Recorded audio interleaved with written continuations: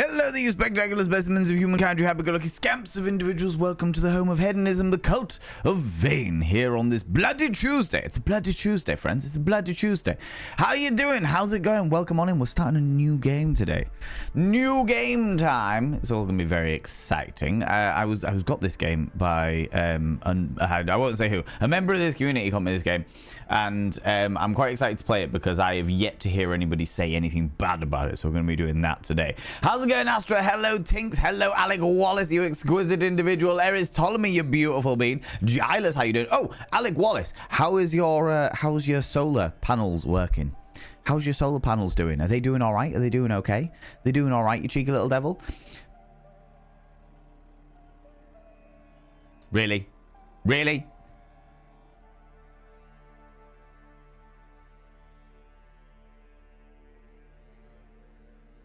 I quit. I'm done. I'm done. I'm done. Oh my god.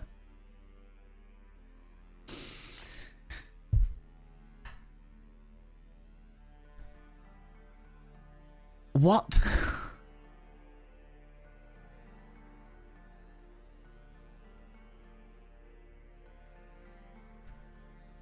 I blinked again. I did.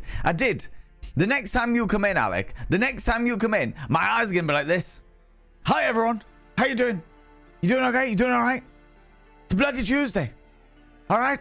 You all going all right? We doing okay? Oh, I've got really watery eyes now.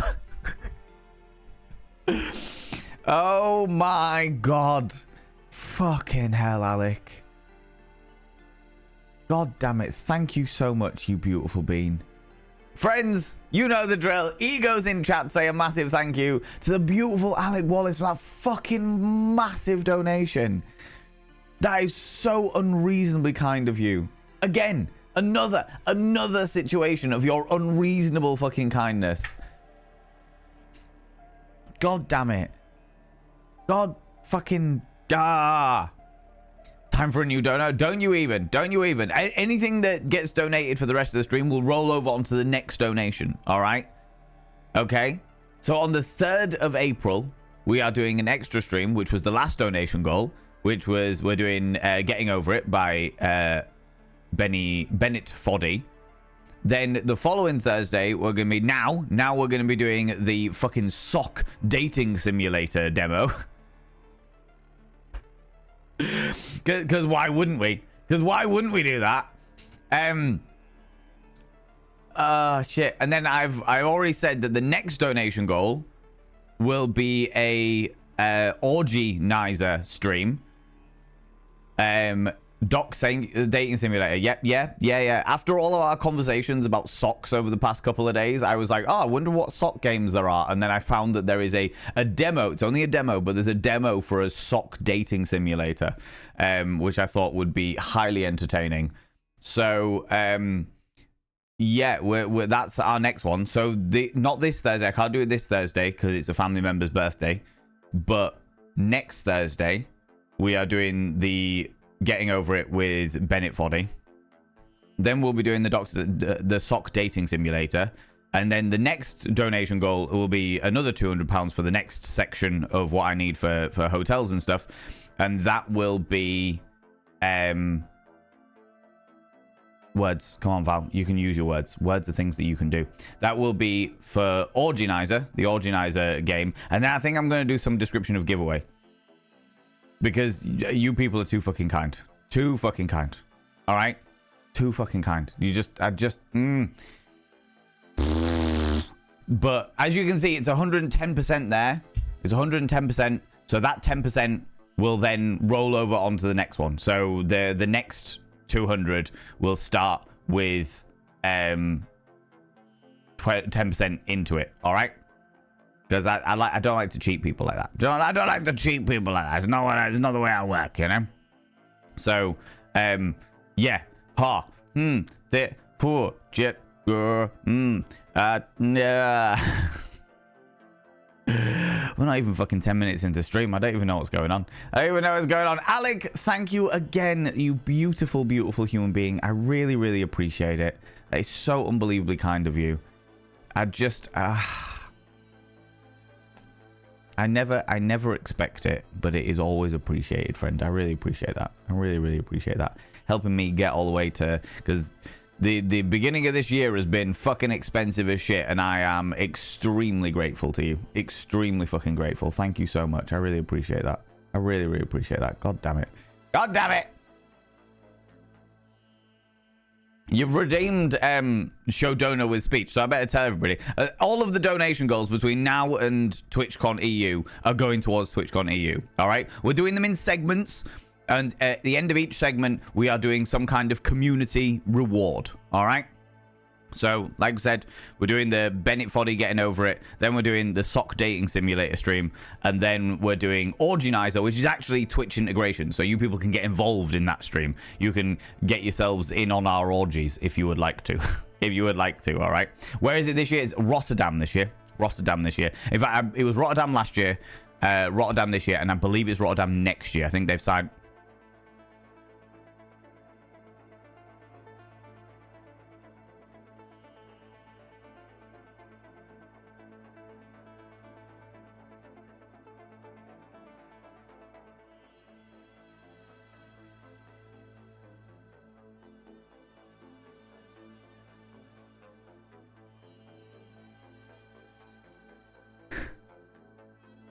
Excuse me.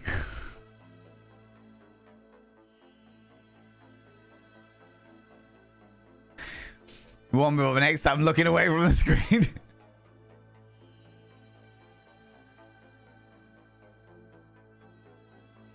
Alec Wallace.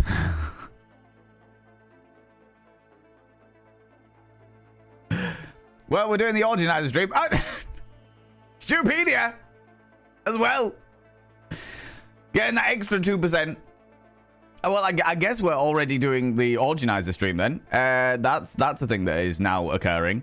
It looks like from between now and fucking TwitchCon, I am going to be doing every Thursday. There's going to be an extra stream. just going to keep fucking going.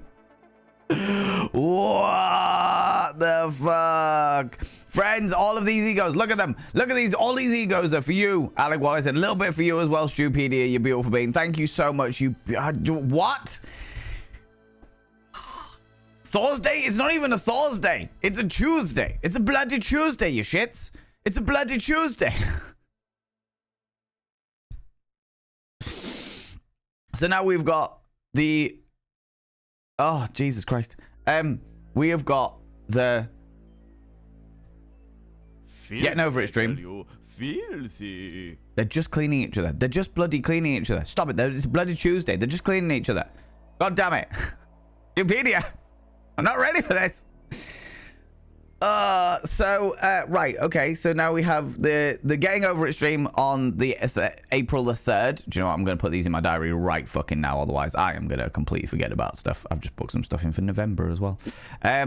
So, yeah. Family member's birthday. Then April the 3rd, we're doing Getting Over It. Then April the 10th, we'll be doing extra stream sock dating, which means that April the 17th, ooh, that might be more problematic, because then we're into Easter territory, and one of those weeks I'm gonna have to take off. I'll say I'm gonna have to take off. I want to take it off because I will be visiting the boy. I want to do some stuff with the boy over Easter because I don't get to see him anywhere near as much as I would like to. So we might have to, it'll either be the 17th or the 24th we will do the Orgianizer stream.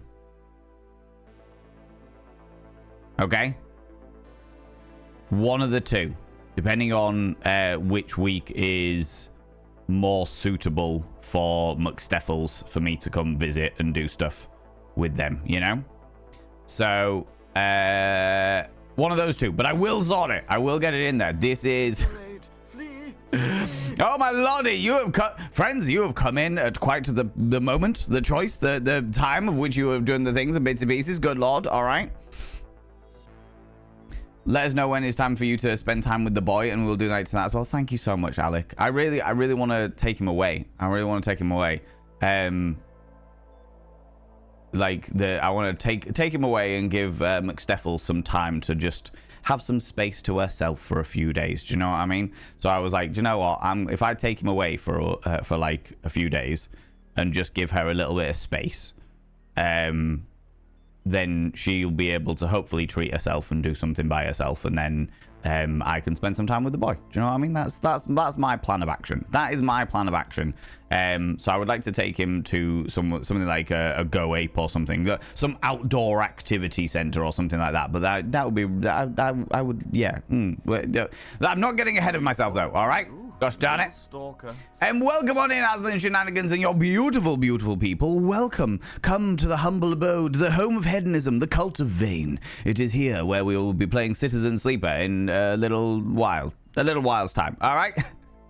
All right. How's it going? How was your stream? What did you get up to? Tell me all about it. You were doing some 7 days to die. Was that all you were doing? Was that all you were doing? Because I know you. I know you do different bits and pieces. Thank you so much for the follow there. We have anonymous follows. I don't like to call people out just in case they are lurking.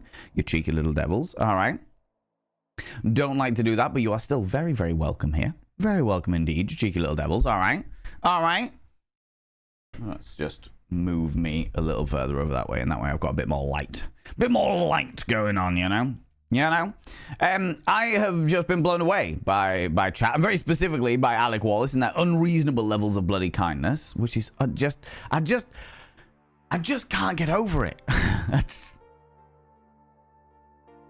God damn it, Alec. Did you tell me how I'm sure I'll get to it in a second, but did you tell me how your solar panels are going, by the way, Alec? By the way, friends, go and check out the glorious Aslan Shenanigans. Aslan Shenanigans is a wonderful, wonderful, wonderful being. Does a whole load of like community-based games. They usually play stuff like Don't Starve Together and 7 Days to Die, as they have been playing today, and Vampire the Masquerade Blood Hunt. They've been doing that as well. They are a wonderful, wonderful being. Can you share something amazing? You can most certainly share something amazing. Thank you again for bringing all your beautiful people in here, and you did help too. You did indeed do a help too as well, Stupedia. You did indeed, and it all counts. It all helps. I just really appreciate it.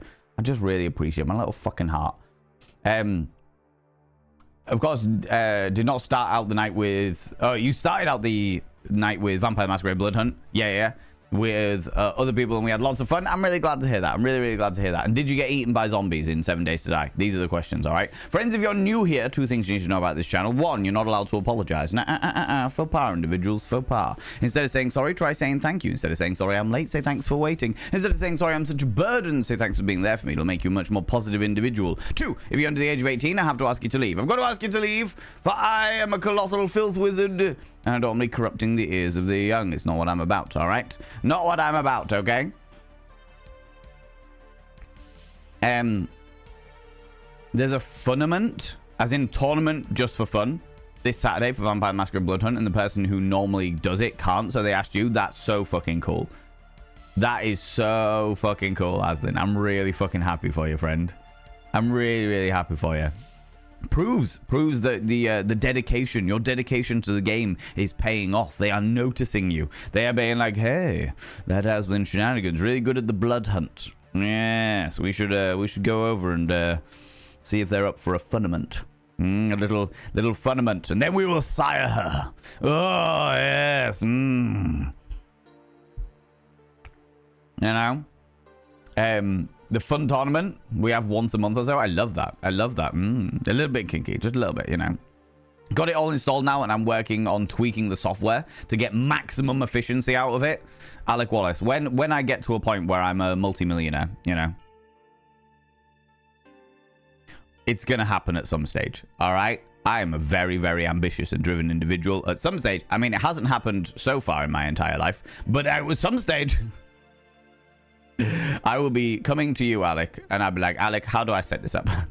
Help me, friend. Help me set all of this shit up. I am never going to be a multimillionaire, by the way, friends. And even if, like, for some reason, I got into a position where people were like, some big company was like, hey, we'd like to go full old school patron on you and just give you £1 million a month.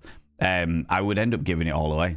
I'd end up just being like, cool, well, there's £500,000 every month to the Survivors Trust charity to help them out. Who else? These people need assistance in doing special effect. We'll give a whole load away to special effect because they need assistance. What's that? Trans charities in America. Yeah, let's just give a whole load over to that. That's grand.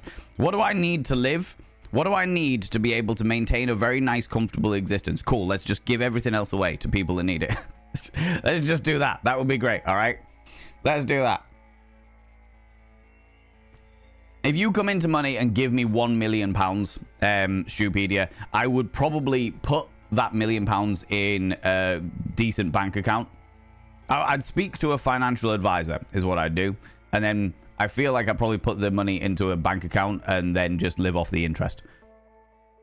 Or invest it. And then whatever money came back off that, give it away.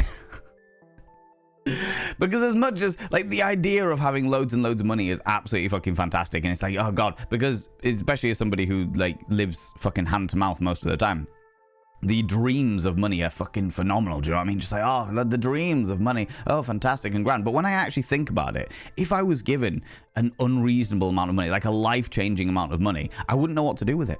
I'd put some into making fucking badass events. I'd probably do that. And then I'd be like, well, what the fuck? What else do I do? Well, I'll give it to people that need it. Redistribute the wealth, as it were, you know? You know? Just as you people are unreasonably fucking kind to me, I would like to be unreasonably kind to others, you know? Right? That's the way it works. That's the way it works. That's how I feel about it anyway, you know? Just lurking, that's all right, Just you lurk away, you beautiful being. MC, amazing, you're lurking as well, not a problem. J2J7, hello, how you doing? This is the first time I've called the starting soon screen. Have you, Alec? Yeah, we have. We always try and put like so we used to have a beautiful starting soon screen that was made by Alexander Davenport. And I really like that. It was a very, very beautiful. I commissioned him to do it, and it's a fantastic starting soon screen. But then my brain started turning, and I was like, I really want to do something a bit different. So I decided that I wanted to do screensavers. So I'll put up a screensaver that's some thematic, as it were. At the moment, we've got like a science fiction one, which you'll see during the Be Right Back screen when we get to my little break when I go for a visit to the urination station. But I was like, cool, we'll do some science fiction, cyberpunky style ones because we're playing a cyberpunky style game. Sometimes we do horror thing. Tomorrow we'll do like a Shadow over Innsmouth type thing.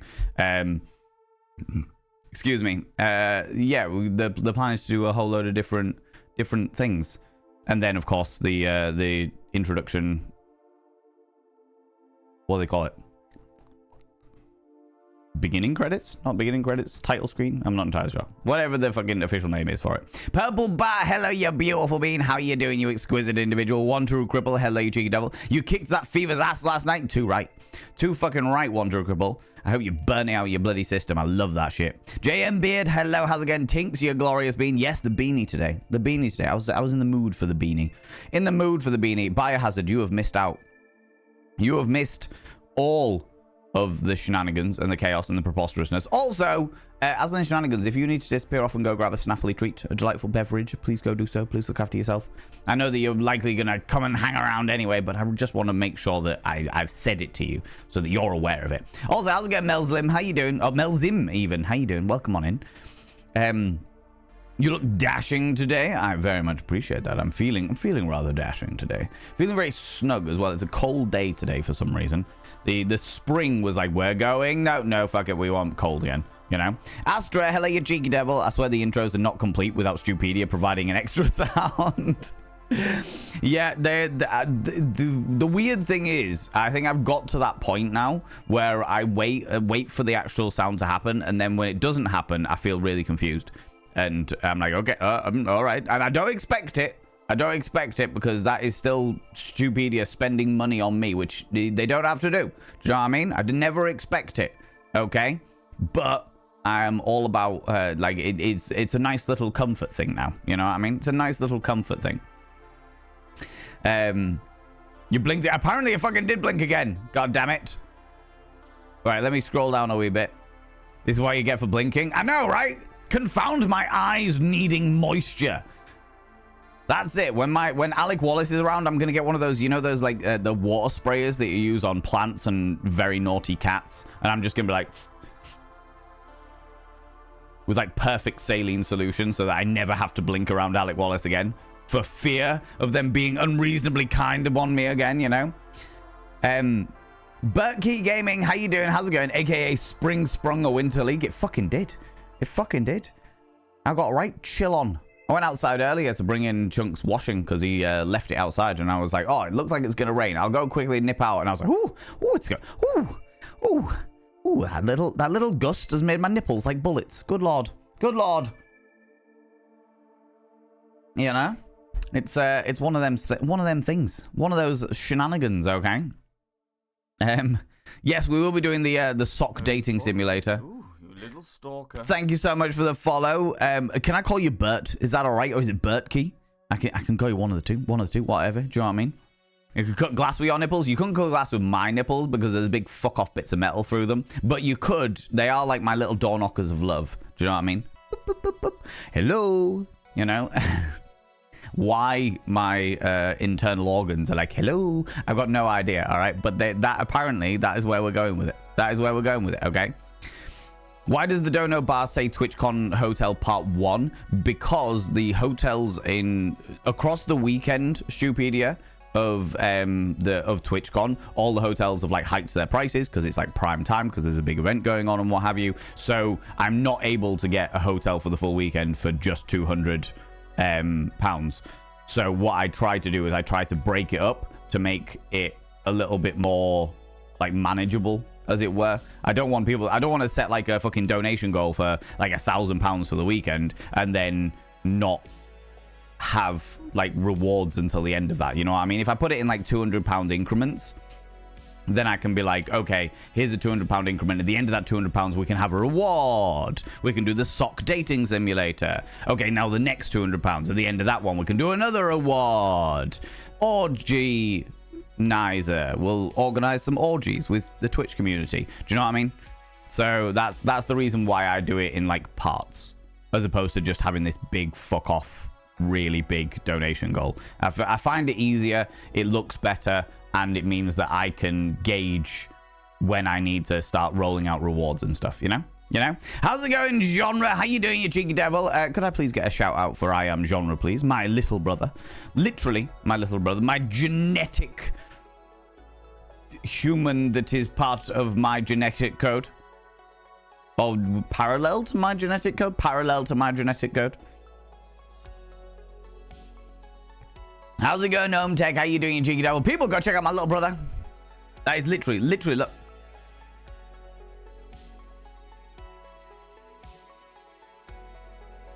Literally my little brother. Same face structure and everything. I feel like our genetic codes are perpendicular, right? Valen 2.0, well, they already achieved perfection, all right? Miskind. Darkly divine darling, you exquisite individual. Eric Ptolemy, being a joyous, wonderful individual, giving a cheeky little sub there. For entering month 2 of your 3-month gift subscription, I shall now inscribe your name upon the mirror of Vane. Get me words the right way around. That was it, Darkly first.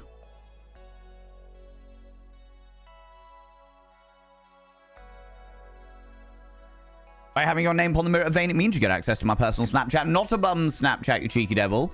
That's for tier 4 subscriptions only, okay? And of course, you get access to all the sexy little emotes. But the most important thing is you gotta roll over every morning. Look in the mirror. Don't worry, I've removed the picture of the boobies, so nobody's gonna catch it in the mirror. Roll over every morning and go, God, do I look rough? But goddamn, do I make rough look good? Ooh, harra, sexy. Ooh, yes, meow. You know, you cheeky little devil, you. Thank you so much for coming back in for the second month of your 3-month gift sub there. I really appreciate it. Really appreciate it. Millen, hella you cheeky devil. Here a bit earlier than normal until you catch up with your clocks. Yeah, that is true. I can't remember. I think it's the end of this month where our clocks go forward, if I remember correctly. Genre, for some reason, I think I might need to disconnect my bot and then reconnect it at some stage. But Genre coming in with the Prime. My little bro. Choosing to use his Prime on his taller and more attractive sibling.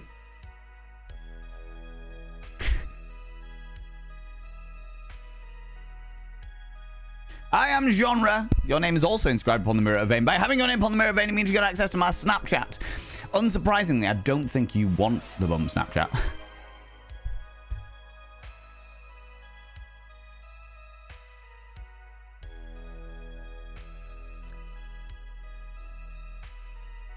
Dr. K. Ross and the real W. Dr. K. Ross coming in for 58 months.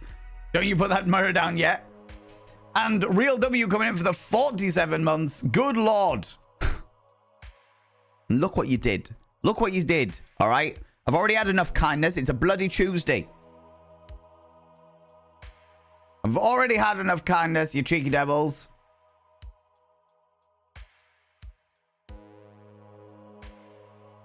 Both of your names have also been inscribed upon the Mirror of Vane, alongside my little brother. By having your names upon the Mirror of Vane, it means you get access to my personal Snapchat. Genre doesn't want it, and the other of you can't have it, all right?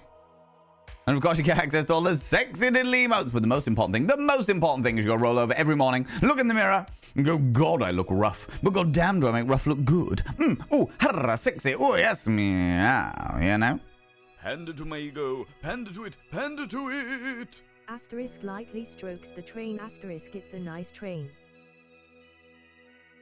Friends, if you're new here, okay, and I know there's a couple of new people, we've had a couple of nice new follows, all right? Just so you're aware, we treat a hype train like an impromptu erection, okay? Yeah, you subscribed. Most kind.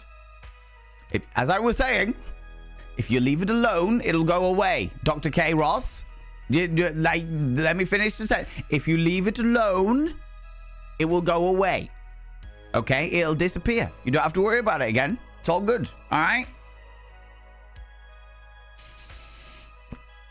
Oh, my God. Okay, now how you doing? I need to order a new massage gun. Burnt one out, last one out in 4 days. Your back needed it. Your back?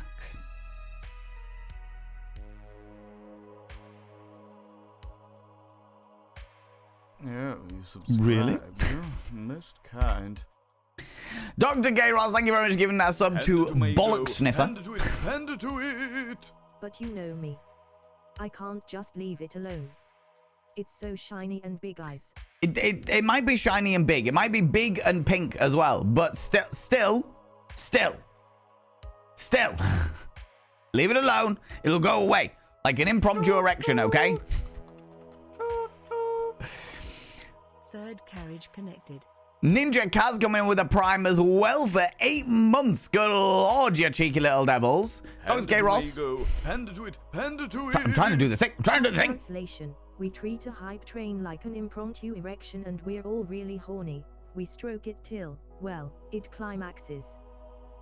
Exactly. If you keep touching it, it might explode, all right? It might explode. No one wants an exploding train, okay? Right, I'm inscribing Bollock Sniffer.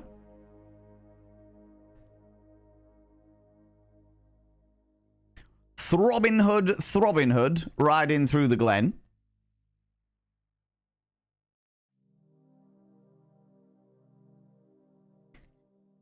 Throbbing Hood. And Ninja Kaz as well coming in here. Most kind. Fourth carriage connected. Yeah, you subscribed. Most kind.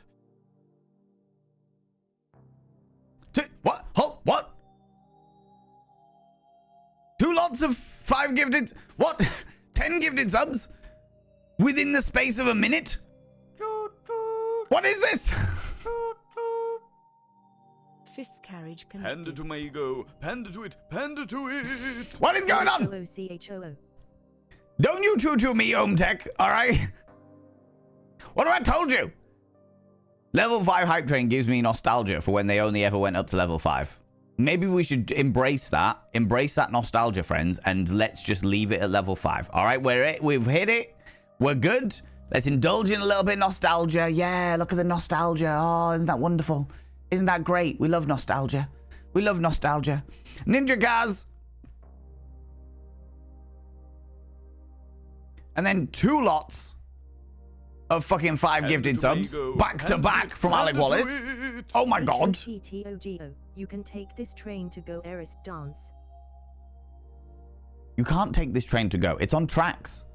You can't like pick it up and leave with it like a hot dog. All right, you can't. No, that's not the way it works. It is not a train to go. All right. Alec, thank you so much for those 10 gifted subs. I don't know whether that was intentional, and if it wasn't intentional, then please contact Twitch because I don't. Jigglypuff, Jigglypuff.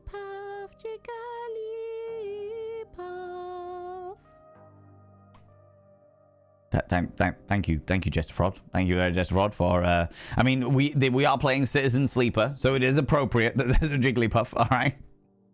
So glad that you correctly remember the number. It's been a while. It's been a while. To be fair, I seem to remember that is the number of Jigglypuff in the original Pokemon numbers. All right. I believe. The first one. Somebody wants attention. Apparently, the person who wants attention is Bloody Earthworm Jim. Bloody Earthworm Jim coming in there. Thank you very much for the 404. God damn it. Oh my lordy. Right, the third one of the 10. I'm not calling anybody out I haven't seen in chat, but they are going to some wonderful, wonderful people. If you are here and you are not lurking, please say a massive thank you to the person that gifted the sub to you. Pink Hype Train Club. I'm gonna keep on dancing on the Pink Hype Train Club, Erist Carlton. You're dancing on the Pink Hype Train? Just be careful, Eris, because I've heard rumor that if you dance too much on the Pink Hype Train, that it gets real slippery. All right. So just be careful. All right. Health and safety first, and all that. You know, wear a hard hat. Oh my God. Arcana, I've seen you in here. I can call you out. You've been gifted a sub there. And then the second that Bumbling Bee, I can call you out as well. And I've seen that you've said thank you as well. I appreciate that.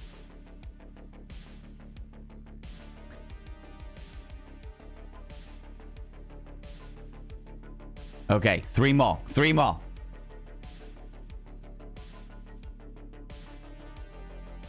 Oh my God. I'm getting to a point where I can't even write a full word without having to turn the bloody mirror. Oh, somebody's at my door as well. Don't do anything while I'm gone. Don't do anything while I'm gone. Yeah, you subscribed. Most kind.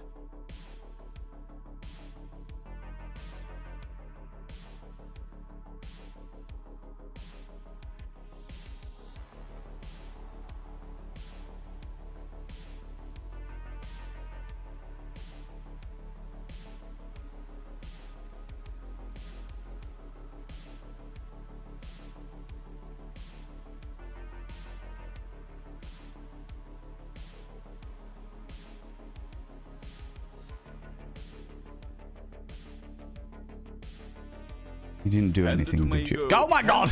Panda to it! The 1:40 p.m. to Hull on platform 5 has been delayed due to stickiness on the line. There's a lot of stickiness on the line. Any inconvenience. There's a lot of stickiness on the line. Friends, 81% of level 5 hype train. I am very happy that you decided to take into my advice and let us indulge in nostalgia and didn't take us any further than that. If you have got choo-choo emotes, could you please throw them out, and I'd say a massive, massive thank you to all those people that subbed, all the people that gifted subs, all those people that threw out the cheeky little bitties. You people are too fucking kind. God damn it. God damn it. Just...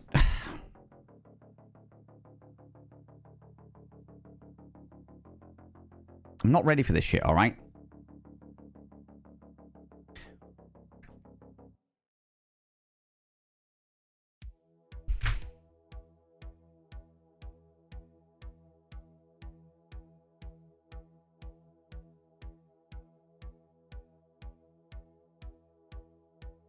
Two seconds.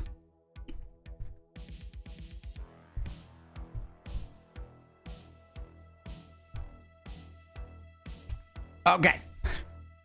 All of your names. No, Jester Fraud gifted a community gift sub as well.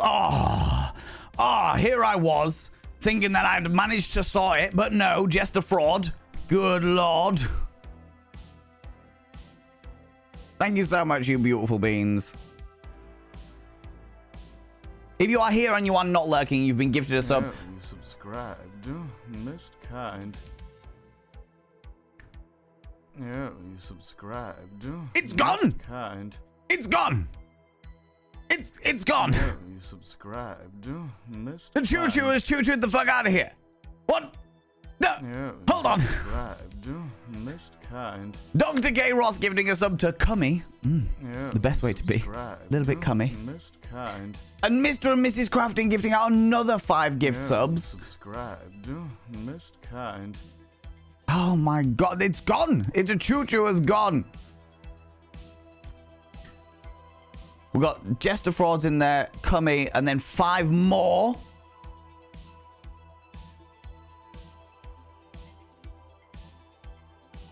I'm gonna fill this bloody thing up if I'm not careful. I'm not ready. I'm not ready.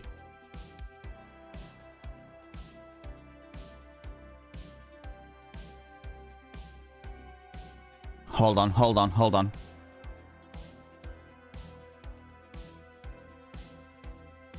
And finally,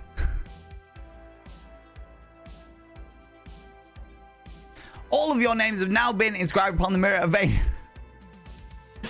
By having your names upon the Mirror of Vane, it means you get access to my personal Snapchat, not a bum Snapchat, you cheeky devils. And of course, you get access to all the sexy little emotes. But the most important thing is you gotta roll over every morning, look in the mirror, and go, God, I look rough. But goddamn, do I make rough look good? Ooh, harra, sexy, ooh, yes, meow, you know? Oh my God. Thank you so much, you beautiful beans. God damn it. Yeah, you Yeah. subscribed. Most kind. Just as I put it down. Just as I put it down, Mr. and Mrs. Crafting coming in with the Prime, and Jester Fraud gifting another gift sub out. To another wonderful human being. Oh my lordy.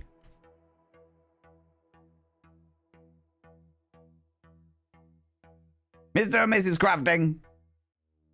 And then you gave his sub out to that wonderful person, who I won't call out because I haven't seen them say anything in chat yet.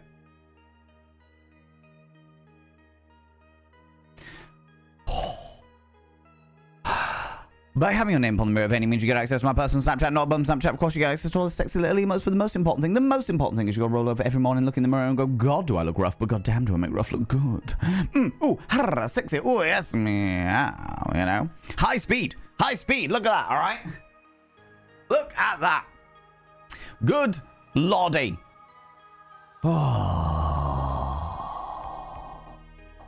You little plucky young whippersnappers, all right?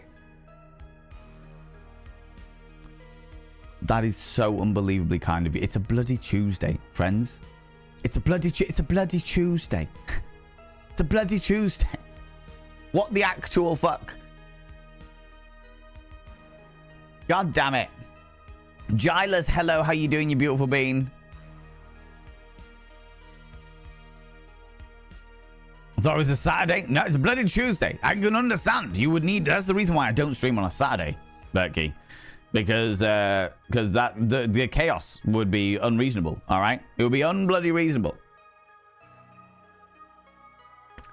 It's a bloody Tuesday. It's a bloody Wednesday. It's a bloody Wednesday.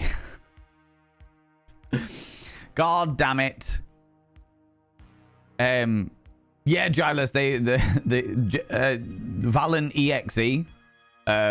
Thought it was a link as opposed to just Valen.exe. It stopped working. God damn it. All right.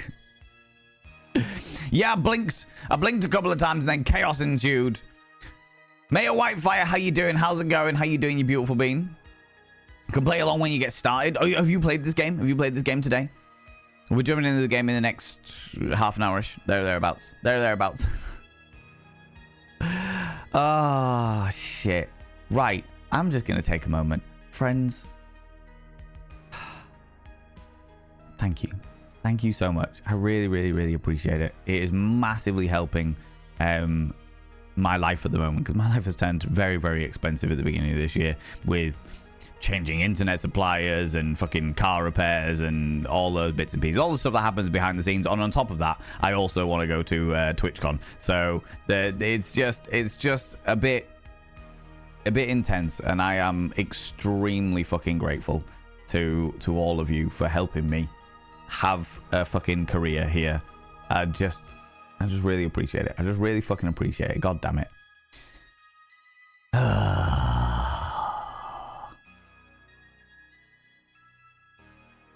What the fuck did I do to deserve such a wonderful, wonderful community? God damn it. You little shits. You little shits, alright? Right. Where was I? Let me scroll down a wee bit. I'm going to whip down with Speedy. How you doing? Dabber Cogsworth. Hello, you cheeky little devil. I'm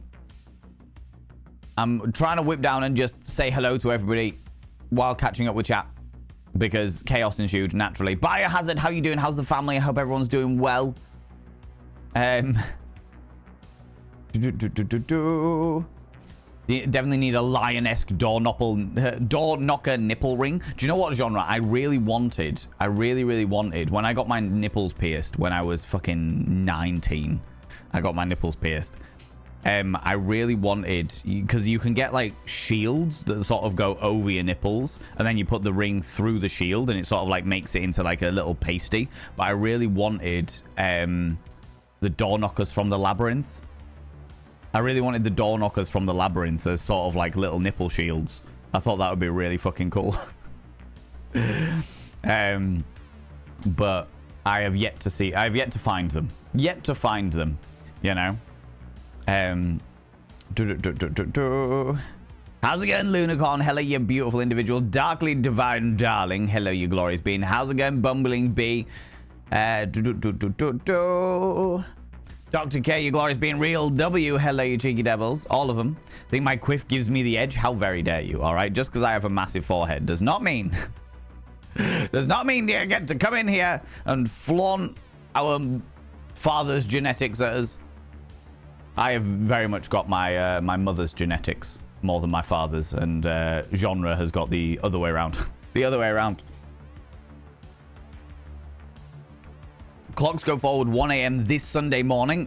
Cool. Thank you very much for these events. Also, how you doing, you beautiful being? Tech, you glorious individual. Genre, you know that you know who Tech is, don't you? Do you know who Tech is? Get an extra hour of your birthday this weekend. Oh my lord, I wasn't telling anybody it was your birthday. I didn't know it. You do not know who Tech is. You have met Tech in real life. Tech comes to our parents' house for how do I say this without giving them away? Tech comes to our parents' house on Christmas Eve and then goes and works in the pub. That should give you enough clues as to who Tech is. Leaking potato soup, bruv. Leaking potato soup on New Year's Day. Yeah. How's it going, Arcana? How you doing, you beautiful individual? You mean you can use a massager from the back if you put a pillow under you? That is true. That is true. We enjoy a good pillow, especially if you've got a pillow and then a grinder on top of it. All right, yeah. Free pints on the slide. I don't know what you're talking. Us get free pints on the slide? No. We would never. No. What are you talking about? That would never happen. No. God, no. No. Jesus, no. All right. No. Oh, no. All right. Yeah, we're all about putting grinders on pillows. God damn it. Bumbly B, thank you very much for thanking Alec there. I really appreciate it. Lurk away, genre, if you need to lurk away. Forgot it only went to level 5. Yeah, back in the day. Back in the day. Back when I were a plucky young whippersnapper. The hype train only went to level 5. Hype train only ever went to level 5. And you could get it to like 500, 600% of level 5. But it only ever actually went to level 5. Which is wild. Phoenix of the Fens, are you still... Of course you're still here. I can see you right there. Well, hello there, you tricky devil. Look at you coming over here, getting all close and personal, getting all up in my business. My business! How very dare you cheeky devil.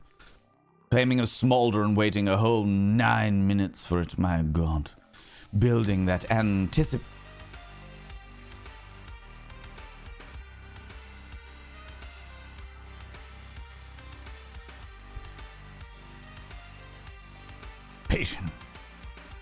My lordy. Getting hot under the collar, and I can't say I'm surprised because I'm wearing a turtleneck. God damn. Do you like scandalous, I tell you. Scandalous! Well timed there, one true cripple. Amazing, right? I took the reins off of Stupedia there. The Stupedia did it for quite a few streams, and it was like, hold on a minute. I see what's going on here. Gosh darn it. Claire Bear Rose, hello you cheeky devil, welcome on in. How you doing? How's it going? I'm doing all right, thank you very much. I have had a non-productive morning, and I'm really annoyed at myself for that, but I am in a much better mood than I was yesterday, so I'm taking that as a win. It just means that I have got a hell of a lot of work to do after stream tonight. It just means I'm just going to lose out a couple of hours sleep, but that's all right. That's okay. That's not a problem. I've just got a really busy fucking weekend because I'm going away. I'm disappearing off, visiting some friends I haven't seen in a good old while. And then coming back, and I didn't fully realize that it was in the UK, it's Mother's Day on Sunday. So fortunately, my siblings were on it, and we've managed to group together to buy my mother a delightful present, which I'm not going to say what it is, just in case my mother sees my streams. Can't be having any surprises ruined. All right, none of that shit. But yeah, so it's going to be a busy weekend. Busy weekend.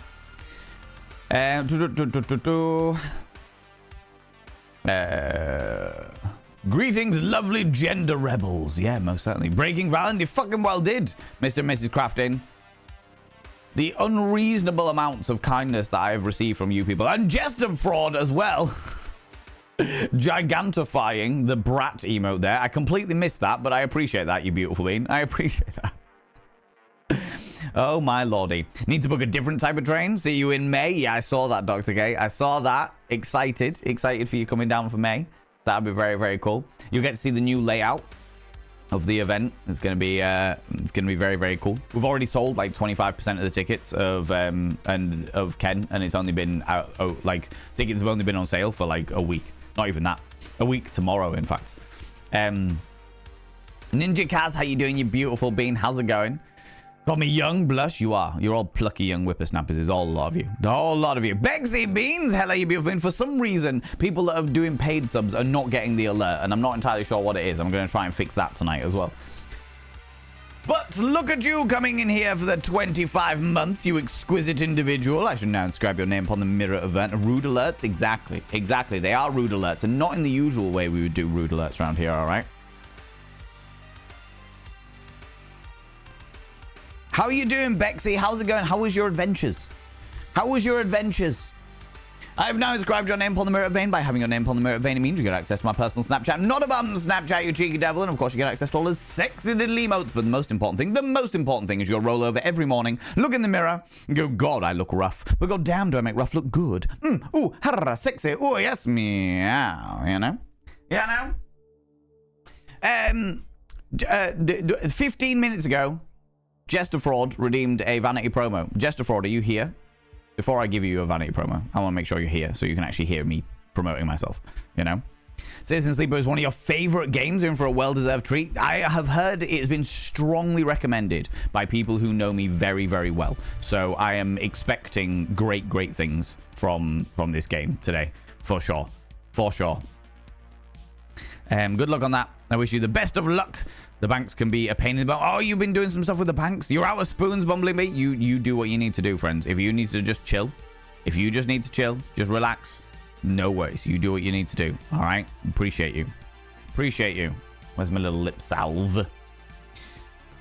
Yeah, banks can be a real pain in the hoop. I resent that. I am a massive shit. Not a little shit. I am a massive shit. I like it. Either the community is just plain awesome, which is where my bet is, or everyone is hoping to unlock the tier 4 for reasons. Exactly. All I'm saying, Astra, all right? All I'm saying, I'm not going to stand around and say it's like a tier 4 bum Snapchat, all right? All I'm saying, though, is that I'm trying to work out some proper plans in motion for people that hit 69 months subscriptions. All right? I'm trying to work it all out. But I'm expecting it to be quite rude. You know? Because it's me. Why wouldn't I do that, right? Why wouldn't I do that? Hey, Lazana coming in with 10 streams in a row. You've been streaking through here. Good lord. Have you seen the weather outside? It's cold. It's blustery. It's about to piss it down with rain. All right? And there you are running around all naked. Good lord. All right?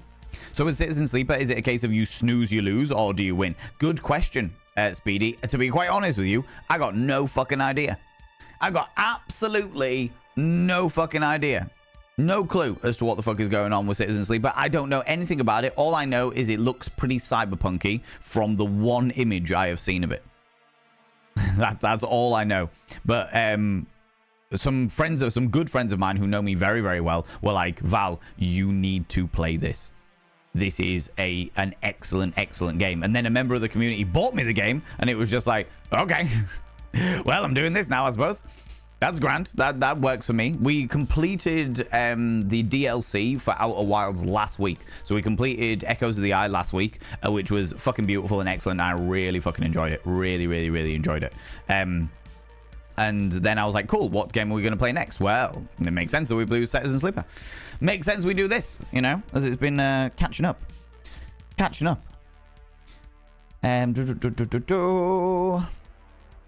You found the Labyrinth door knockers as earrings. Stupedia, the community many years ago bought me the Labyrinth door knockers as earrings. I have them upstairs. In a big fucking cabinet of jewelry that, again, the community bought me actually many years ago. But yeah, no, I actually have those. It was more specifically because of the fact that I've got piercings through my nipples.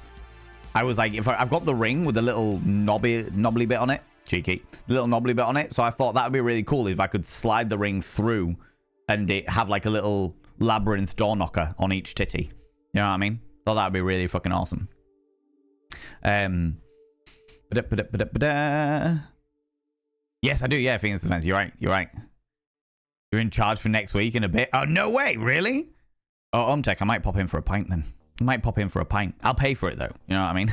I'll actually come in and pay for my pint. You know? Being patient for the patient, you know it. You fucking know it. The only way to do it, right? Lots of automated shit that wouldn't understand. Oh, yeah. Like, the automated messages from... like banks and stuff like that are a pain in the fucking hoop. Such a pain in the ass, especially if you've got like quite a thick accent. No matter where that accent is from, a thick Yorkshire accent, they don't fucking understand it. Could you please, hello, this is the automated call, could you please give your full name? My name's Valen Vane.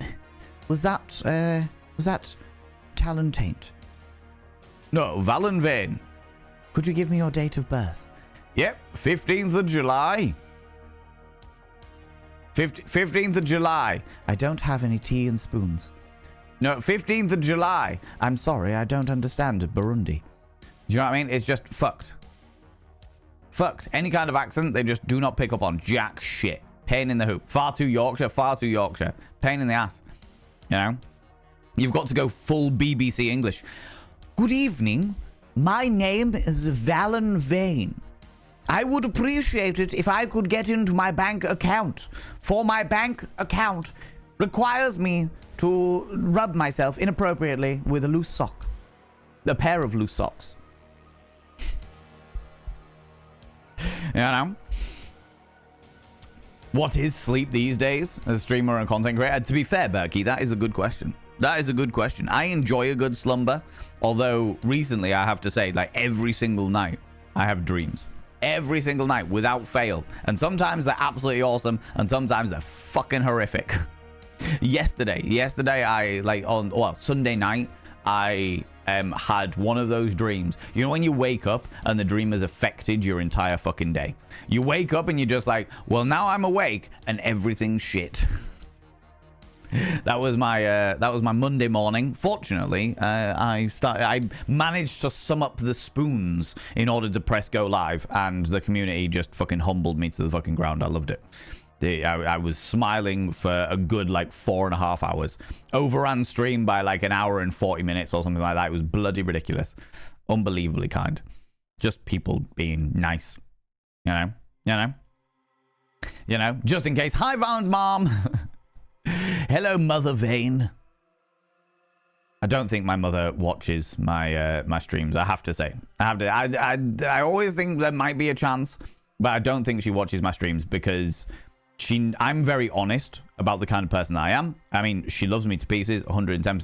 But I'm very honest about the fact that I'm a sex educator, B, run erotic nights that have fetish elements and stuff like that. I'm very, very honest about all that shit. Just completely and utterly, straight to the lace. This is the way I am. And the amount of times that my own mother's just been like, Val, I do not need to hear this. I am your mother.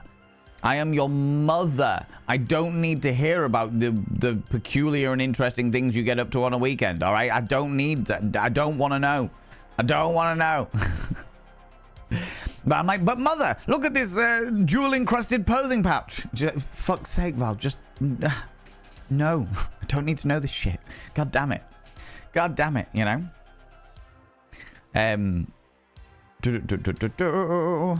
Still need to find something to wear. So do I, Dr. K. I got several outfits I need to pick for Ken. Yeah, no. Out of curiosity, how many subs would you need to fill up that mirror? It depends how long the names are. This one's quite a small one, but I also write quite small, as you can see. I'm writing quite small.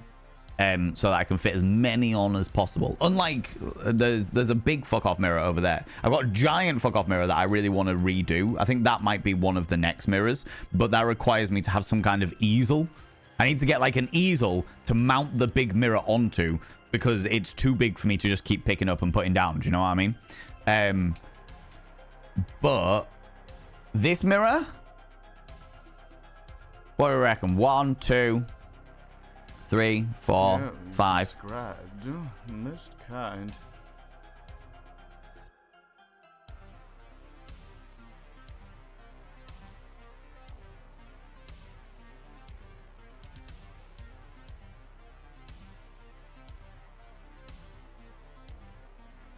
Excuse me.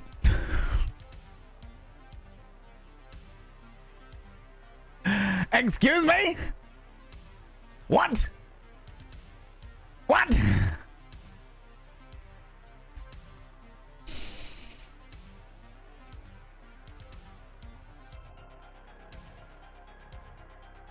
Mr. and Mrs. Crafting, that is so unbelievably fucking kind.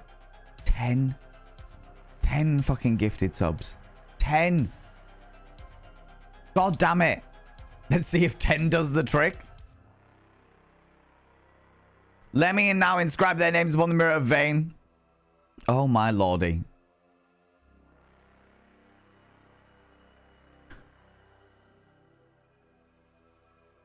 The third one.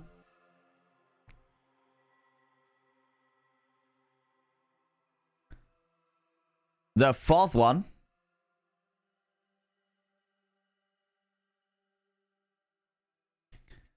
The fifth one.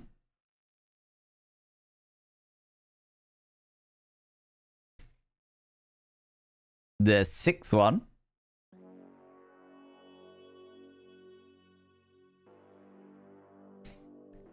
The seventh one. If you are here and you are not lurking, I would love it if you could say a massive thank you to Mr. and Mrs. Crafting for those 10 gifted subs. Jesus Christ.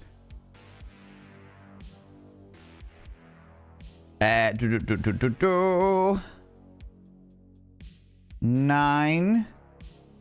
Whoop. Can't even write a full word now without having to turn it. And 10. No, there's still room. There's still room. Which I'm glad about, because I've only just cleaned down this bloody mirror.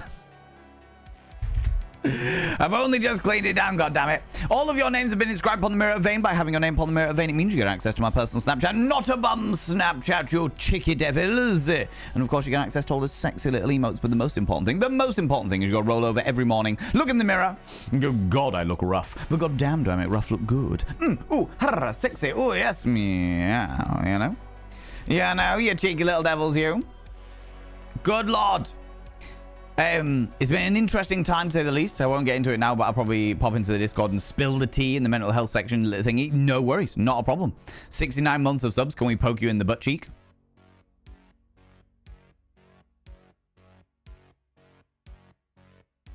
I'm not against the idea, Bexy Panda Beans. to Mago. Panda to it. Panda to it.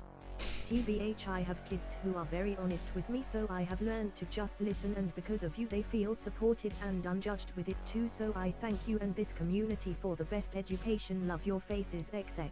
Lunicorn, that is very kind of you to say.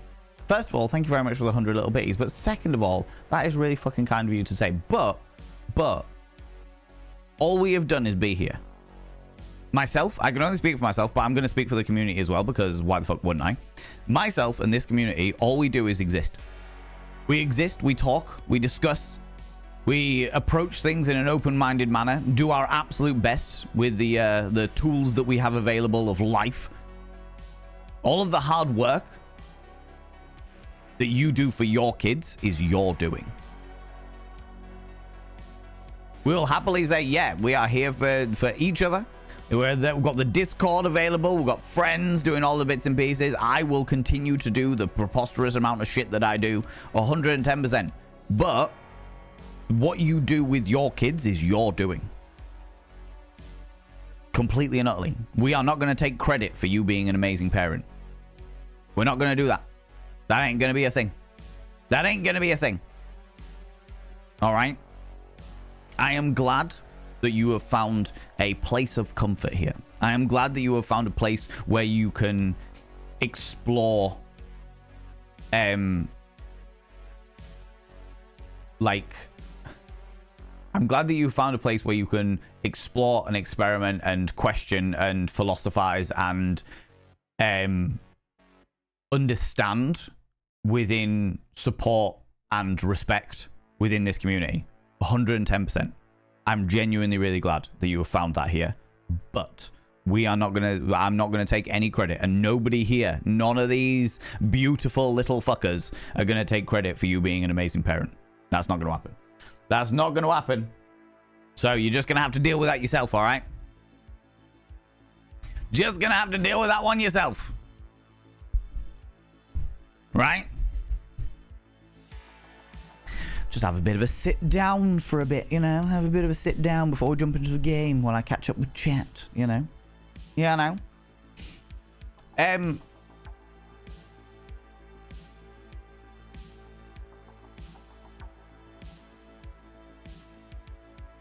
What is this? Somebody's recommending an easel on my throne wish list. Thank you very much to that wonderful individual. I really appreciate that. I'll have a look at it after stream. I'll check it out after stream. I appreciate that. Small Val. Very much so. Saint Sally, hello, you cheeky devil. Thank you very much for coming out to lurk and saying thank you to Alec there. It means the world. I really appreciate that. Been lurking and got caught. You are very, very welcome. Very, very welcome to all of you beautiful lurkers. You are very welcome here. I appreciate you. I appreciate that this is the place that you are choosing to lurk.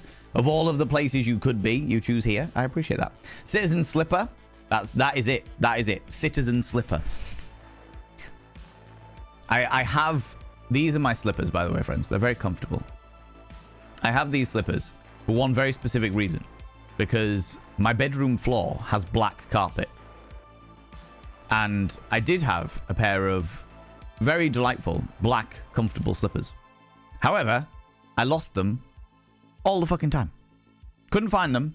For love, not money. Ever.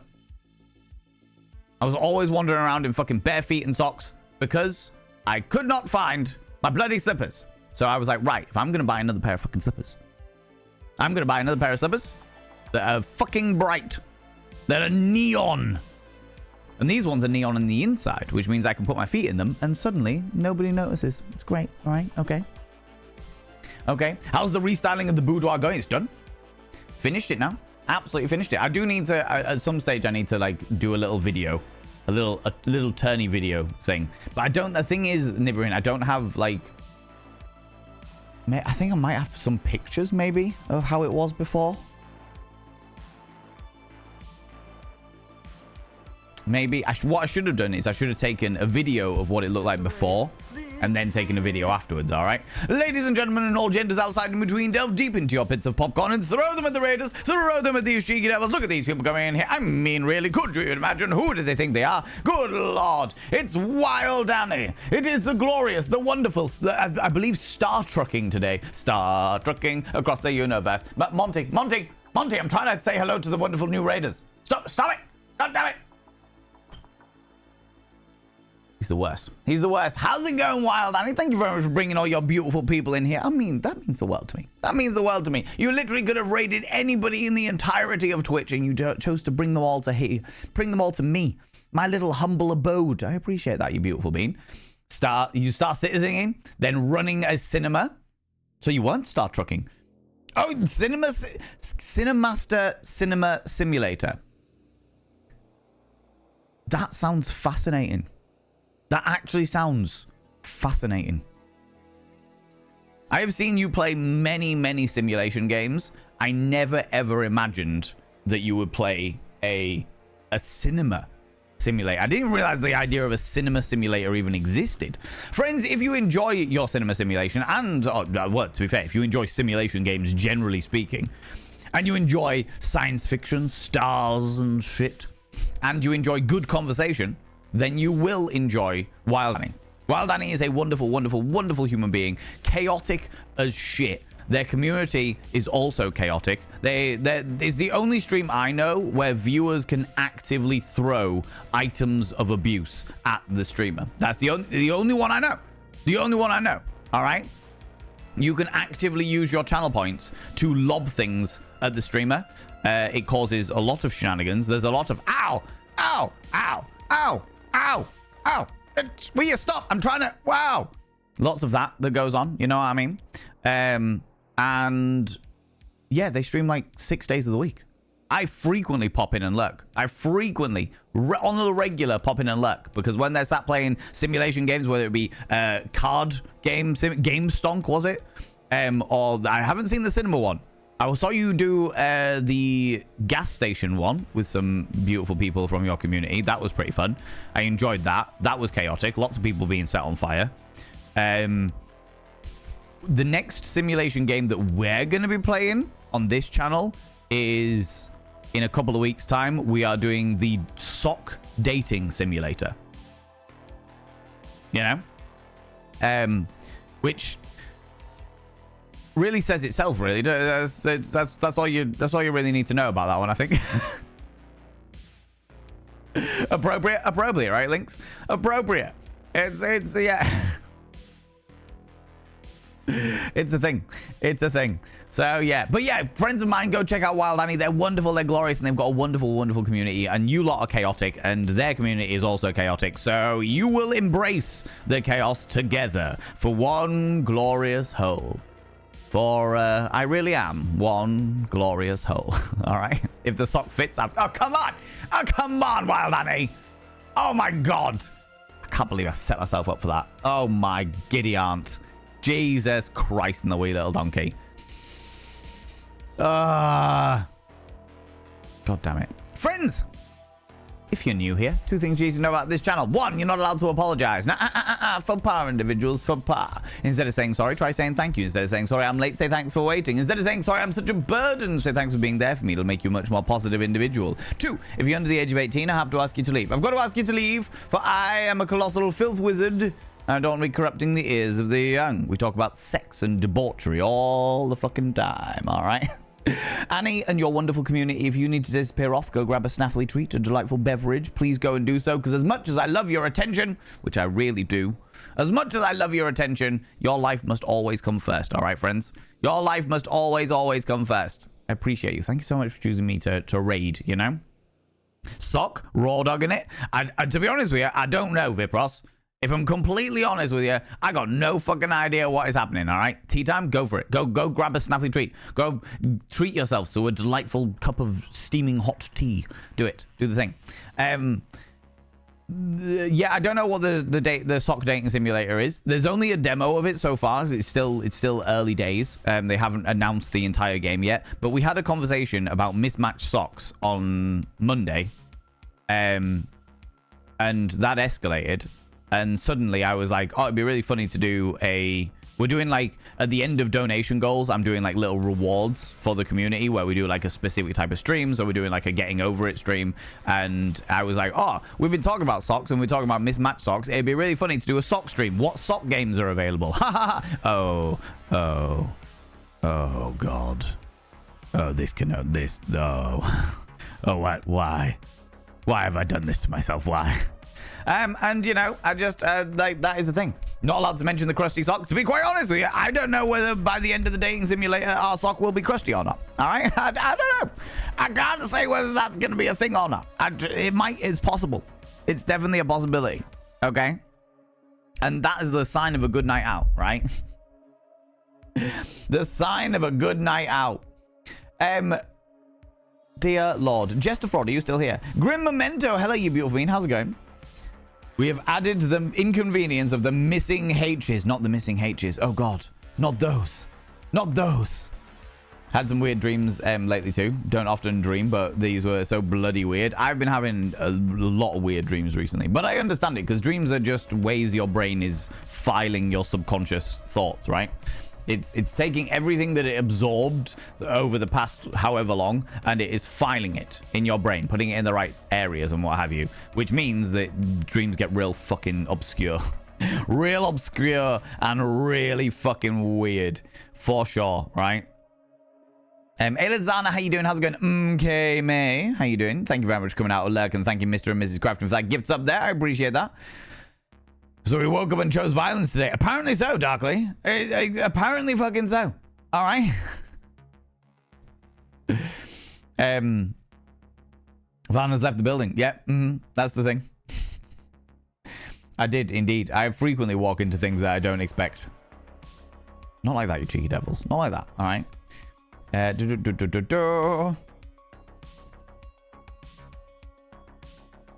The stiff sockathon. The question is, why is it stiff? Is it stiff because of the fact that somebody hasn't changed their socks for a million, billion, trillion years? Or is it stiff because somebody's been having a really fun time and left it under their bed for a couple of days? Do you know what I mean? These are the questions I need to know, all right? And this is the reason why we're not appropriate for under 18s, all right? Elephant Opera, thank you very much for coming out, Alec, and thank you, Mr. and Mrs. Crafting there. I appreciate that, you beautiful being. All right. Words are difficult. Words are indeed difficult sometimes, for sure. That is an accurate way of putting it. And Claire Bear Rose as well. Thank you very much for coming out and saying thank you to Mr. and Mrs. Crafting. I appreciate that. I appreciate that. It's not just Valen, but it's all the people in the Discord. The love and the support that is there. So I can give back. It's worth it. You are beautiful. God damn it. Thank you so much. For some reason, our initial subscriptions of people actually using their primes and their money here are not summoning the alert sound. So I'll do it manually for you, Wild Annie. As you were kind enough to bring all your beautiful people over here, I'll do it manually for you, all right? For the 6 months, all right? It goes, ooh, you're subscribed. Oh, most kind.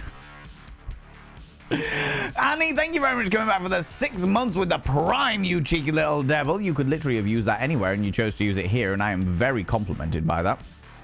Wild Annie, I shall now inscribe your name upon the mirror of Vane. By having your name upon the mirror of Vane, it means you get access to my personal Snapchat, not a bum Snapchat, you cheeky devil. That's for tier 4 subscribers only. Good lord. And of course, you get access to all the sexy little emotes, but the most important thing is you got to roll over every morning, look in the mirror, and go, God, I look rough. But god damn, do I make rough look good. Ooh, sexy. Ooh, yes, meow, you know? You know? It's the only way to do it. The only way to do it. I've seen this mirror before. It holds more names than you could think possible. Valen can cram in many names. I can indeed. I've got quite a few big mirrors, and I've got to the point now where all of the small mirrors have been filled with new names, which means I need to clean down a big mirror at some stage. There's only one mirror. We don't ever clear down. So for those people that don't know, all of these mirrors that you can see, all these new people that are in here, all right, all these mirrors are covered in subscriber names. All right, there are 57 mirrors in this room. They are all covered in subscribers' names. All of them, every single one of them. All right. But all of the walls are covered in this room, which means that we have no space for new mirrors. So when we finally fill a mirror, what I do is I write all of the names from that mirror into a book called The Grimoire of Vane. Once all the names are in the book, so that I don't forget all of the support I've been given over the years that I have been streaming, I clean down the mirror and we reuse the mirror, because we're all about recycling here as well. We like a good recycle. There are a number of mirrors that will never be cleaned. All of the tier 3 mirrors. So we've got tiny little tier 3 mirrors. There's a number of them. All of these will never be cleaned down because that's what people get for supporting me at the level of a tier 3. I just get new mirrors, lots of little mirrors. They're all tier 3 mirrors. And this mirror over here.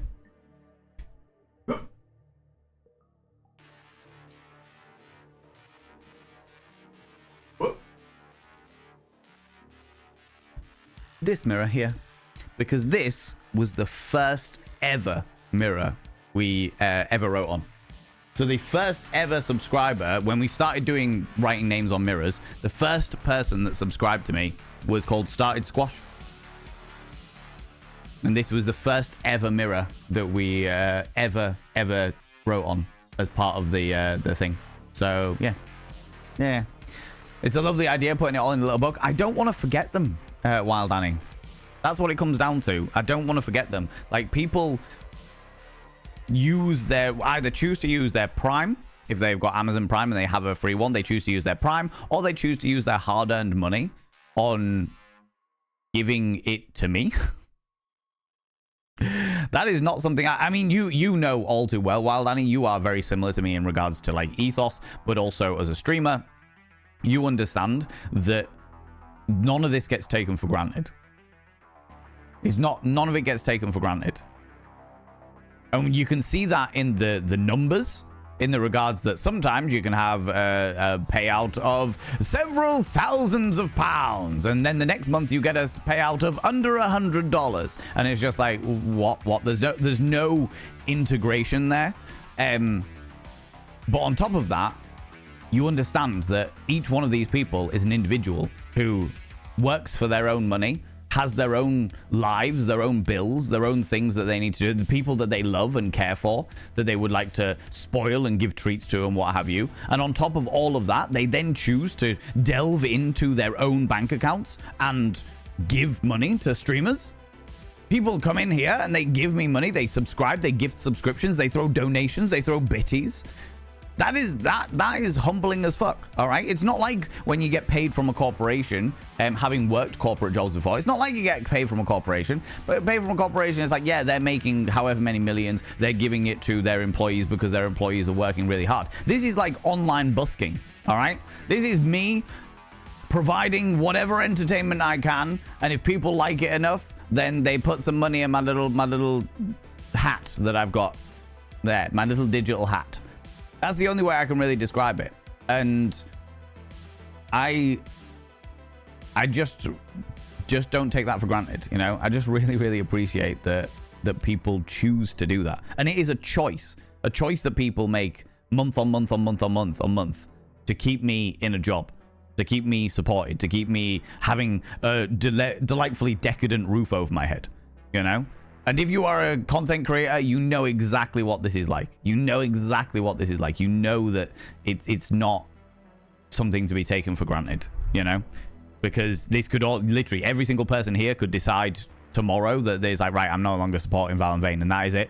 That's my career done. Do you know what I mean? So, yeah, I just don't take it for granted.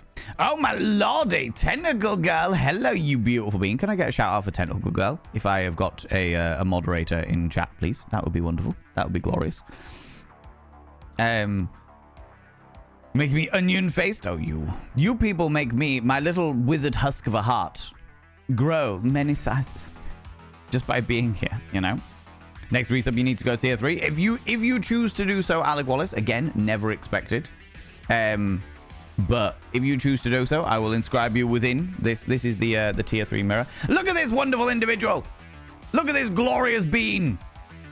People, go check out Tentacle Girl, please. I would very, very much appreciate it. They are a relatively new person. Follow and hit subscribe to be blessed. Toss some bits at your streamer, your wallets are plenty. I mean, and you did, Stupedia. You tossed 200 bitties all over me. 200 panderings to my ego there. Thank you very much for that, you beautiful bean. I appreciate that. Double eye, you're testing me? Yeah, exactly. Tentacle Girl is a wonderful, wonderful human being. Somebody I've only recently discovered, but their aesthetic is fucking excellent. The vibes in their channel are fantastic, and they are an amazing, amazing artist. An amazing artist that really use a really vibrant expression of colors that I am a big fan of. So please go and check them out. Go click that cheeky little follow button, see if they're your cup of tea, which I'm sure they will be. I'm sure they will be. I fucking love them. I think they're absolutely excellent. So yeah, go click that cheeky little follow button for that wonderful individual. And it's good to see you here, Tentacle Girl. I really appreciate that. I really appreciate you popping in and saying hi, you know? Bear, hello, you beautiful being, the man, the myth, the legend in his own pants. I'm very comfy pants today. I'm feeling very, it's a chilly day. It's cold. It's a chilly day. And as a result, I am definitely, definitely wearing more comfortable trews today, you know? Are you going to stream or record when you're at TwitchCon? No, not generally speaking, Alec. Do you know what? I might record some stuff. I don't try to live stream at TwitchCon. In fact, you know what? I see a lot of people doing live streams at TwitchCon. Panda to my ego. Panda to it. Panda to it.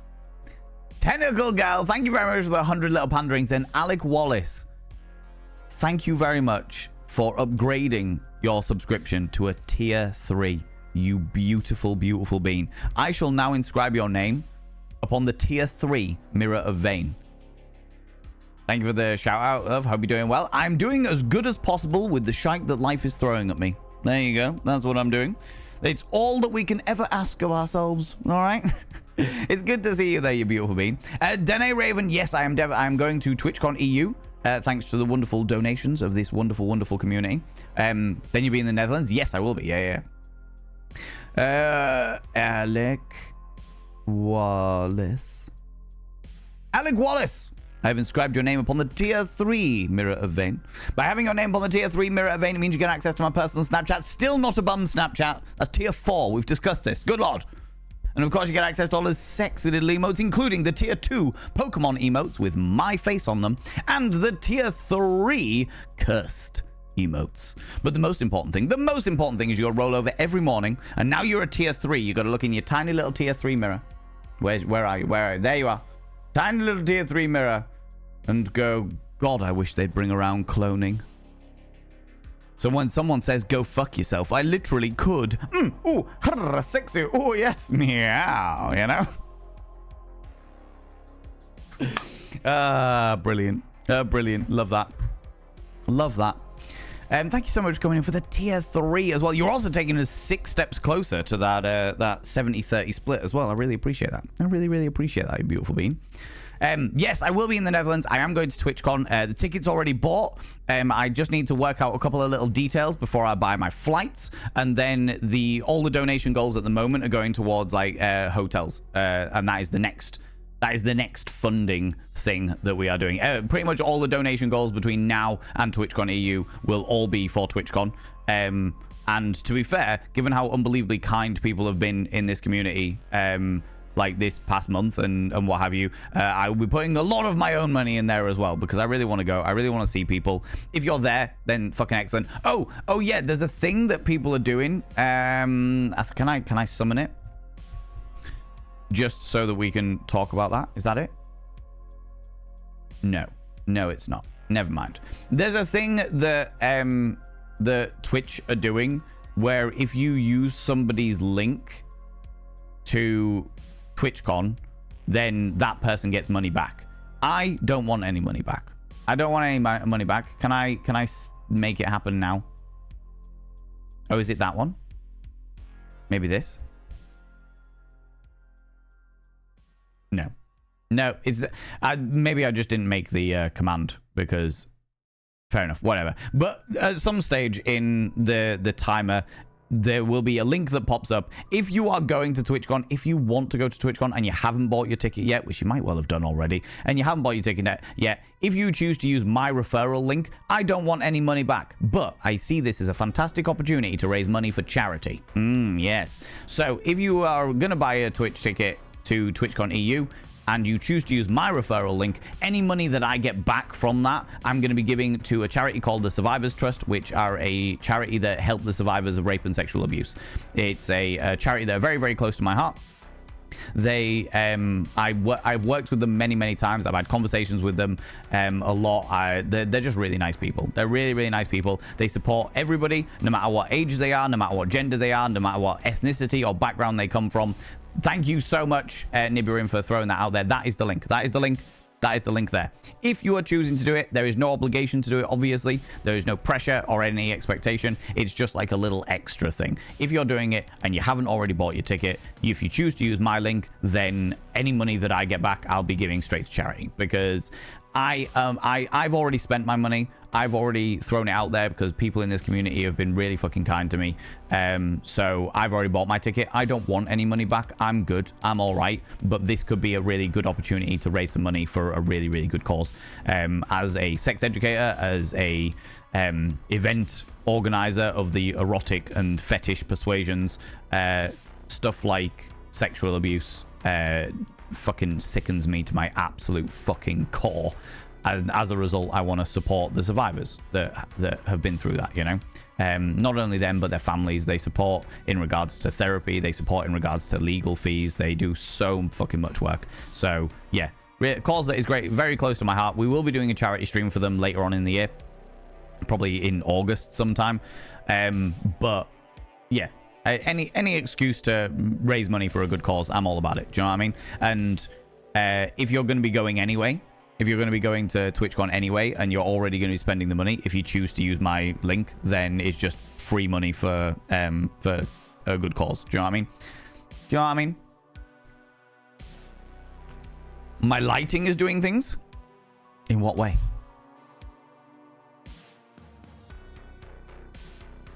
As in doing things as in literally, or as in doing things as in it's making you a little bit confused in the soul? I have to ask because I definitely had somebody on Saturday night when I was out. I was out at a club. I was out at a club and somebody came over and they were just like, hey, I just wanted to say, like, I'm completely and utterly straight, but you are like the most beautiful person I've ever seen in my entire life. And if I was gay, I would definitely suck your penis on the dance floor. I was like, no, all right. Sure thing. The great confuser. I'm all about it. All about it, you know. So yes, I will be going to TwitchCon. I will be going thanks to the unbelievable kindness and generosity of this community.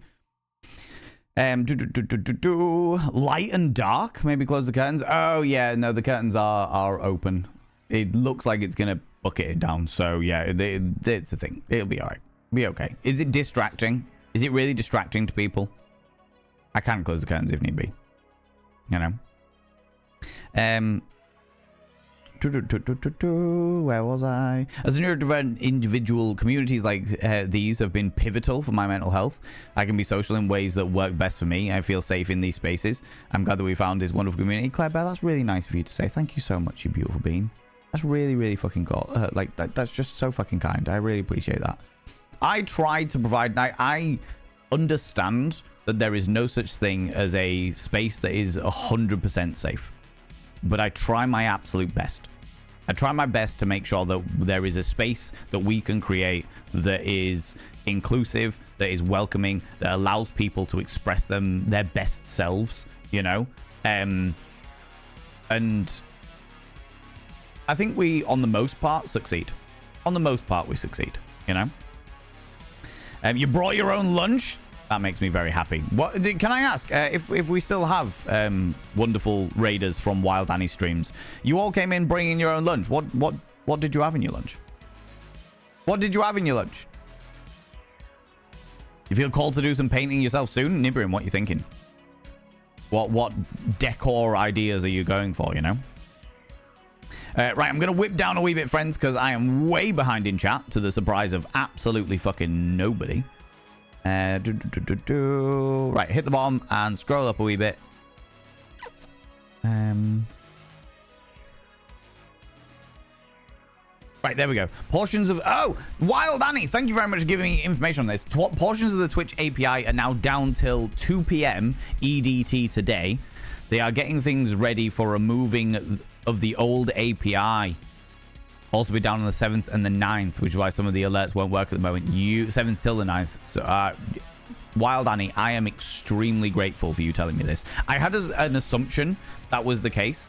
And for those people that don't know, to briefly talk about technical shite, Twitch, when Twitch was invented back in the day, when it was initially created by, when it was just in TV, the people who made it, sold it onto Amazon, it became Twitch, all that jazz. Whatever the order that was, it was a thing. And then all of the original people that made Twitch left, apart from the CEO, and now he's gone as well. So all of the people that initially created the streaming platform of Justin TV that then became Twitch have gone, which means they literally needed to recreate the API, which is technical jargon, from the ground up, because no one knew how the old one worked. No one knew. There was no like handover, from what I understand. There was no handover from like, okay, now we'll give it over to you. This is how it all works. They were just like, yeah, all right, yeah, fuck it, whatever, we don't give a shit, bye. And as a result, it was like, oh, okay, what the fuck? So that would explain it. If they're restarting that's actually quite exciting from like an industry point of view, because I get real nerdy with the content creation industry. But if they're recreating the API from the ground up and they're starting it all new, that means that there will be there is a lot of potential for where Twitch can go with it. Because one of the problems they had with quite a few issues in the past, not all issues, some issues were just of their own making. Because, you know, why wouldn't they be? But some issues they had in the past were down to the fact that they couldn't change the API because they didn't know how it worked. Because when they tried changing the API, it turns out that it fucked everything. So it was like, okay, what the fuck? What's going on here, you know? Oh my god. Okay, cool. How's it going, Mistress Luna? How you doing, you cheeky devil? What about a standing mirror? I would run out of space, Mr. and Mrs. Crafting. I have a standing mirror. I do own a physical standing mirror, but I use it for looking at myself. I use it for making myself feel very pretty, you know?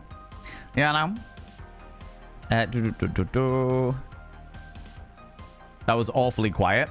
Eris Ptolemy, unfortunately, when it comes to like the blurp sound effects that people use with their bitties and stuff, I can't do much about them because the audio is set by whoever does the upload of the audio levels are set by them. So all of my blurp sound effects are at exactly the same level, but whatever they've uploaded it as, whether it be super fucking loud or super fucking quiet, is down to what was uploaded at the time. I have unfortunately no fucking control over it, you know? Yeah, now. You were one shy? What do you mean, Alec Wallace? Let me upgrade it. Oh, for the tier 4 bum Snapchat? Exactly, right? Everyone's aiming for that tier 4 subscription, right? Oh my lordy. The bot did it a couple of minutes ago. I appreciate that. Authenticator, hello, you beautiful bean. You popping in and popping out? Well, hi and bye, you glorious bean. I hope that whatever it is that you're up to today is a wonderful one, Authenticator. I hope you have a great time.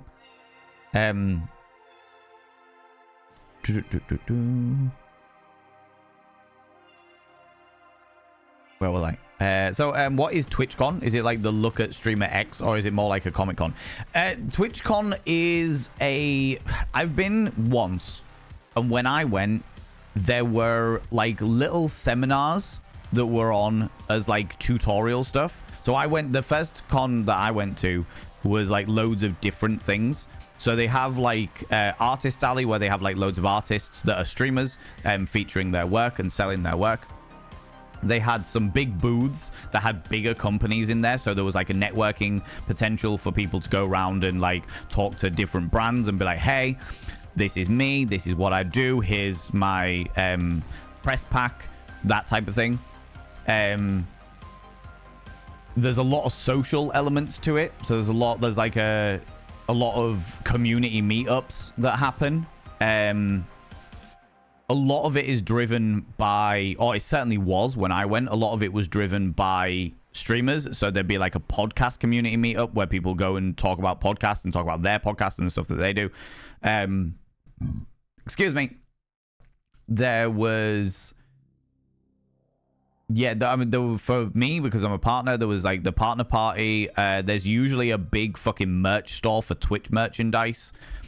But yeah, there is also like seminars where people have discussions about stuff. So sometimes there was like the year I went, there was a big one for the LGBTQIA and what it's like being a queer person on the platform. And stuff like that. There's a lot of different things, but it really depends on what gets through for each different thing, because you have to apply to have a panel effectively. But I know that Twitch do like tutorial stuff as well. So the one I went to had a tutorial on monetization. I thought it was going to give us a whole load of back-end stuff, but actually it was really, in my personal opinion, really fucking shit, because they were just like, don't be afraid to ask people for subscriptions. Don't be afraid to say, hey, this is the donation goal. Not my cup of tea personally, but I understand why they're doing it. It just felt a little bit shit. I think some of them would have been really good for like new streamers. Let me pull up the TwitchCon EU site so that we can have a look at what actually is going down on TwitchCon EU this year. Yeah, I feel like it would have been really good for like new streamers potentially. But for me, I just thought it was a bit of a waste of time. And I was really annoyed specifically about the monetization one, because I was, first of all, really excited about it to understand a bit more about the industry, understand a bit more about the business, try and understand a little bit more about like ad revenue and the way that it works in that regards, because I'm a big fucking nerd for the content creation industry. However, and the other thing... And first of all, it wasn't that by any stretch of the imagination. And secondly, the other thing that really annoyed me was the fact that I was hanging out my asshole. I was really fucking hungover, because the night before I had been to a couple of functions run by different companies, and then ended up in a nightclub with Selena, who is the head of my stream team, and Finley Short Stuff was there. I don't know whether they're here today. They might be lurking. But Finley Short Stuff was there. And a few other members of the community. Lamp the Entertainer was there. Was that Lamp the Entertainer?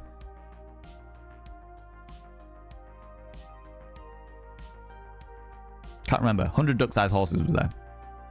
And yeah, we all just get fucking smashed in a gay bar in Amsterdam. So I was fucking annihilated. I got home at like 4 a.m. because where we were partying was like an hour and a half walk from where I was staying.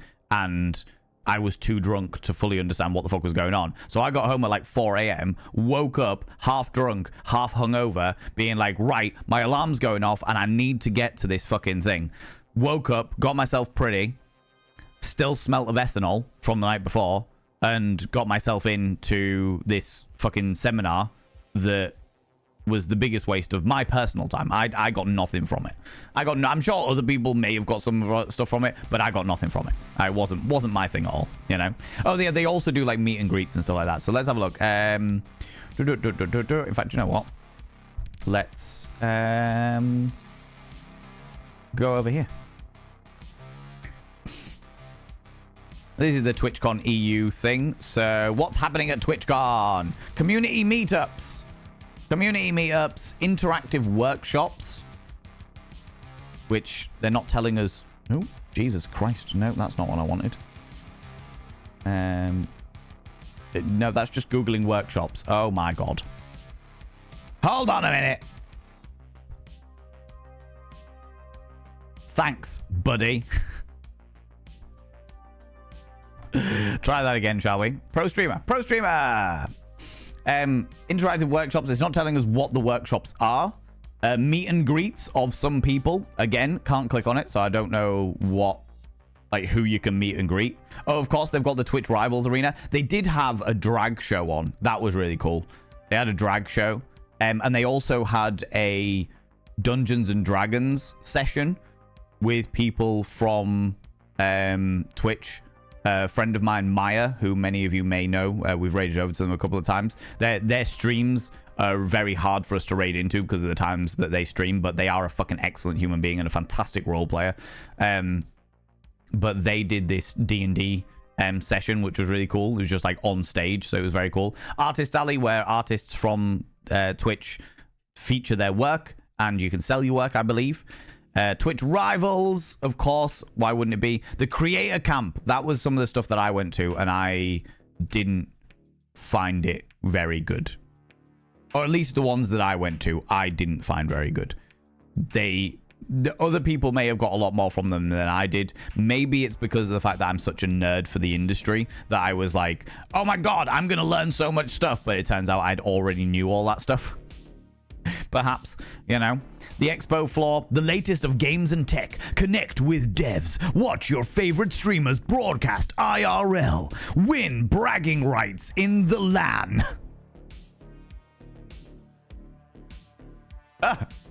Do you not want to win the bragging rights, friends? Do you want to win some bragging rights? God, I love to brag because of my wins at the LAN. And interact with all sorts of brands and brand activations on the floor. That's like the key thing for me, is the brand activations, because of course I go for business as well as pleasure. You know, community panels, evidently some makeup artists here and what have you. The Loot Cave, which is the merch store, and of course they do musical performances, so they got like DJs and stuff that go on throughout it. And then you've got like the main stage where they tell you about like updates and bits and pieces that are happening from Twitch, what the stuff that they have, the issues that they have faced, and the stuff that they're going to be doing in the future and stuff like that. So there's a whole load of stuff that goes on over the 2 days. 3 days if you're a partner and you're going to the partner party that happens on the Friday as well. So yeah, there's a lot of stuff that goes on. It's a little bit of everything. I wouldn't say it was like yeah, it's very, like, I've been to a couple of Comic Cons before, and I've been to a couple of meetups and stuff, and I wouldn't say that TwitchCon is, it's just a bit of everything, you know? All the different types of conventions that you can go to, there seems to be a bit of everything in there, you know? So yeah, that's what that's all about. Little overview of TwitchCon there, you know? How's it going, Alexandra Griffin? Hello, you beautiful being. How you doing? It stopped now. Oh, how peculiar, Nibberin. But it was distracting. If it pops up again, drop me a message. Let me know. Let me know what's happening there, you know? You know, paint my walls grey because goth, but I feel it makes the room too dark. I was thinking blue and gold. Blue and gold would be good. I painted you saw my bedroom. I painted my bedroom a dark purple. And it was purple, black, and gold, and it was beautiful, but it was very, very dark. And now it's white, black, and gold, and the room feels massive because obviously the white just bounces the light, you know. Can I ask a question? I'm in the adult industry. You can, first of all, yes, you can always ask a question. Thank you very much for asking whether you can ask. You're in the adult industry. I've come across people in the industry that get mad for people sexualizing those of us in the industry. It's part of the job, but there's a difference between sexualizing and being disrespectful. What are your thoughts about this? Ooh. My thoughts are very similar to performances.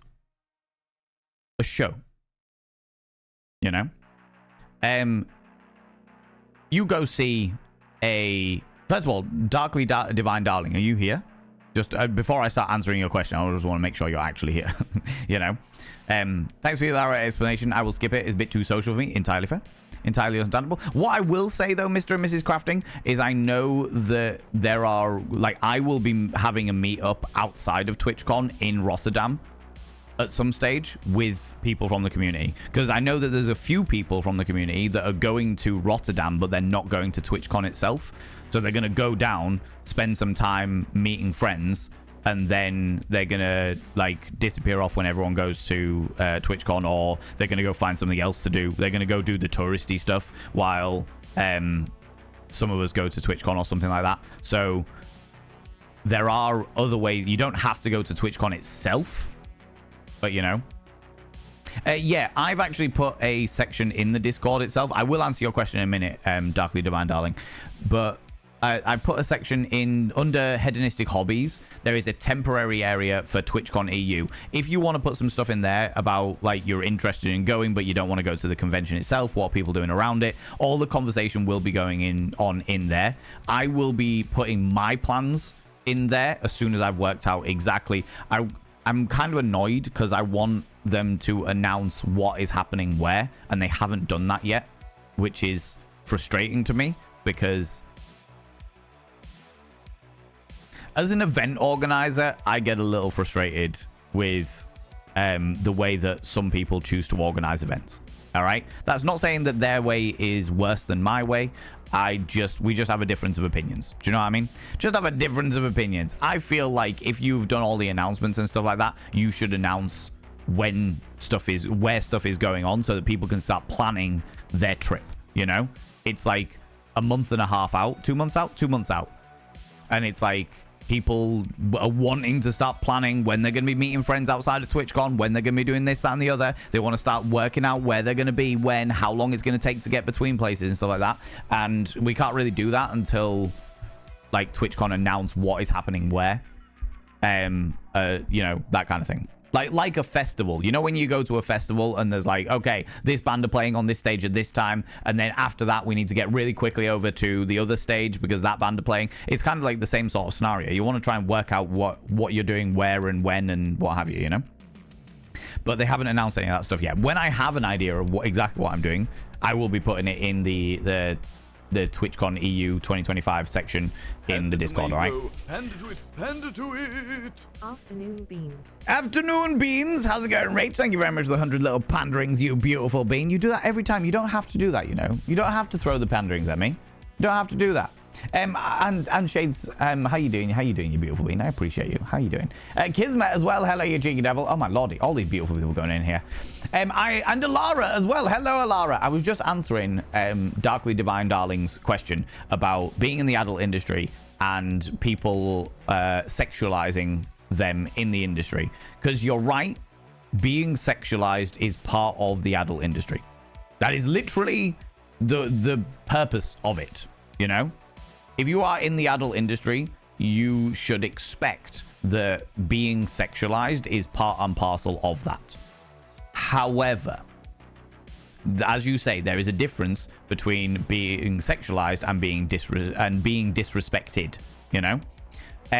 My view has always been exactly the same as theater or cinema or movies or anything like that, which is you can respect that a person plays a character, and you can respect them. You can respect that somebody is an amazing actor playing this character, and you can respect them as an individual, you know? So you go see a musical, you be like, oh my god, that person is playing a villain. They are playing an amazing villain. I hate them because they are a villain. Oh, I don't like the villain. The villain is a nasty bastard. Oh, I don't like him. He's such a bastard. And then you understand that when they get off stage, they are a person. They are an actor, you know? To take, let me find a gaming comparison. Oh, do you know what? Baldur's Gate 3. Baldur's Gate 3. You know? You've got, Neil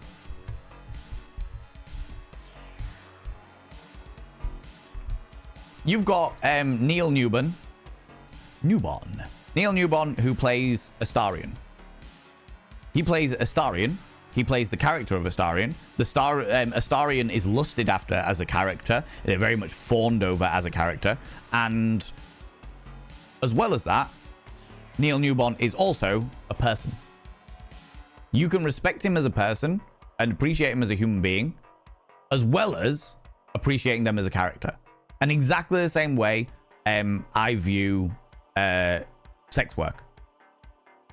A person is on OnlyFans or doing porn, or if they're a sex worker in the streets or in a brothel or what have you, their job is sex work. So during the hours where they are doing their job, they are agreeing, they are consenting to be sexualized. Do you know what I mean? I am going into this job, I am starting at fucking 10 p.m. and I'm working through to 4 a.m. or what have you, and during those times, I expect to be sexualized. I consent to be sexualized because I am going into this job to be sexualized because that is the industry that I am in, you know? After that period, it is understandable that they don't want to be fucking sexualized. If I see a sex worker, and I know many sex workers, if I see a sex worker in the street or at a bar or like out and about around town, I don't go up to him and be like, hey, I saw you on the fucking let me touch myself. Oh, me and you, we could do that. Oh, that would be great. No, not all. They're a decent human being. They just leave them be. Do you know what I mean? Have a drink with them. Have a laugh with them. Talk to them like a normal fucking person. Because in exactly the same way that a fucking you wouldn't, I would like to think that you wouldn't ask like a doctor who is off the clock for medical advice, because they give medical advice all day every day. Do you know what I mean? You've got a friend who is a professional doctor. I've got a friend who's a professional doctor. You know what I mean? He literally earns a lot of money every year because he is a very specialized doctor who worked really fucking hard for it. And you know what I mean? I'm like, yeah, cool, fantastic. I'm not going to turn around to him and be like, oh, by the way, I feel a little bit ill at the moment. Could you help me out? When he's trying to spend time with his family. I'm not going to do that because he is not clocked in to his job, you know? In the same way that I wouldn't sexualize a sex worker when they're not consenting to be sexualized, if that makes sense. Does that answer your question? TF4 is not worth it. Don't you start Biohazard. My ass is fantastic. All right.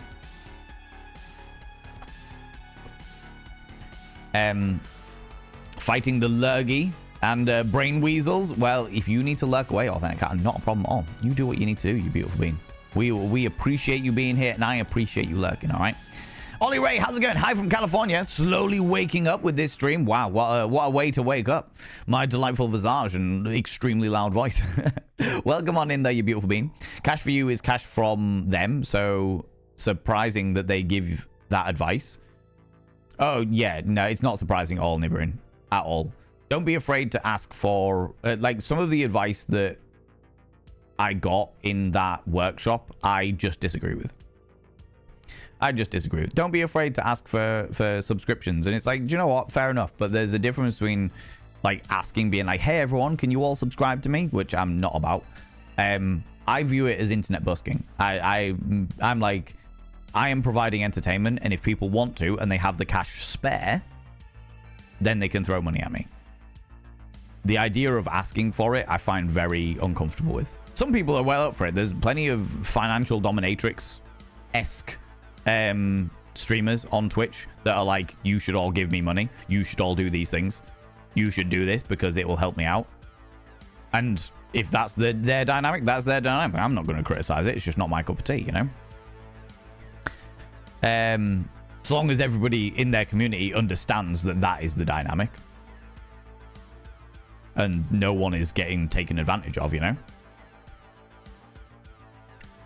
You're called away for work stuff. That's all right. I know. The nerve of them. How dare they? What are you missing? Not really much. Not really much. We're going to take a quick break in a moment where I'm going to go visit the urination station and make myself another cup of tea. And then we are going to jump into the game. This brand new game, Citizen Sleeper. You know? That someone's at the Netherlands got fucking smashed in this gay bar in Amsterdam. Yep. hungover, then having your time wasted would have been annoying. It really was. It really, really was. Like, I understand why they did it. It just wasn't me. It wasn't for me. It didn't help me at all, you know? And I think some of it was maybe just because I know too much about the industry because I do my research, you know? Dutch, so don't throw us over on side with Amsterdam, please. Yeah, Amsterdam is but one part of thing. And unfortunately, I think there's an awful lot of... Well, fortunately and unfortunately, I can see the pros and the cons. Amsterdam is very touristy, you know? Which is great for tourists. And great for the income of the city, but not necessarily great for other people that are just living there, you know? Or just living in the rest of the Dutch worlds. Distinction between Holland and the Netherlands, yeah? You live in Holland, so... okay.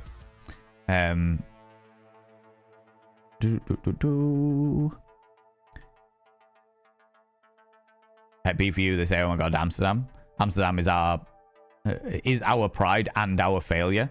I think that every country has a... Like I said, there's pros and cons to it, you know what I mean? There's benefits to the tourism industry, because the tourism industry is one of the greatest industries in the entire fucking world. But there are massive downsides to it in the regards that everyone expects that to be the way it is throughout the entire country.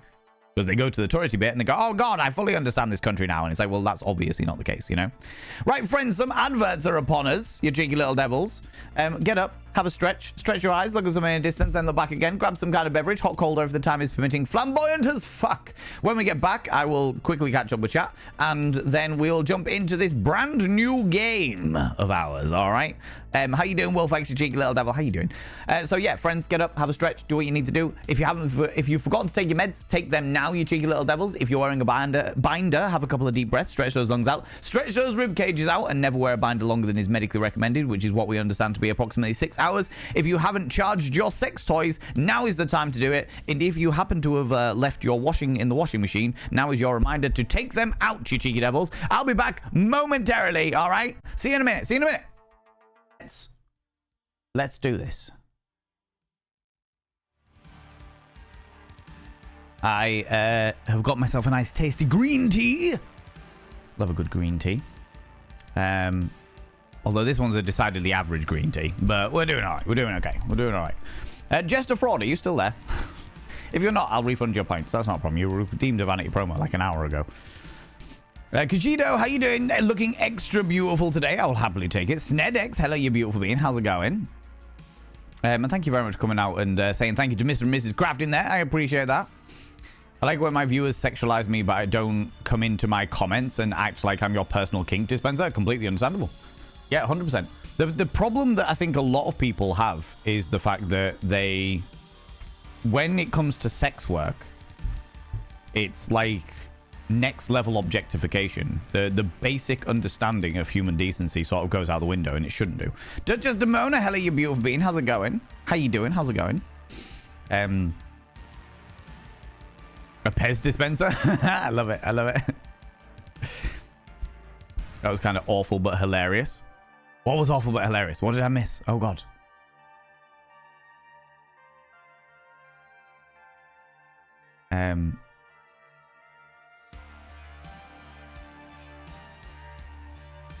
Ads incoming. Thank you very much. Exactly. Very well said. Thank you for answering the question. You're very, very welcome. Very, very welcome. Cool. I'll catch up. For a couple of seconds, I thought Valen had made a clips video showing during the break. No, but I am tempted to do it. I am tempted to do some like clips stuff. But yeah, I haven't done it yet. Haven't done it yet. Anyway, should we jump into the game? Should we do the game thing?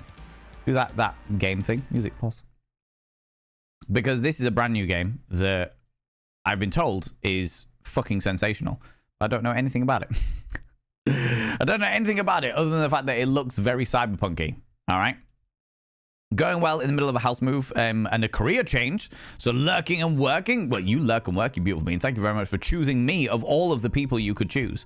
Thank you very much for choosing me to lurk and work with. Do you know what I mean? Kiara Strings, hello, you beautiful being. How you doing? How's it going? How you doing?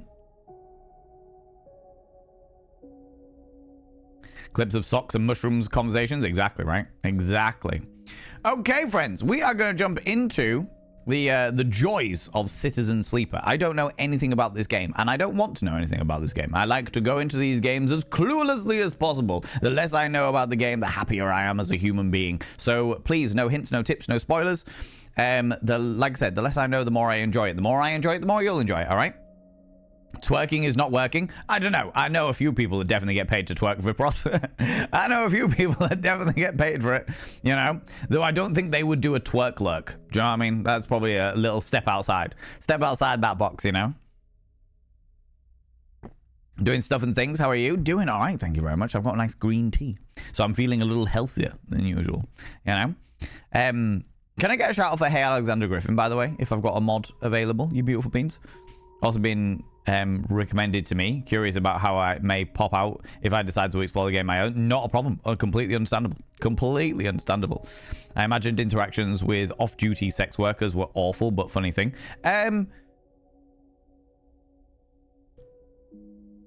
What I'll say is nobody parties harder than strippers do. Nobody parties. I believe that strippers are not the correct term. Erotic dancers, they're also known as. All the strippers I know prefer to be called strippers because they're like, well, that's what I do. I'm a stripper. Nobody parties harder than them. Nobody parties harder than them.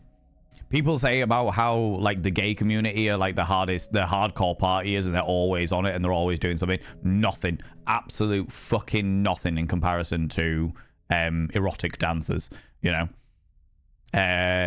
In regards to like cam models and stuff, it depends on them. A lot of the cam models I know are very introverted and they use it as like a self-expression thing more than anything else. This is obviously vast generalizations. And yeah, all the porn stars I know, again, are just very hardcore partiers. Some of them, not all of them, but some of them have just got more money than sense. You know?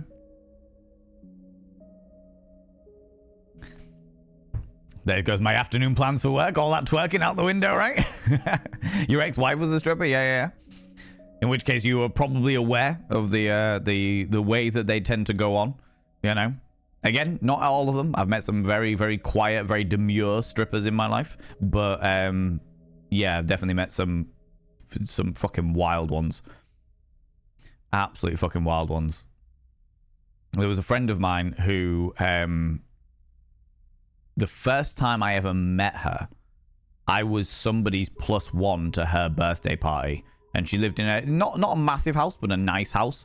But she'd hired, I think it was like 5 or 6 bouncy castles.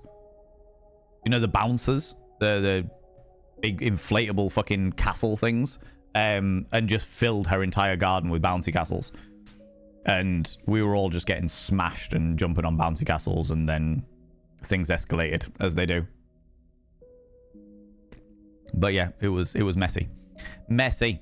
Going through a bit of luck. No worries. You do some bits of house chores. That's not a problem. I'm going to jump into the game now. But first,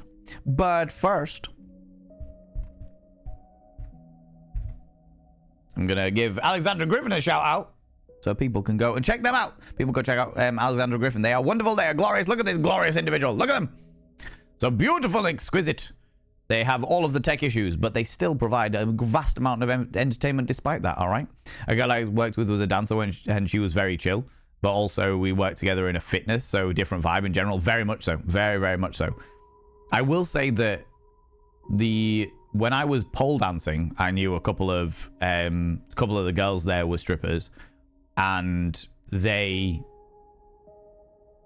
whole thing, their whole idea, their personality almost changed from when I saw them out partying versus when I saw them training. They were very hyper focused, fucking done. Do you know what I mean? Amateur porn star here. I can confirm I bought my motorbike with my bot money, but I'm a giant child with way too many hobbies. Fair, entirely fair. Bouncy castles for a birthday sounds Bouncy castles for a birthday sounds like an awesome taste. It was great. It was honestly one of the best house parties I've ever been to. It was just fucking excellent. Just a really good time. Really, really good time. Anyway, let's jump into the game, shall we? Let's jump into the game. Can see that for sure.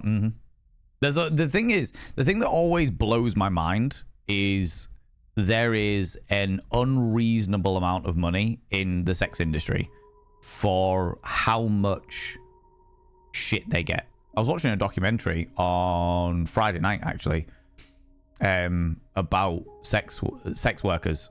There was a company that had started up, but they were really struggling to get payment processing providers, despite the fact that they were bringing in 9 to 10 million a year. They just, people didn't want to have anything to do with them because they were sex workers. And it's like, you realize how much money this is bringing in. What the fuck? What the fuck? At some stage, I will be doing a YouTube video. When I'm getting back into the YouTube, I'm trying to do like one video every 2 weeks until I can get back into the habit of doing a video every week. Because for those people that don't know, my life got turned upside down at the end of January, beginning of February, and I'm still getting through that. But, yeah, I want to do a deep dive. I don't know how long it'll be. It'll be as long as it needs to fucking be, but I want to do a deep dive into the relationship between sex work and payment processing providers. Which will probably be a very interesting video to do, to be honest with you. You know? Thank you very much, Zaf Neighboring. Yes, no hints, no tips, no spoilers. The less I know about the game, the happier I am as a human being. Let us click start.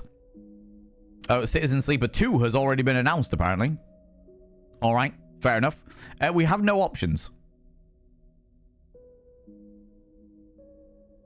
We have no options. Language? Yeah, English is good for me. But there's no options. There's just this. Okay, maybe there's some options in the game when we get in there, you know? If I was about to say, we do have a Discord, by the way, friends. If exclamation mark Dick Sword. And we have people from all walks of life in there. We have people from all walks of life in there, from and talking about sex work and stuff like that. I know there's a couple of members of the community that are sex workers themselves. And if you ever want to have a chat together, talk with each other about the industry or what have you, you are more than welcome to do it in my Discord. I know that some people get a bit funny about it, but my Discord is a safe space for sex workers for sure. So if there's conversations that you want to have together about it, the industry, how it works, things that you should do, things you should be aware of, things you should avoid, then you're welcome to do it in my Discord for sure.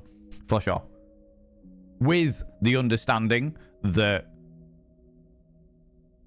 myself and the moderators that are in the Discord will be keeping an eye out to make sure that things don't get to inappropriate level, like people trying to predate upon the sex workers. And when I say that, I mean like trying to be like, oh, you're a sex worker, you should give me some free stuff, blah, blah, blah, blah. And on the other side of things, making sure that people aren't trying to take advantage of like new customers and shit like that. Okay, that's where I'm at. I just want to make sure that that's thrown out there. I am not about people being taken advantage of, regardless of what side of industries that you sit on. Okay.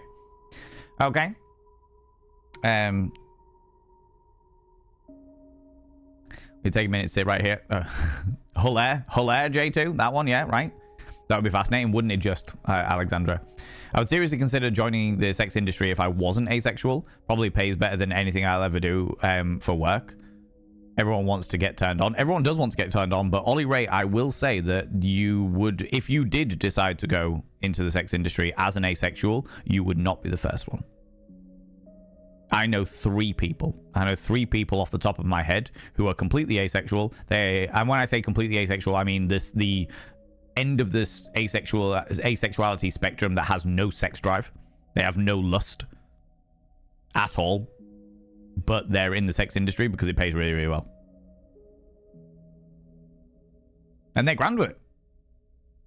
They just know how to act very, very well. I'm never going to give their names out by any stretch of the imagination because I don't want to do that to their industry. But you again, if you ever decided to do it, you wouldn't be the first.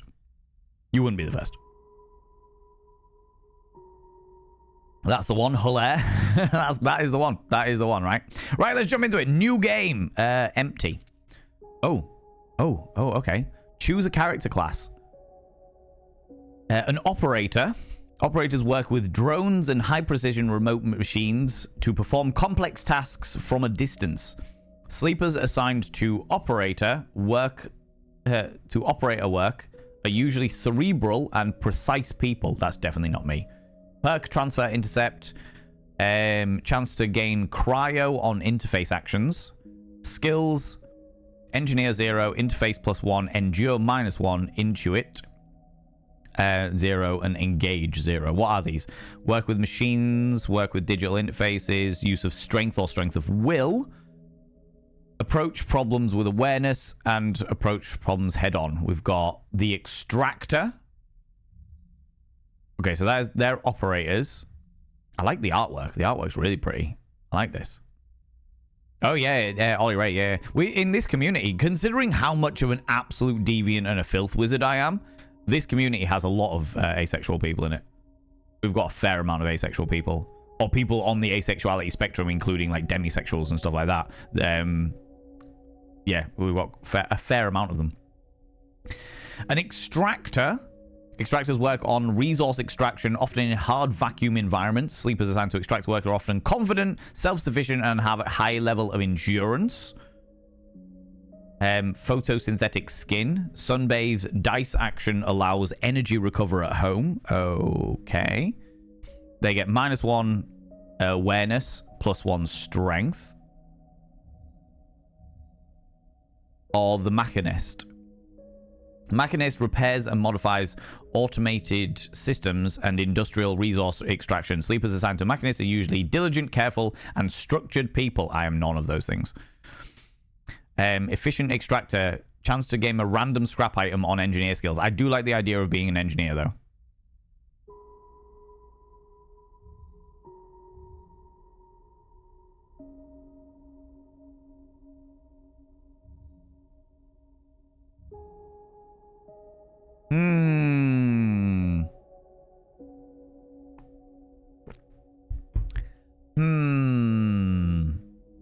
I think we might go engineer. It's not what I would normally do, because it's not very me, but I like a challenge. I like a good challenge.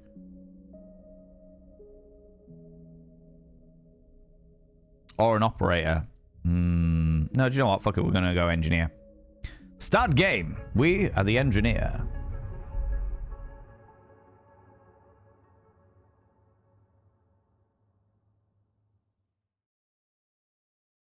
Is this like an RPG? I believe so, yes. I believe so. Unknown. The first thing you become aware of on waking is the disconnect. The delay between thinking and feeling. Between wanting to act and acting. Minor. Almost imperceptible, but always present. Where are you? I've got no data and items. Okay, continue. It's at its worst when waking. When yourself has spent many dark hours recalling what it felt to be real. To be a person. To be a body that was indisputably yours. Think of that body. A leap into the cold lake on a hot day. The sting of the blood welling from a fresh wound. The friction of the fingertip. All of a sudden, the memories are closer than you thought, blurring as you approach, until you can't tell one from the other. The cold slips in, behind and around you. The sensations fade out of reach. Perhaps you should be thankful for the dulled nature of this new body, given your current circumstances. The walls of the container feel immediately present, cold, hard, at your back and face, cramping your limbs. You resist the desire to stretch, knowing that the claustrophobia comes next, and retreat a little from your central nervous system. It isn't painful. Not like you used to know pain, at least. In emergency mode, pain is a message delivered with efficiency and ease, a reminder that harm is imminent. There is no insistent throb, no trembling nerves, just a warning delivered with the banal quality of a digital notification. Right now, there are thousands of them. Remember the plan. Remember the others. I'll remember the plan. What is the plan? You mostly remember that it wasn't a good plan. But then your options were limited. And at once, you got the itch to get out. By any means possible. It was either that plan or something much worse. It was at least simple. Collapse the shaft. Drift away in the chaos. Slip into a cargo processing. Seal yourself into the containers. And then just hope that the freighter left before you were missed. Okay, so we are an escapee. We are an escapee. So far, that is what we have learned. I believe. Some were lost in the shaft. Others found the meeting point. Only a few made it to the containers. But the freighter, as far as you know, left. That feels like enough. Enough to know that you might no longer be on that grim and heartless rock. Even if, in the airless hold of a freighter, you might freeze solid long before you reach any destination. Wait for the cold, we're going to try and rest. But you are restless. It has been a long time since you left. Surely weeks. Maybe months. You are duly aware of damage to your legs, your right arm. You have been reserving energy as much as possible, but your body has still needed to shut down many of its systems to protect you. You have spent much of that time asleep, knowing that anything else would be impossible to endure. You feel the weight of that impossibility begin to gather. It is time to sleep again, to nudge this false body into inducing delta waves on your emulated mind, and once again recoil into a dream of when you were once a person. Okay, I am getting like really strong Altered Carbon vibes from this. I've only ever seen the first season of Altered Carbon, but I'm getting really strong Altered Carbon vibes from this. Or The Expanse? Yeah, potentially. The idea of like putting your consciousness into a android style body in order to escape. At one stage I had my own body, and then I had my consciousness taken from that body and put into another body, and subsequently the feelings of pain, of joy, of sensation, of the sun upon my face are all dull memories that I just can't fully remember because of the body that I'm currently in, the damaged body that I am currently in. Interesting. I will rest. Time passes. The cold creeps further in. You feel something. Warmth. Not true warmth, but the indication of its presence. Your joints release from their rigor. Sound, too, everywhere, screeching and shimmering so loud that your body ducks your hearing to protect its senses. Then light, white as the cold, softer and softer, until in a haze of dirty yellow a figure appears. You are out. Oh, Lottie. Okay, okay.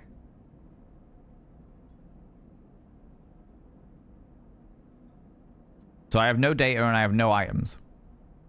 So this is the freight container, I'm assuming, floating in space.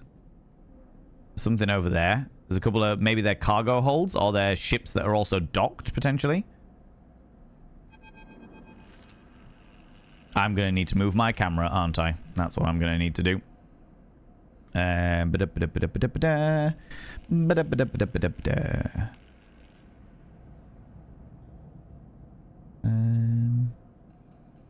Ooh, that's not what I wanted. That's what I wanted.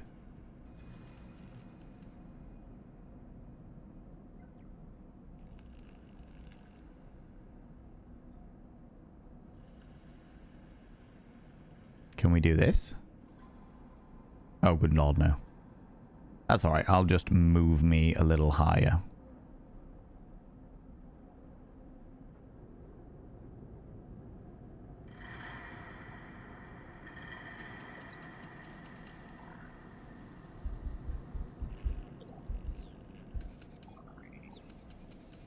There we go. That'll do us.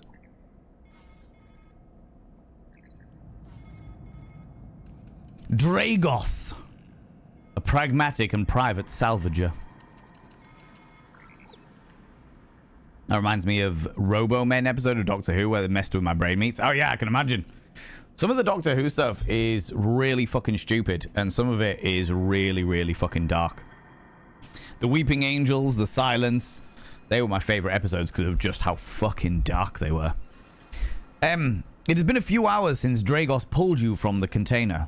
You sit huddled in the corner of his scrapyard, swaddled in reflective folds of a mylar blanket. You are slowly coming back to consciousness. Back to life. And you stare at the ornately curving elements of an improvised heater. Okay, so there seems to be a really interesting amalgamation of technology and biology here, including a weird crab creature that has socks on. Interesting. You are surrounded by angular, incoherent lumps of ship. Some corroded beyond recognition, others still carrying glassy wounds along their edges where a plasma arc sliced them apart. As you trace their shapes with foggy eyes, you hear a voice. So, Sleeper, you all thawed out yet? Almost. Never seen one of you come in like this. New frames must have been better perseverance than Sub-Zero Vac. Seen more than a few of you frozen solid to the hull plates or inside outer locks in my time. They weren't so lucky. Dragos comes into focus, shrouded in makeshift tech, his headset with its glinting eyes, the mark of a drone operator. On his shoulder is one of his symbiotically linked drones, perched. On his shoulder, one of his symbiotically linked drones perches, its irising eye locking you with an unflinching stare. Last living sleeper that came through this yard was a while ago. They didn't last long. You struggle to read his expression beneath the tech, but he seems lost in memory for a moment. Or perhaps he's just figuring out what to do with you. What happened to them? He ignores your question. I won't ask what led you to do it. To sell yourself to a corporation. And I suppose you know you can't go back. Your old body, that's theirs now. You are just software. A rogue emulation. Illegally possessing corporate property. Okay, interesting. Getting a bit of backstory here and the world lore. You nod along. You remember biometrically signing the forms, the cold floor on your feet as you padded to the sleeper cells, the promise of a life off world. But as you do, you get the now familiar sensation that these aren't your memories. These are things you know, but not things you feel. You are no longer that person. You are an offshoot, a copy. Severance vibes. I haven't seen Severance, but I tell you what it is reminding me of. Soma. If any of you have ever played Soma, I won't spoil it for those people that haven't, because it is a very, very good game. I enjoy that. But it's giving me Soma vibes for that. What you won't know is what's ahead. At least the last one didn't. There's no easy way to put it. That body of yours is falling apart. It's the same for any sleepers who make it out. S&ARP wants to protect their property, but if they can't keep hold of you, well, then no one can. You remember that too, or at least rumors of it from the other sleepers. Planned obsolescence, a built-in dependence on regularly administered supplements that were a part of your routine. Stop taking them and your body begins to shut down, separate from your emulated mind. How long has it been? How long do you have? But for now, Sleeper, you are one of the lucky ones. Dragos glances up and away towards the glassy dome of the yard. The Eye. The Eye is the best place that you could be right now. The Eye? The station. You'll see soon enough. Dragos impatiently shifts his weight. Look, I got things to be getting on with. He trails off. There's an old freight container I've been using as storage out in the stacks. We haven't been pulling in much valuable scrap these days, so you're welcome to it. Something wells up inside of you. Emotion? Fatigue? You shakily get to your feet. All right, you head on up there. You look like you need some rest. And with that, Dragos stalks back into the Rex, his drones already converging on a rustling hulk. Plasma flashes, silhouetting his spindly figure as he returns to work.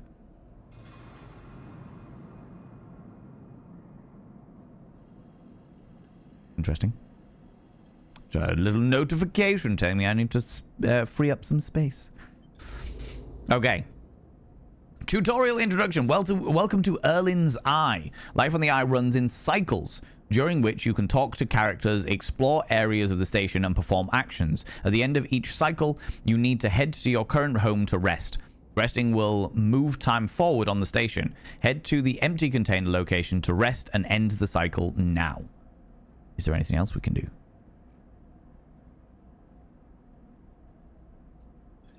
Okay, this is my character. We've got no upgrade points. But...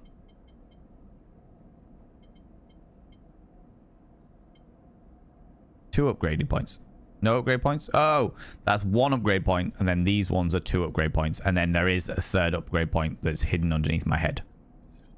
Okay, interesting. Empty the container. You're home for now. Let's go there then. Hide away in a container. Right, okay. So yeah, so we are not a consciousness. We are a copy of a consciousness. So our body, our main body, signed over to the corporation. The corporation went, cool, we're going to copy your consciousness and everything that is you, and we're going to put them in a synthetic body, and that synthetic body now belongs to the company. And evidently was then taken for slave labor. The slave labor was so bad that a whole load of them tried to escape, and I managed it somehow. Whether I'm the only one or not is another question entirely. You're the Bob in the Bobbyverse. I am indeed the Bob in the Bobbyverse. Right, okay, so end cycle. All cycles need to end. Rest and prepare for the next one. End cycle. Interesting. I didn't know what to expect with this game, I have to say. And so far, I'm intrigued by it, all right? Intrigued. You wake curled up in the corner of the container and begin slowly assembling the world around you. After all this time, you still find this body, the one you wake in now, strange and disjointed. Its messages readable but somehow wrong. You sit up, pulling the mylar blanket close against the cold. Yeah, interesting that we can feel the cold when we have a synthetic body. Here you are, on this ruined station, millions of miles from anyone you know. Are you still in the system? Did any of the others make it out? It's impossible to know. After all this, what matters? Getting answers, building a life. I think building a life is the answer. Because we can't get answers. Realistically speaking, we are not going to be able to get answers. Because I don't even know what the questions are. Escape, we've already escaped. And we're not going to be able to do anything unless we can work out how to sustain our body. So I feel like building a life is probably... Oh, but escape is very tempting.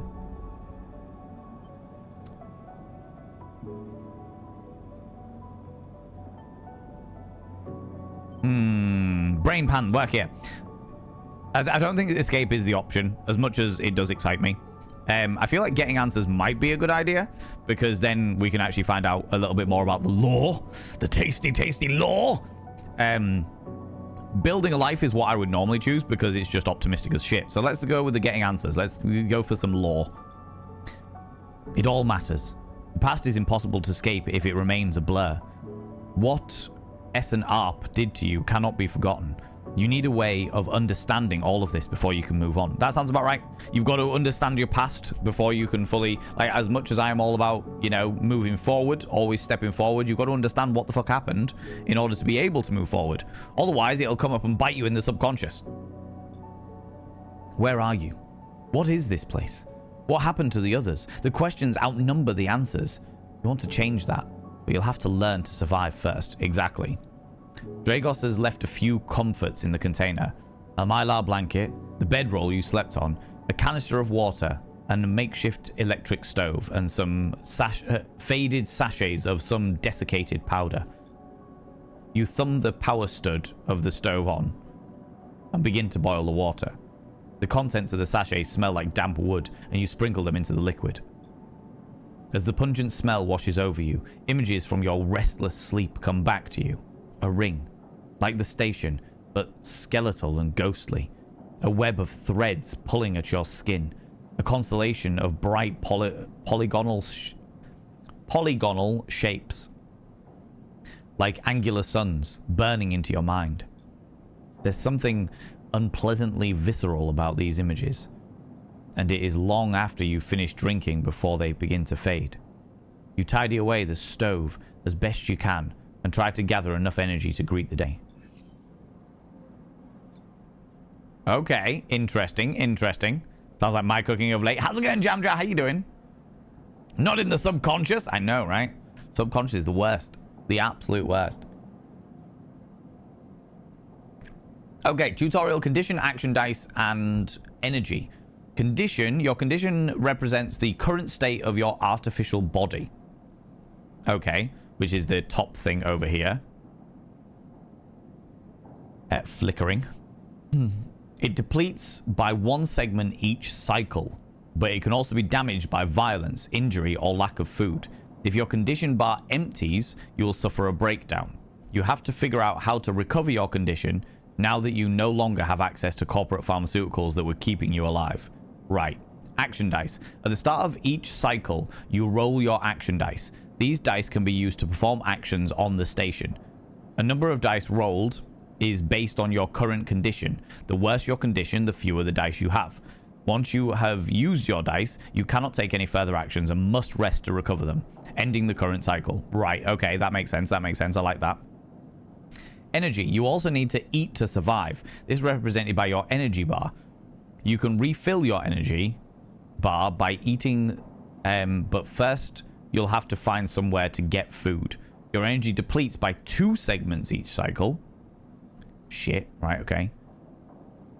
If it becomes empty, you will be starving. When starving, energy loss becomes condition loss, and your condition will also deplete at double rate per cycle.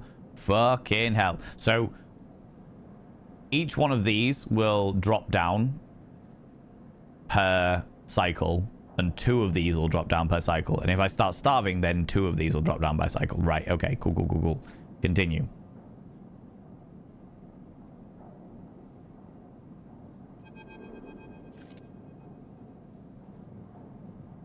I don't know what I did. Dragos is standing in the corridor when you close up the container. I think I just left. You'll suffer a breakdown. Joke's on you. You can't suffer a breakdown if your existence is eternal crisis. That's just one big breakdown, right? Alright. He's still wearing his headset. And in this harsh light of the corridor, you realize it's implanted. A drone sits on his shoulder. A cache of sensor eyes rapidly irising. How are you feeling? Okay. The drone chirps. Good to hear. You notice that beneath the operator's rig, his skin is marked by burns and blotches. I know the container... good to hear. I know the container isn't much, but it'll keep you safe. He pauses. So, I'm not going to chit-chat too long. You well enough to work? Sure. Alright then. He nods. At the yard, it's simple stuff. We hack these old hull down, sell them off to the shipyards or the bright market dealers for cryo. Occasionally, we pull out some tech. Something with a bit more value. But most of what comes off is Oh, well, what comes in is scrap. It's hard to find good hands here, but I figure as a sleeper, you'll be used to the manual labor. And obviously, I'll slip you a few chits of commission based on what you churn up. Chits? These! He pulls out a handful of small metal bars. Air-walled cryo. Isolated from the market. It's what we use for trade around here. He stuffs them back in a pocket. He shuffles his feet nervously. Look, I wouldn't usually do this. In my opinion, you'd be best suited moving on as quickly as you can, and sleepers, well... He trails off. But things being the way they are for me in the yard... He pauses. I need your help. Why? Things are a little tight, that's all. I owe a little cryo to a client here or there. He pauses, thinking of something else to add. Look, just come down to the yard when you're feeling fresher. There's plenty to do. Yeah, that makes sense. You pulled me out of the dark sleep. I'll pay my dues, you know. Will do. He nods distractedly and turns and walks away, the drone hopping along ahead of him. See you later, he calls back. Looks like it's time to get to work. The decaying script. So empty container is my home. This is all the tutorial, so it'll basically be just point and click, I would imagine. Let's go to the decaying scrapyard. Tutorial actions 1 of 2. Actions are the primary way you interact with the world of Citizen Sleeper. Perform an action, you click and drag your chosen action dice to the slot. Repeatable action, hull dissection, engineer +1. Even the rustiest hull can hide valuable components and materials. Extracting them means cutting carefully and skillfully. Okay. A manual salvage. Repeatable action. It's going to take some time to sort through and cut your way through to the Tower of Salvage, but you are no stranger to hard labor. Actions reward you with clock progress, energy, condition, or items, depending on their outcome. There are 3 types of outcome. Positive, the action goes better than expected. Neutral, the action succeeds. And negative, the action fails. Action dice affected these outcomes as follows. If you get a 6, 100% chance positive. If you get 5, 50-50. If you get a 3 or a 4, 25 positive, 50 neutral, 25 negative. And if you're 1 or a 2, it's 50% neutral, 50% negative. Right, okay, interesting. Interesting. Continue. Action to display information about their type, risk level, and skill, and modifiers that apply to the action. 1 is the type, repeatable action. Okay. Critical or repeatable. Critical actions can only be performed once. 2 is safe, risky, or dangerous. 2 is down here, risky. Right. Safe. Loss of condition, no loss of condition, energy, or cryo. Negative outcome means cryo or energy loss. Negative outcome means condition loss. Neutral outcome can mean cryo or energy loss. Right, okay. Skill. The skills that this action requires either engineer, interface, endurance, or intuit, which is directly underneath my head here. This is number 3. I can show you this now. Or engage, and then the modifier, either -1, 0, +1, or +2. This is added. Yeah, usual modifier stuff. Cool. So, even the rustiest hull. So now I can pull a dice over.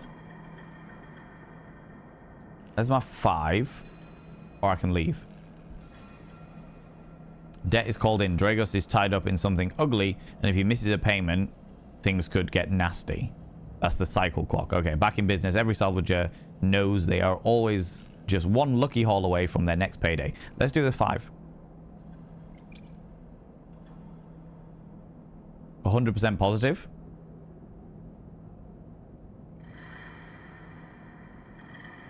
Okay. Start action. Working. Tutorial clocks. Actions often progress clocks. Clocks are displayed below the action that fills them, and they can track your actions and how they affect the world. Filling a clock means something, good or bad, is about to happen. Some clocks, such as the ones tracking Drago's debt, are cycle clocks. These clocks tick themselves once each cycle and can complete without player input. Any active cycle clocks will be displayed at the icon for that location. Okay, so that has taken us quarter of an hour effectively. Continue.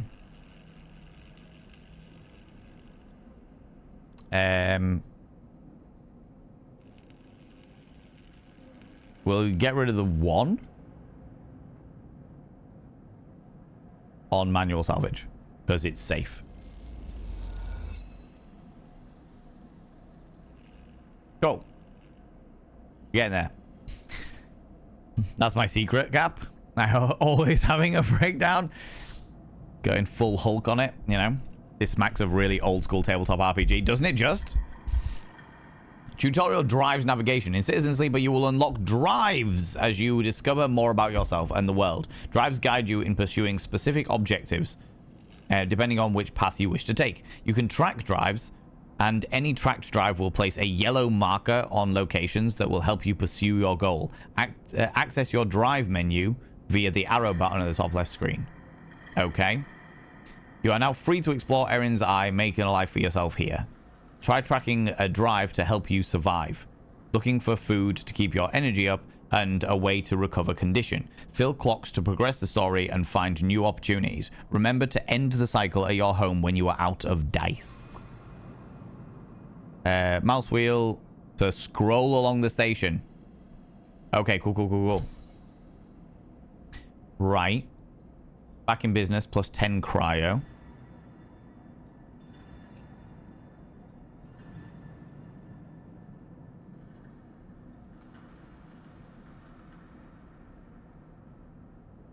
I see. We have no completed drives yet. Help pay off Dragos' debt.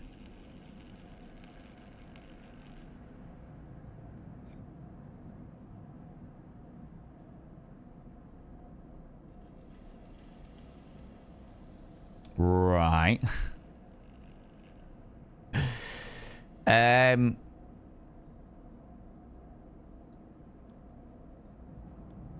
Let's use the 6. Sure. Because we're guaranteed success.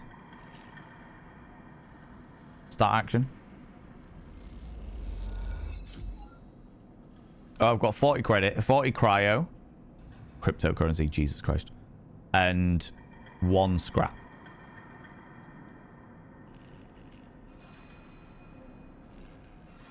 Right. And I suppose we'll do that one because that's 25% positive, 50% neutral, and 25% negative. What does that... If I do this, what does that change it to?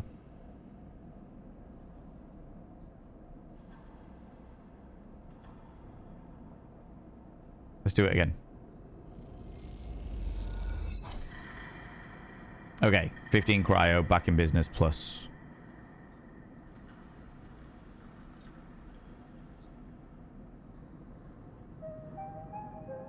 Every salvager knows. Okay.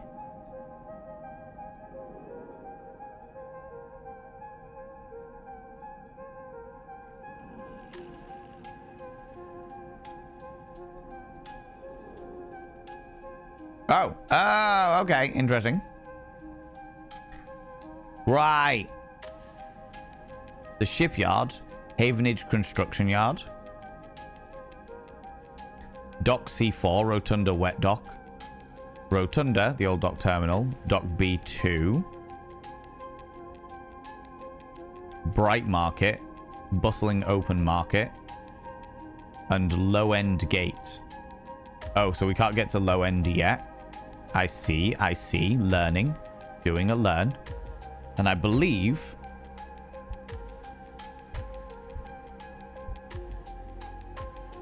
Okay, so that's as far as we can go. And this is evidently... where they're maintaining some stuff. Oh, okay. So that means that we can do that, right? Okay. Dock C. Hellion Crossing. Merchants willing to run the gauntlet of the Hellion system are rare, but those that do always return eventually. Eventually. Right. Rotunda. Steal the dock plans. Haven Security has to have plans. Stealing them will be the fastest way to get to know this place and the most dangerous. Wow.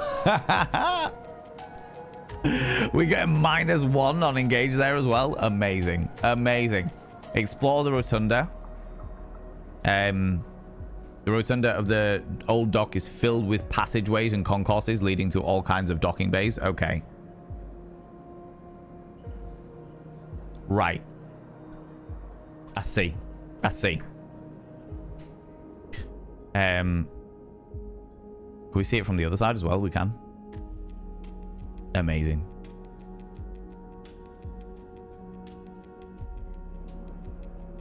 Salvage sortie. Take several cycles to reach the Starwood Belt and return.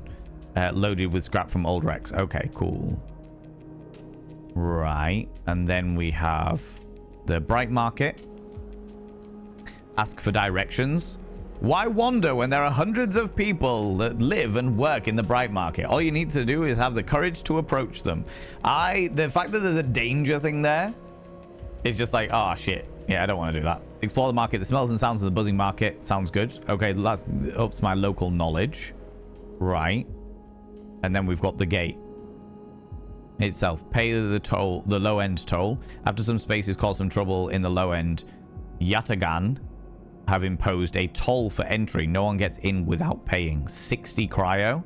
I've got 55 cryo. Okay. Interesting. We are doing a learn, friends. We are doing a learn. But I believe...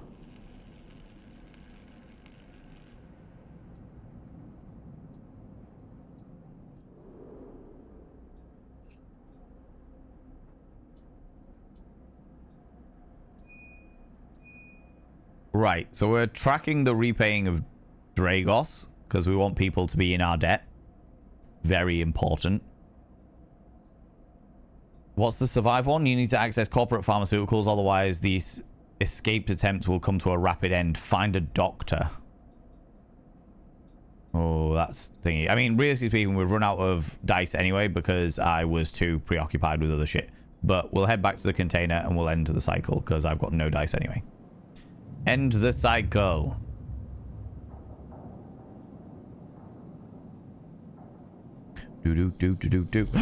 I am now starving. This time, you don't wake up. Instead, the ghost of the station, that shifting skeletal rig surrounds you. For a moment, you are gone, absent from your own body, stretched out across a colorless void. Then the connections begin to establish themselves, threads tugging on the edge of your mind. These threads become vectors of exchange and then extensions. As you feel your thoughts slipping away down them, dissolving into the millions of distributed nodes they connect to, you see the station. No, you feel the station, like a web of texture in a smooth black liquid. Observe it. Even though you have no eyes, no sight, you see or feel the map of the station. No, not the map of the station, but the map of its connections. It's a looped cloud with spokes and spires that jut out into space. It is an ingrown thing full of obsolete loops and several pathways. It is a system, a map, and a territory all at once. You notice a tugging feeling pulling at you, insistently as if it were a small child. Somehow, it is pulling in two directions at once. You look down. All of a sudden, everything shuts off. You come back trembling to this unfamiliar body, both yours and not yours, all at once. You find yourself standing in the container, eyes now open to the dark steel walls. You feel a change within you, a shift. You close your eyes for a second, and you feel it waiting there, the station splayed out across your mind. A storm of connective nodes, waiting to be explored. And then, it is gone. Oh, I've got 2 6s. That's a good thing.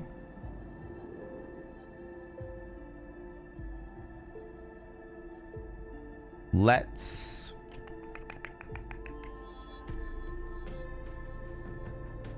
pop into the... Okay, we can't do that one yet. And we can't do the salvage sorter yet. Right, okay.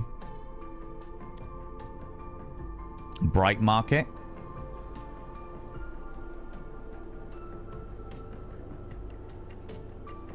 Why wander when there are hundreds of people? We could just ask somebody.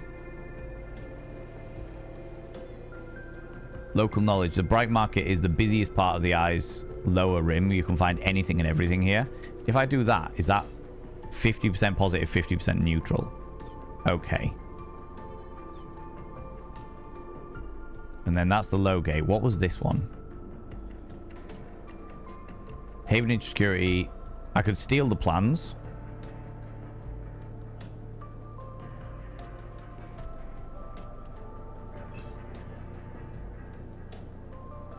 Stealing with the fastest way to get to know this place and the most dangerous. Getting to know the Rotunda doesn't mean just new places to visit. It means keeping your eye on new arrivals too. Havenage runs the Rotunda and their security watches the docks. Better to avoid attracting their attention. Oh, so these are the things that I can get to. Well, let's try that. Start action.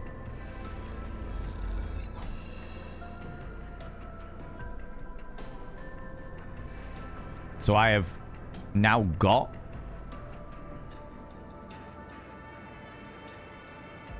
Oh, am I now on the security watch list? Okay, interesting.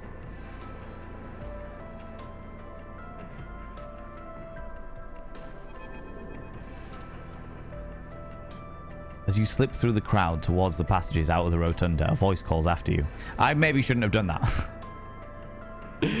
I maybe shouldn't have done that, but there's some adverts on people, and I don't want people to miss this, so I'm gonna take a moment to have a chat with you. How are we finding this? This is intriguing to me. This is a really, really interesting game because it's exactly like you say. It smacks of old school TTRPGs, old school TTRPGs, and almost a little bit like the old novels, you know, the ones that are like pick your own journey novels. The if you would like to go down this same turn to page. Say again. Fighting Fantasy. Was that the brand or the style of novel? That was the brand, the Fighting Fantasy novels. Yeah. Choose Your Own Adventures. That's the one, Links. Yeah. Chunks just got home and he used to play them on stream once upon a time. He did. Yeah, these Fighting Fantasy novels where he'd read the story and then get the chat to choose where they went next, which is always very interesting. But yeah, it screams that. Warlock of Firetop Mountain, etc. Yeah, exactly, Wild Hunting. Exactly. It is really interesting. I haven't played a game like this in a really, really, really long time. It's almost like sort of like visual novel-esque. Almost. In the regards, but like an interactive visual novel. Or would that just be an interactive novel? I'm not sure. I've played a few of those. Normally in not safe for work stuff. Doing the questionable gaming, but the questionable game emporium. But yeah, I'm really intrigued by it. It is an interesting one, and I have to say, for a game that is just a space station so far, anyway, it is a fascinating. There's a fascinating amount of atmosphere that I'm already feeling. You know, Livingston. Can't remember the other author. Oh, right. Yeah. I don't actually know the Fighting Fantasy books. I had one years and years and years ago. I had one Choose Your Own Adventure book. All right. And it was quite a thick Choose Your Own Adventure book. And you read the first section and you got to a thing and it was like fight the orc or go down the corridor. I remember it quite clearly. It said fight the orc or go down the corridor. And it was like fight the orc, turn to page 92. Go down the corridor, turn to page 8. Okay? If you fought the orc, then you died. And that was the end of the story. If you went down the corridor, you reached a dead end and had to turn back to go fight the orc. It was the shittest thing I have ever seen. And the rest of the book was full of adventure.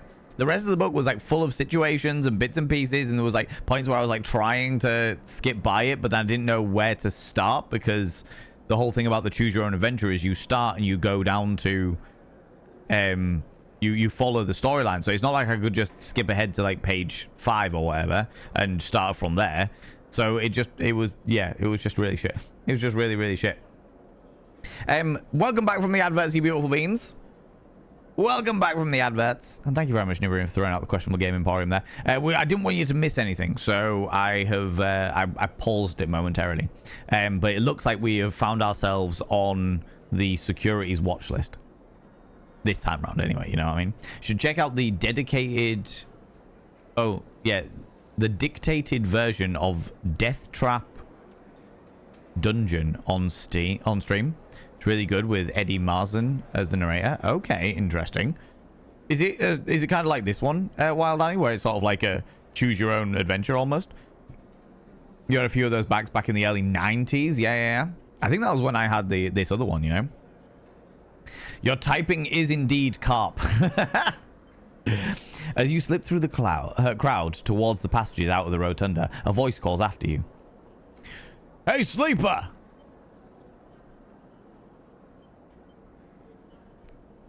Turn around. You see the Havenage security guard tag flashing, bearing down on you at speed, his hand on his hip. Run. You break into a run, bursting through the crowd into an open tunnel. As you do, you see a flash reflected in the metal. The impact knocks you onto the cold floor. You roll, dazed and in pain, scratching at the metal. When you turn onto your back, the Havenage guard stands over you, a compact black weapon in his hand.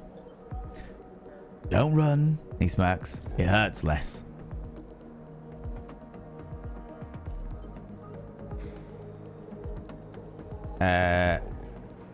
We got caught. Whoops.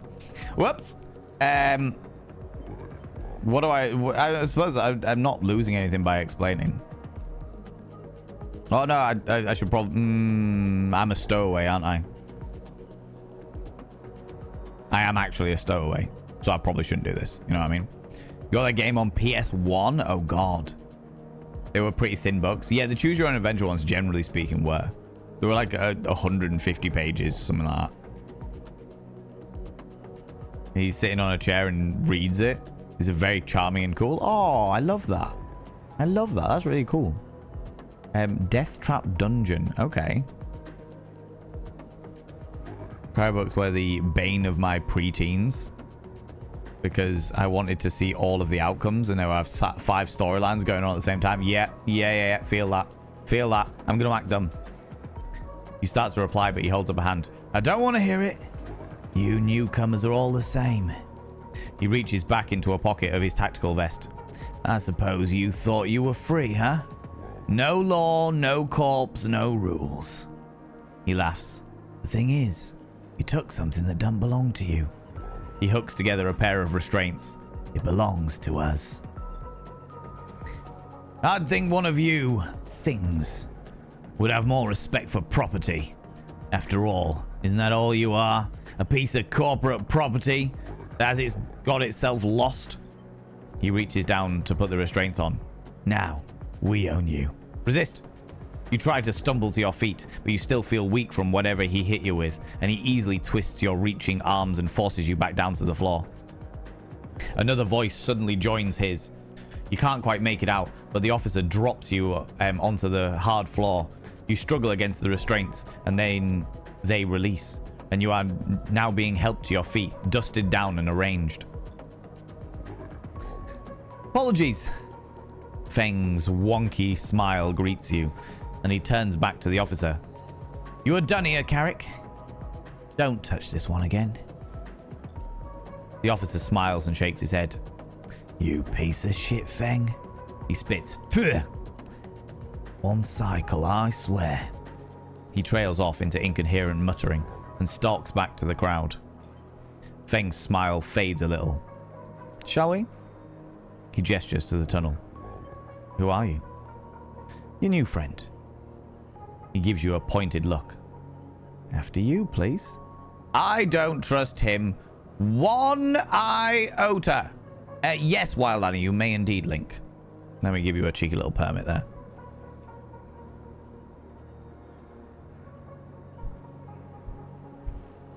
Go for it.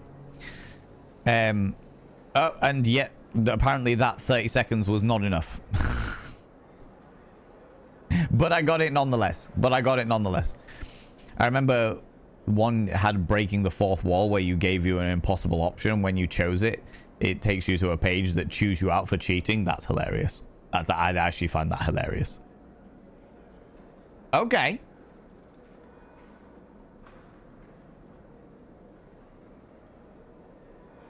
All right, cool. I will add that to... Actually, you know what? I'll add that to my wish list. And I will look that up properly after stream. Thank you very much, Wild Annie. Appreciate that. I don't trust this guy at all. Nobody saves you for anything. You walk together out of the bright rotunda into the flickering light of the tunnel. You good? Security's jurisdiction here is a little fuzzy, but they will protect their property with a certain zeal. I'm good. I'm playing it on the down low. I'm good. Glad to hear it. Believe it or not, we don't make a habit of roughing up newcomers. We? He nudges you to turn at a junction. Havenage! We are all one dysfunctional family. Feng puts an arm around you. I'm not part of the security branch, though, so don't worry. I'm with systems. Systems? Everything the eye runs on. He runs a hand along the passage wall. This place is a ruin, but systems keeps it spinning somehow. At least we try to. He stops you in a quiet passage. Look, that's not what I'm here to discuss. I saw you lift those plans. And, well, I know a little about you sleepers. I have a proposition for you. He glances around. But this is not the place for it. I have an office just across the way. Give me a cycle or two to prepare. Then, when you are settled, stop by. He lowers his voice and gives you a dark look. In truth, I need you. If what they say is true about you sleepers, well, there's work to be done. Sounds interesting. He pats you on the back, his voice bright and his dark look gone. Stay clean, sleeper. I won't always be watching.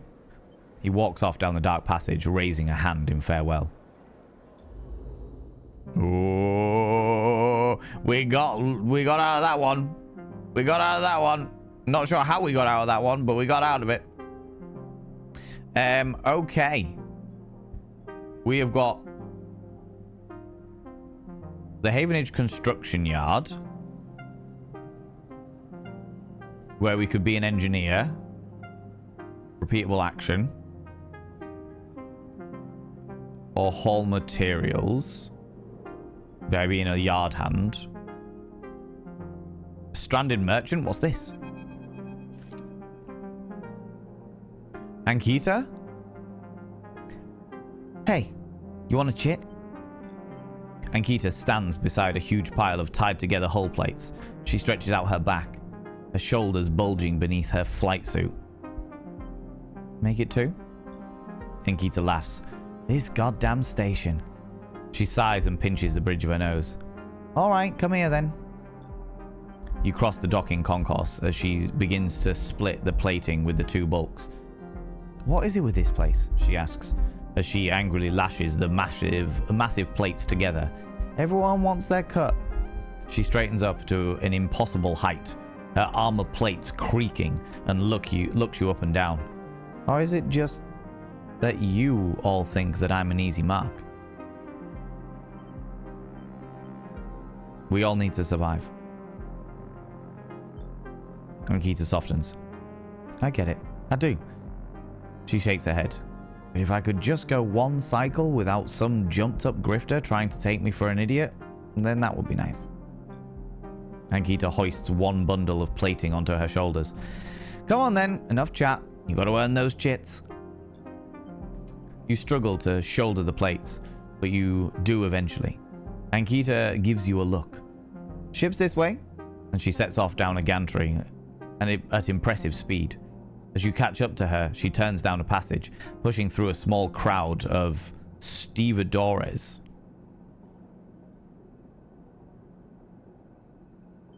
Why are you doing this to yourself? Why are you doing this yourself?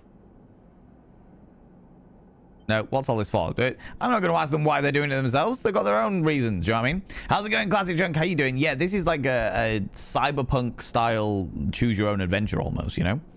What's all this for? Oh, this? She nods at the plates on her back. I'm building a treehouse. She gives you another of her looks. It's for the ambergris. That cutter you might have. That cutter you might have seen sitting silent out there. She rapidly turns another corner as you trail behind. She got cut up pretty bad on our last job, and I had to moor her up here for a spell. But since then, it's only gotten worse. Someone's got in and sliced the core from our ship mind, so now she's gone dark. She shifts the panels onto her shoulder. The upshot is that I'm short one ship mind with a ton of repairs to do. And the rest of the crew signed off the moment they got wind that I'd been stranded. So yeah, it's been a time. Anything I can do to help? You know? Got a ship mind tucked away in that frame of yours? For a moment, you aren't sure that she's serious. Ankita swings the plates from her back, almost knocking you over in the process. This is me. She hauls the second bundle off your shoulder. You're the first person I've met who might actually be considered helpful. She pauses, chewing her bottom lip.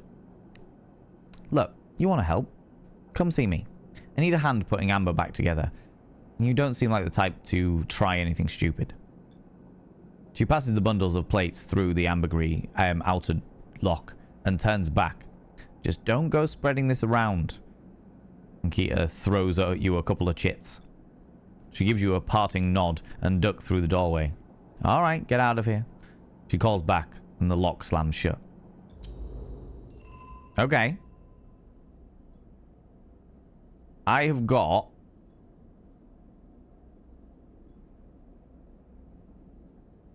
There's the sealed dock. How's it going?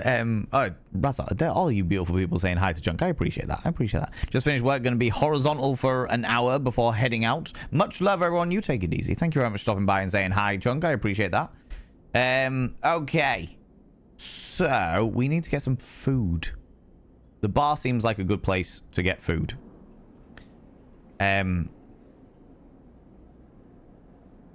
Buy rations. Okay, repeatable action.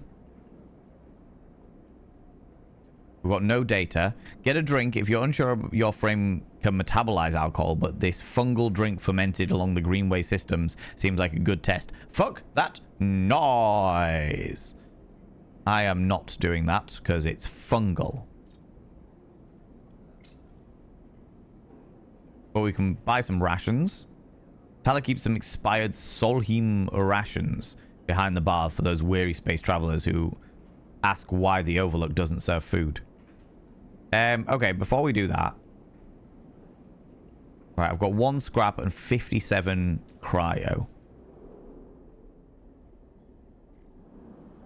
The bustling market.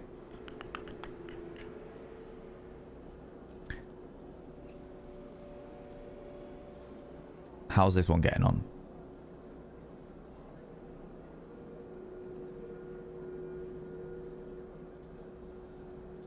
If I track that one, does it...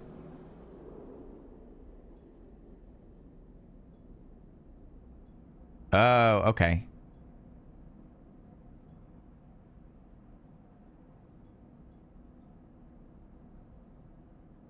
That tells me where I need to go to find the doctor.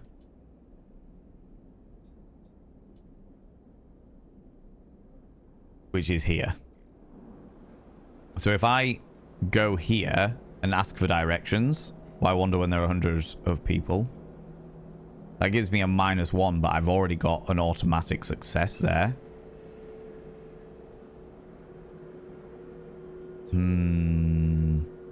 If I explore the market...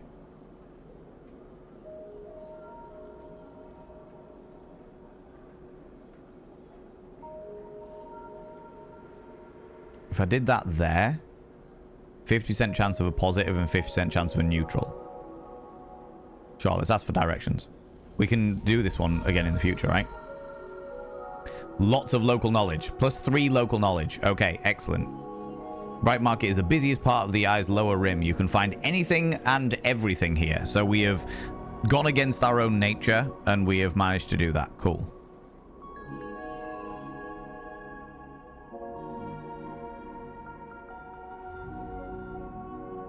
And we have found, in the process of this, a street food vendor. Can we buy some food?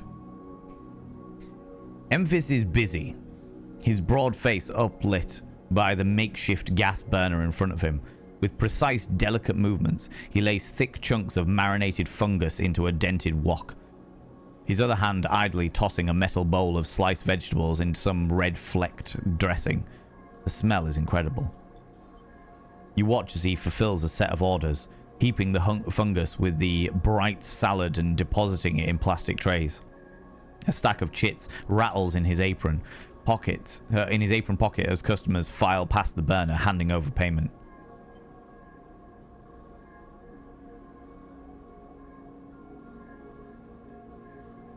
Watch. Approach. You join the queue. It's mostly made of off-duty salvagers, vac suits unzipped and rolled down to expose stained vests, grubby mods, and a lattice of scars and tattoos. They discuss the best food on the eye, the best drinks. Comparing notes of Bright Market dives, their words cut through with heavy spacer slang. Eventually it's your turn, and you shuffle down to the front. Emphis speaks in a deep, even tone without looking up. First try is free. Thank him. The smell is almost unbearably strong as he cooks. The earthiness of the fungus, laced with something so spicy, the smoke makes his eyes water. The heat from the burner is like a bonfire, and your skin hardens in its glare. You know the dented wok has some serious wok? How you doing? Oh my god. Right? You there? What, because of the dented wok?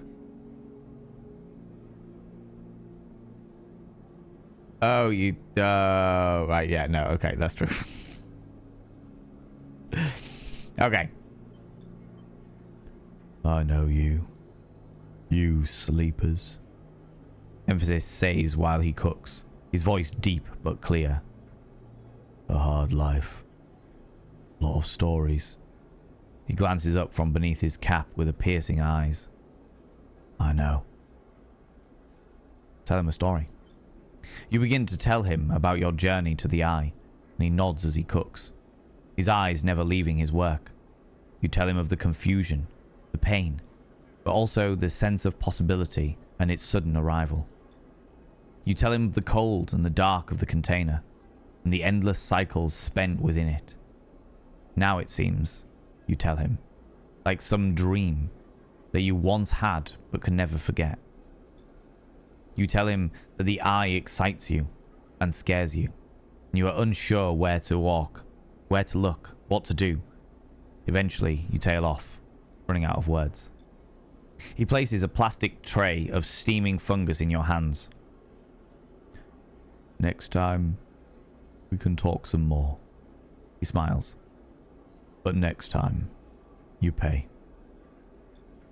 He slams a heavy hand against a button on the burner side and it shuts off. The roar of the flame and its impressive heat fades.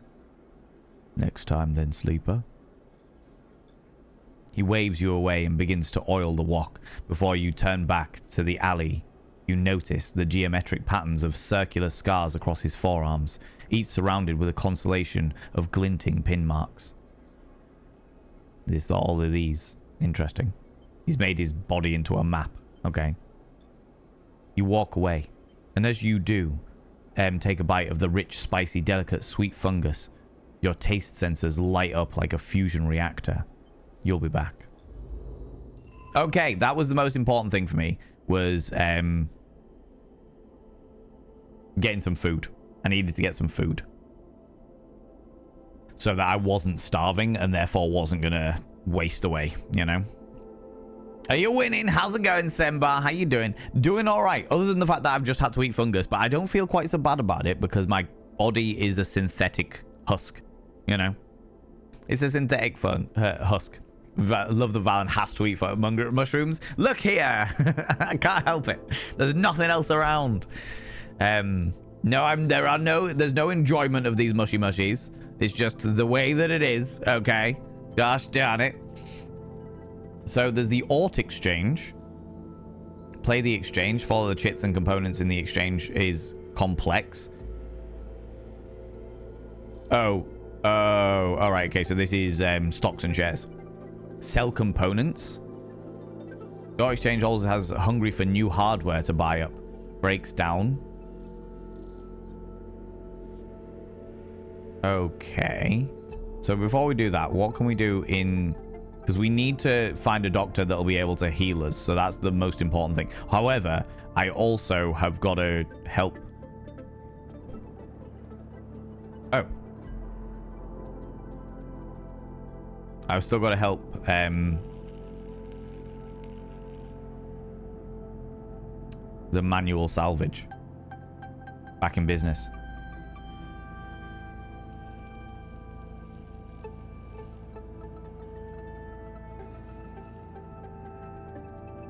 Huh.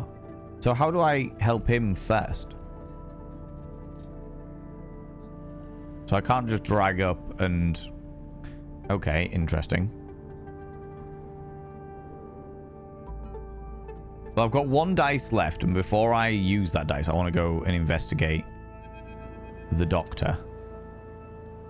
The Hablock, as it were, you know? Sounds like it's extremely spicy and soft mushrooms. I think you'll be fine. You won't be able to taste them. Yeah, but it's the texture. If I can't taste them, it's always the texture, you know? Enough chilies fixes everything. Sauteed, not soft. I was about to say, soft mushroom sounds pretty vile. Woodier mushrooms are really good in warm salads. Marinated over rice. They're still mushrooms. They're still evil. Evil. Love grilled enoki. From the street grills in China where I live there. Oh, no. Next comes the call from the enforcer at the door. You shuffle down the flickering hallway towards the open apartment door. You keep your head down and your shoulders high in the queue, trying not to bring any attention to yourself. You were thankful for the tip-off that the doctor was operating out of this place.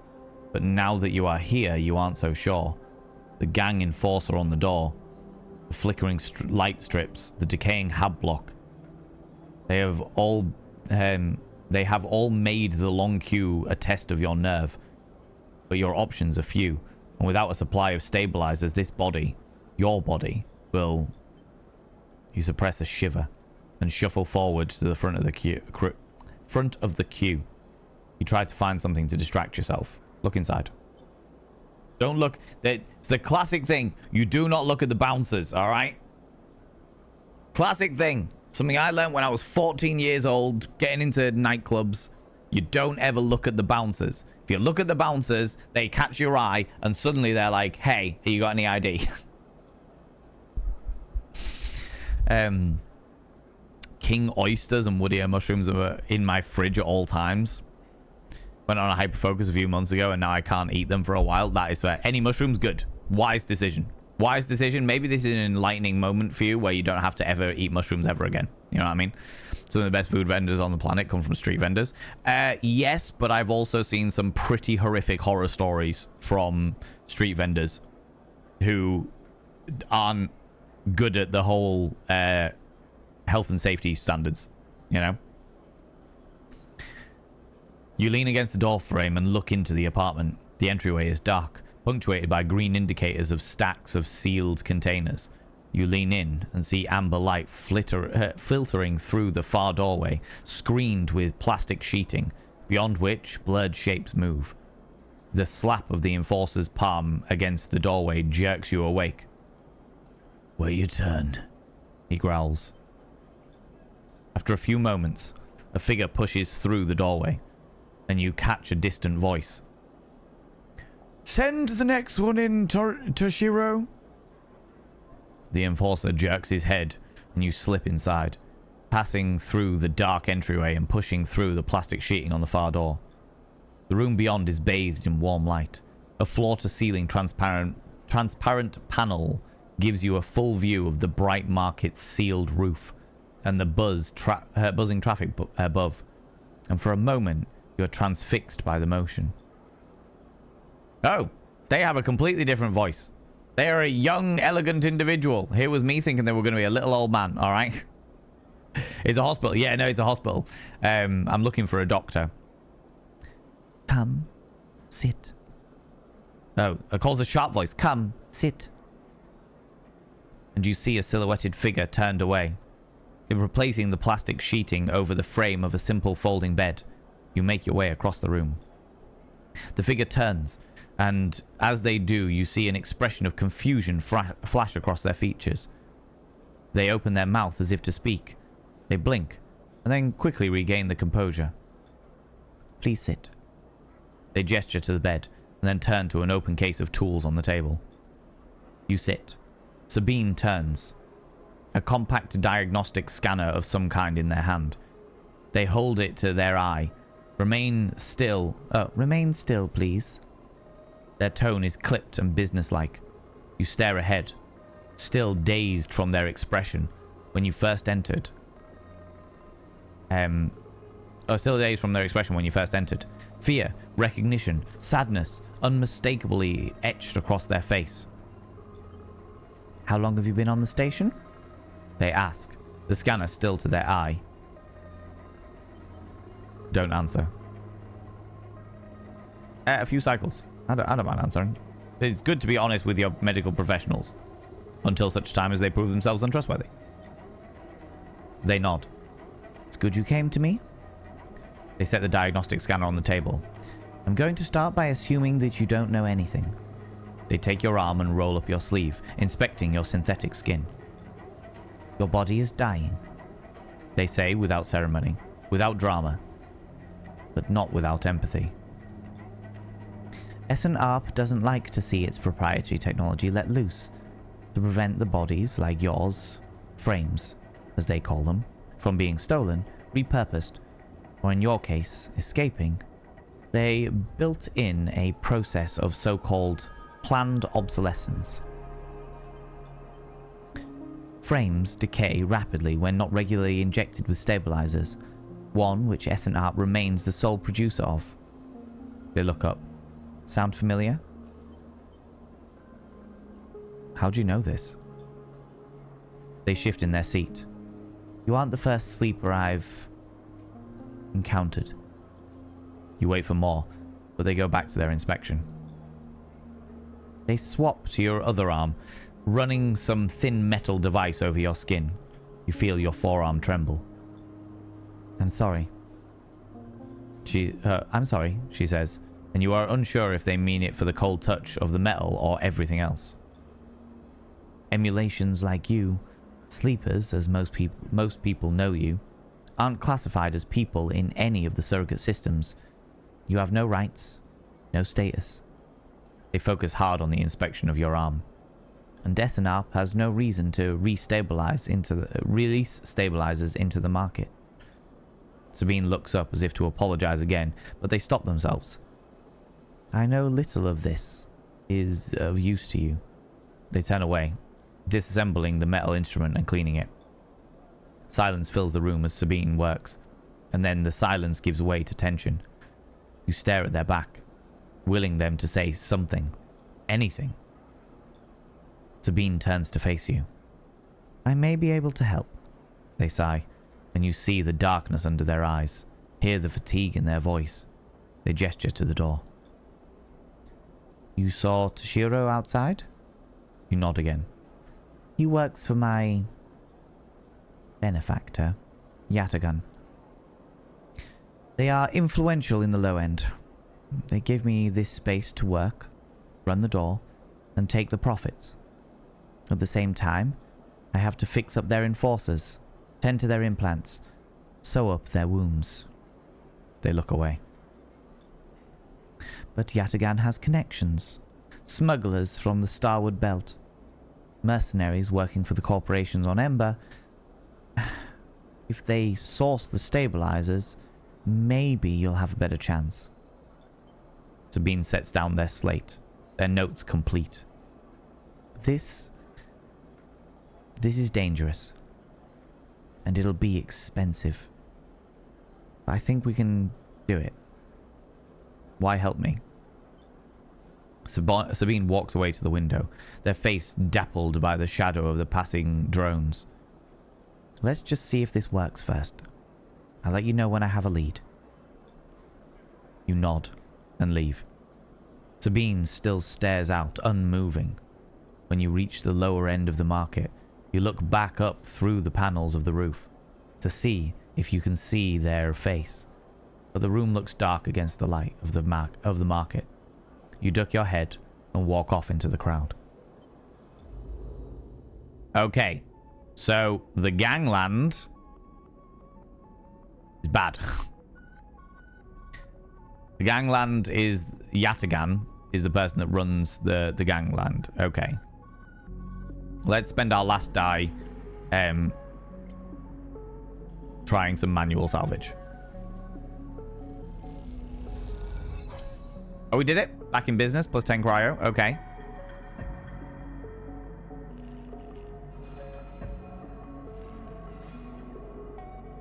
And then we've run out of die.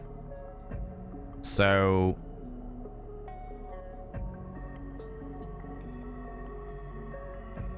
we will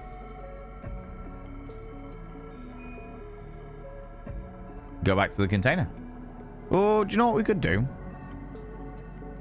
Before we do that, because we can't do any other actions because we run out of die, but we could go and get a drink in the bar. 6 cryo. We've got 67 cryo currently.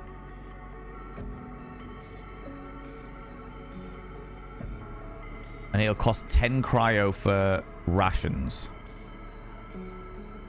I don't know whether rations will... I don't know if rations will... Well, I'll tell you what. Let's do an experiment.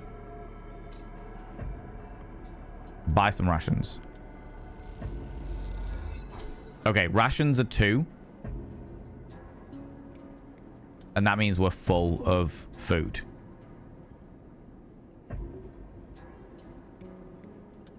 Cool. But they reduce 2 per day anyway. So, actually... that's probably not a bad thing. Shipyard is just... okay. That's just work. The ambergris... Oh, I need a skill upgrade for that? Okay, cool. But I can repair the hull, but it's risky. That doesn't do anything yet. The sealed dock. Oh, right. So there's a dock that I can unseal. There's the stock exchange and the low-end gate. Okay, cool. We're learning. I have no upgrade points yet, but I might get one when I sleep. End cycle. Okay. Interesting.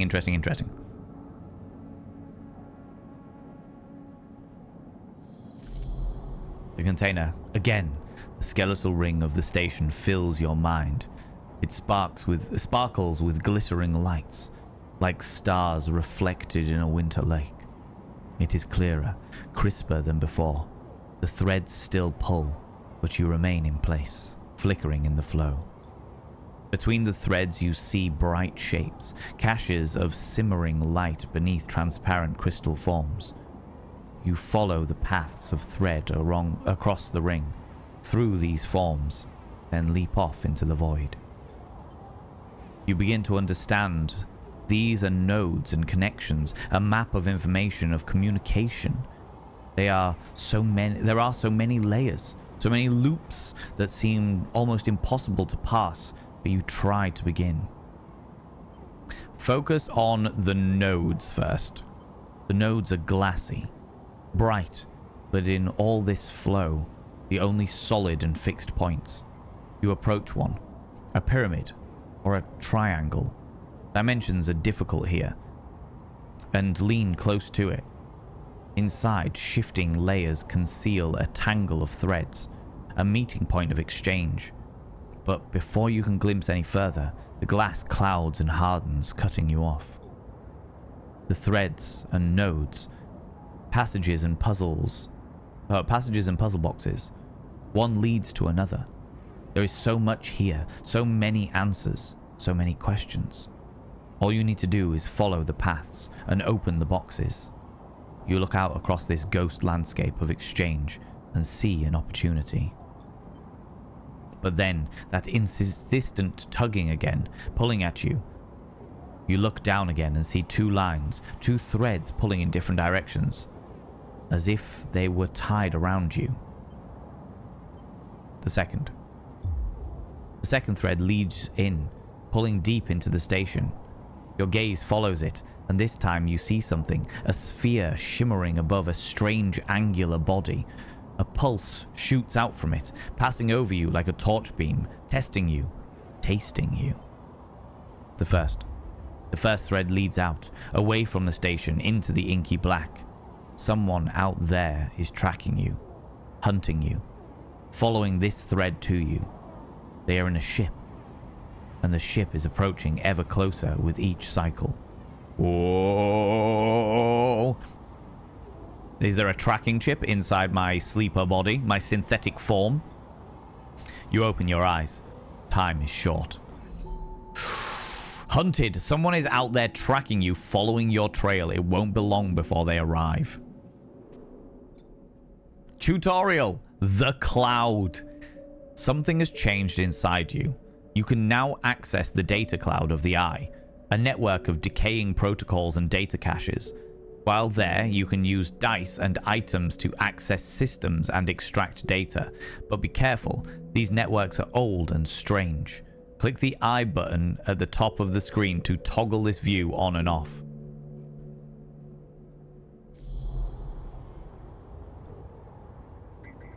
Oh, this is cool. This is very cool.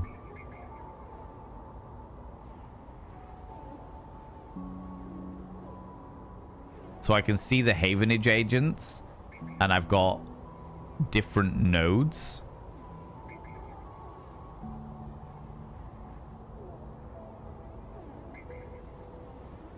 Solheim Gate 7.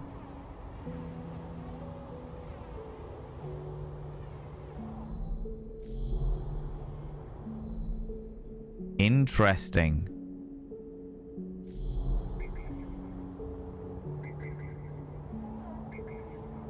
So if I click on that, what does that do? This gate conceals a network of systems which have been untouched since the Solheim collapse. What's this then?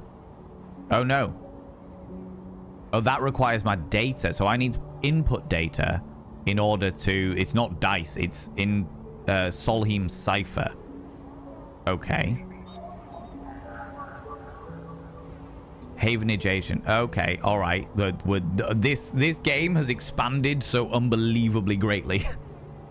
Data actions allow you to extract data from the networks of the Eye. They work like dice action, but in order to unlock them, you must match your dice to the one displayed on the right of the action. If you have a +1 or a +2 modifier in the interface skill, you'll be given more possible dice to match. You can use any dice that match the display. Unlock the data, and the data can be extracted. So that's a 2. I don't have a 2. The key nodes are the same. That's a 1. Lone connection feeds this isolated node. It lasts its last access timestamp was 1,000 cycles ago. Okay, bypass it. And extract the data.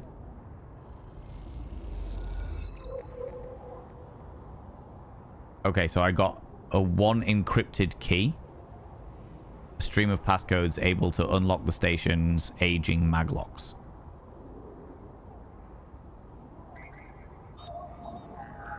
We've got 2 2s. 3 2s.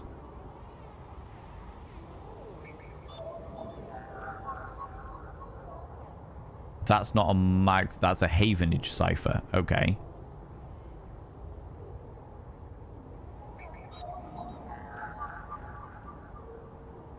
Three 2s and a 3.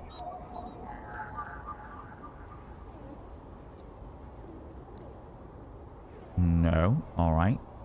3 2s, a 3 and a 1. And I can't go any further than that. Okay, interesting.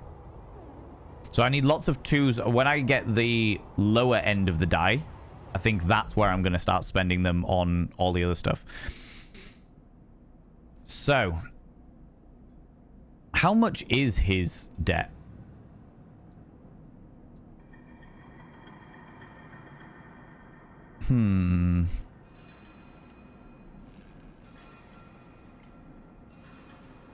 If I did that,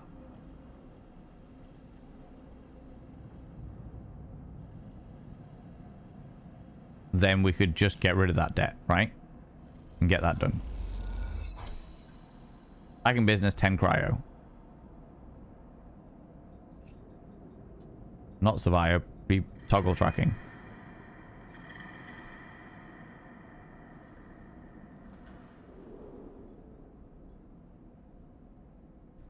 Okay, so now we've done that, we can go to Dragos.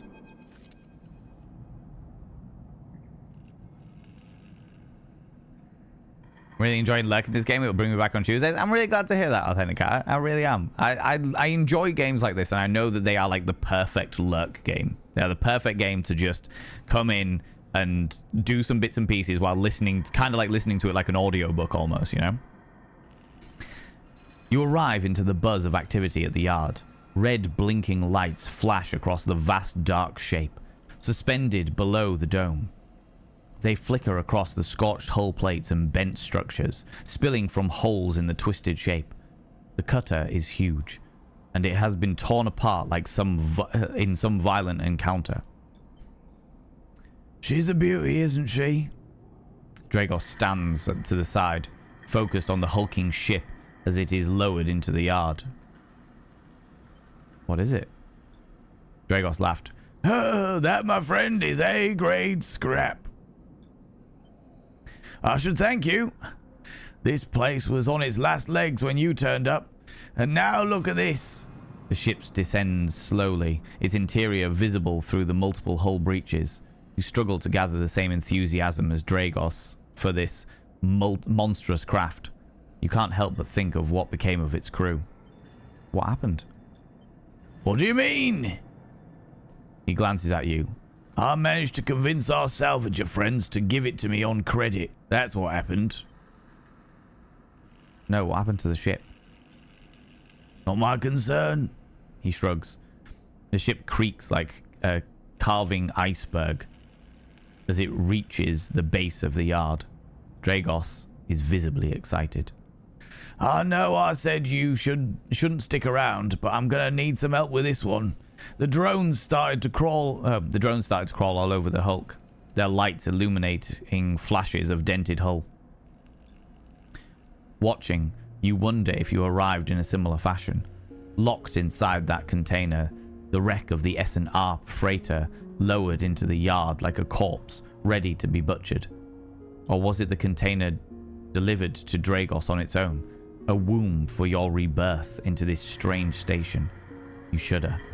Perhaps if you could learn something about this ship, you might be able to trace the path that led you to this yard. Dragos squeezes your shoulder. After these past cycles, I think we are up to it. What do you think?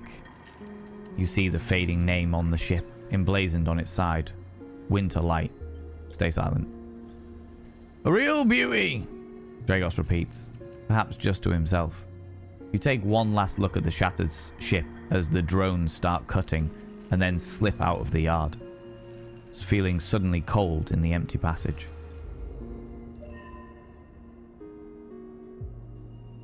Okay, I got an upgrade point. Way! Right, Van, I saw a book in my dad's bookcase that I thought you might enjoy the idea of. It's an erotic storybook, but it has a few features. You can start on both sides of the book and read it. One side is called Exploring for Him, and the other is Exploring for Her. The old book has to be forgiven of the wording. 2, it is written to make your own adventure.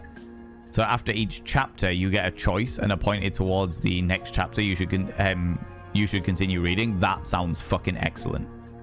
That sounds excellent. I have seen a book similar, not an erotic story though. It was more like sex education book by an author called Anne Hooper, where it was like tips and tricks for him and tips and tricks for her. It was written in the 90s, so it was very much the binary of the genders.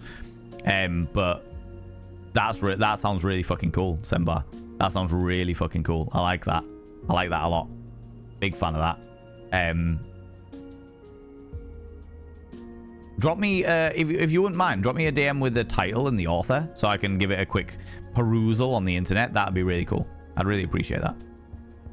Like, one chapter is about being under a city and all the streets have a one-way glass, so you're just voyeuring. I love this. Oh, that's really cool.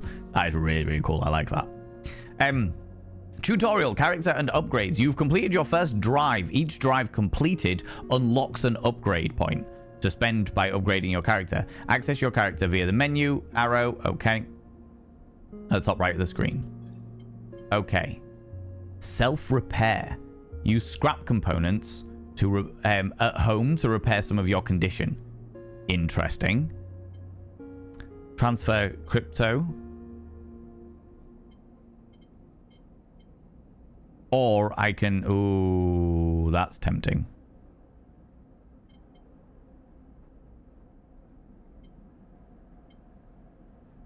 +2. Oh. No?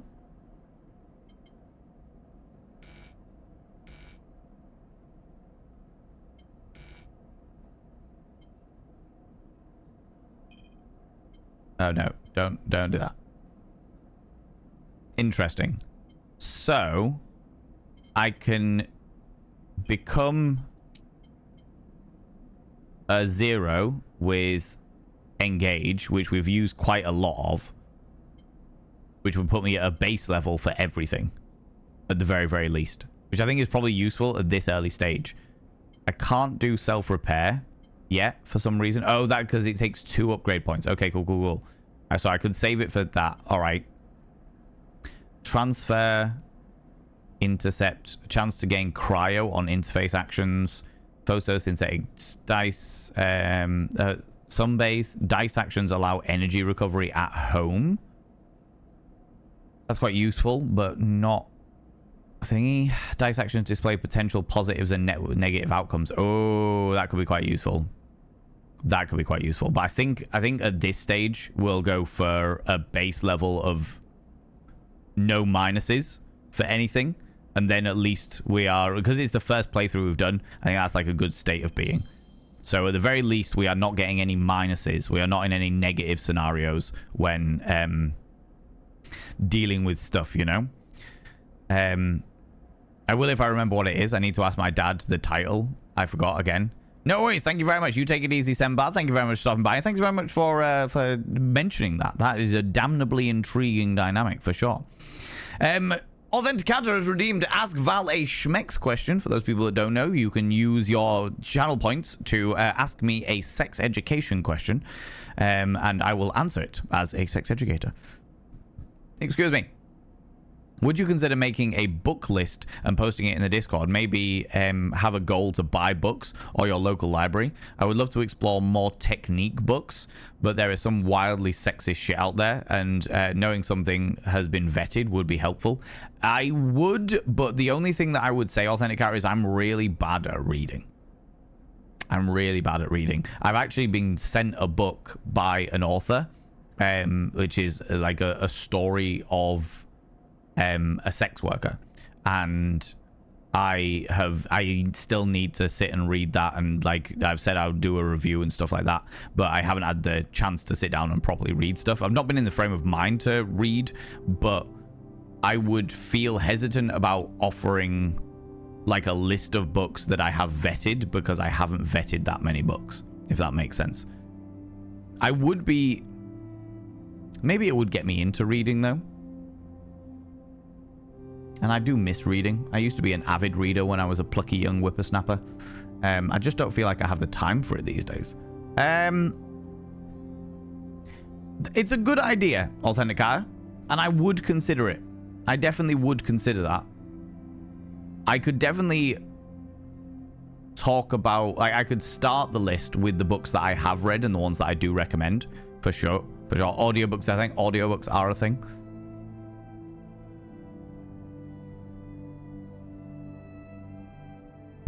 Yeah, interesting. I read so much more before joining Twitch. To be fair, it's not even like watching streams that call, because I'll put a stream on and I have it on in the background that stops me from reading. It's the fact that I just end up so busy trying to keep everything going.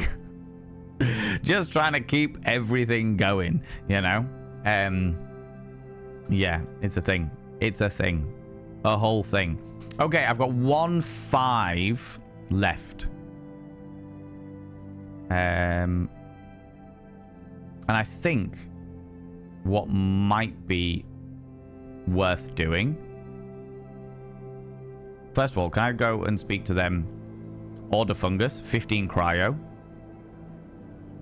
Emphis spice fungus is one of the few things potent enough to stimulate your limited taste sensors. It's incredible stuff.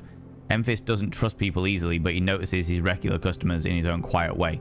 So if I did that, that would up my hunger, up my thingy level, which would be good.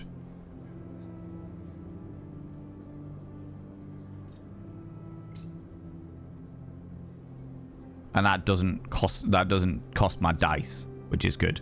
And one of my missions is to learn more about ambergris. Learn more about Emphis. Okay, so it's going to cost me 4 meals to learn more about Emphis. Right, okay. Now, I don't need any more meals at the moment, so that's that covered.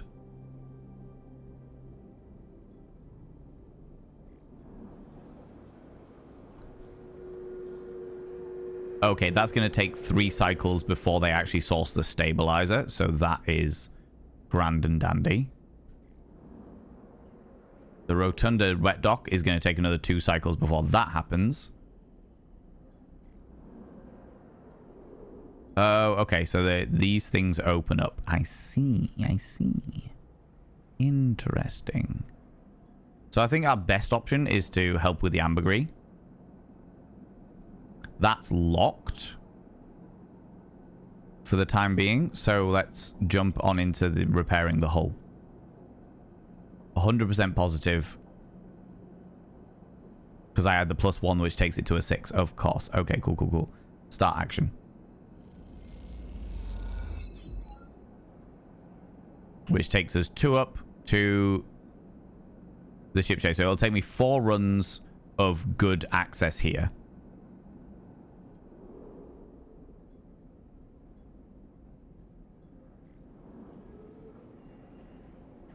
I could get a drink.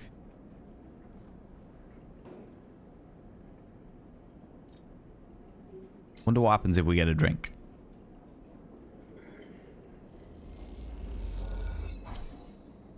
Energy. Oh. Overlook regular. Mossy tones and aniseed sharpness. Right. I don't want to do any more than that, I think, because I'm conscious of the fact that whatever the synthetic shit is that I'm going to need to buy is going to be expensive. So I want to be careful I don't do that, you know? Okay, end the cycle.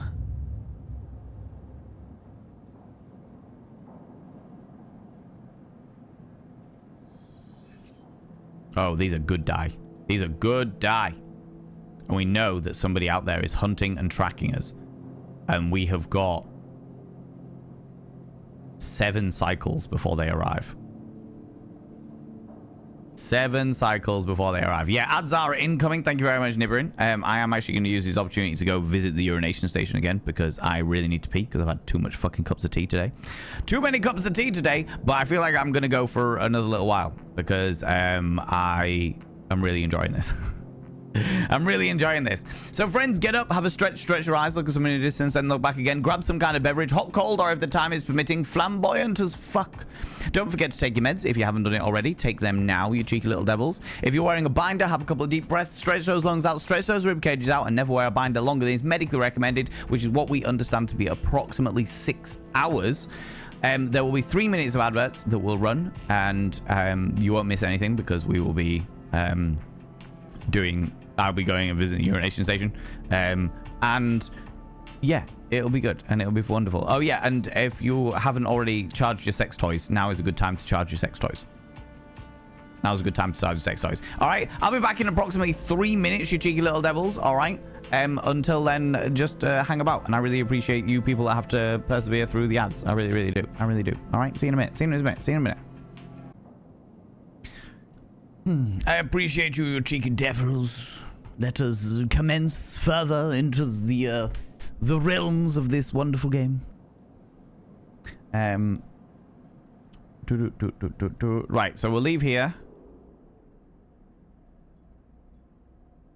We have got lots of very good die, but none of the ones that we need.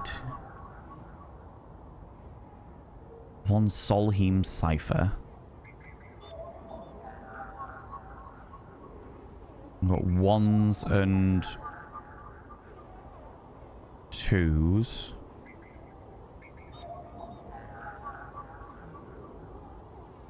They don't change either, which is extremely frustrating. How's it going, Zabadian? How you doing?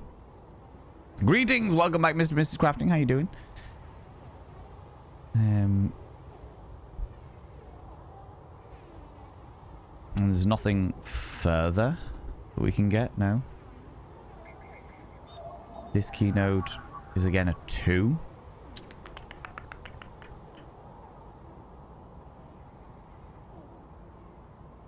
Study the Winterlight.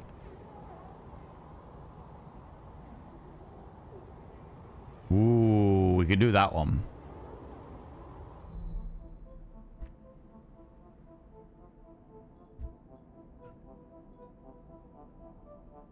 You're having an excellent day. We love to hear it. Love to hear it.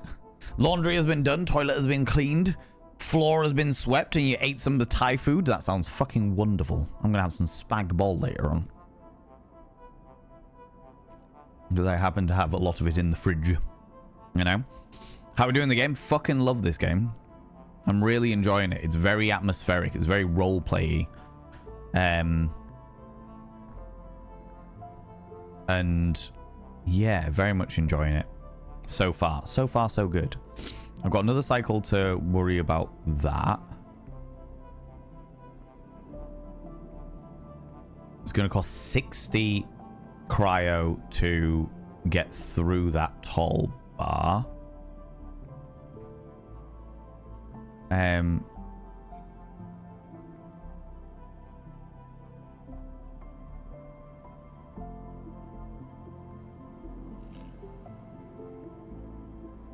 Yard clearance.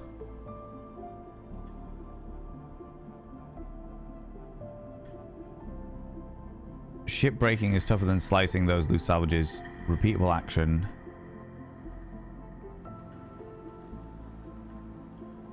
A forensic trawl.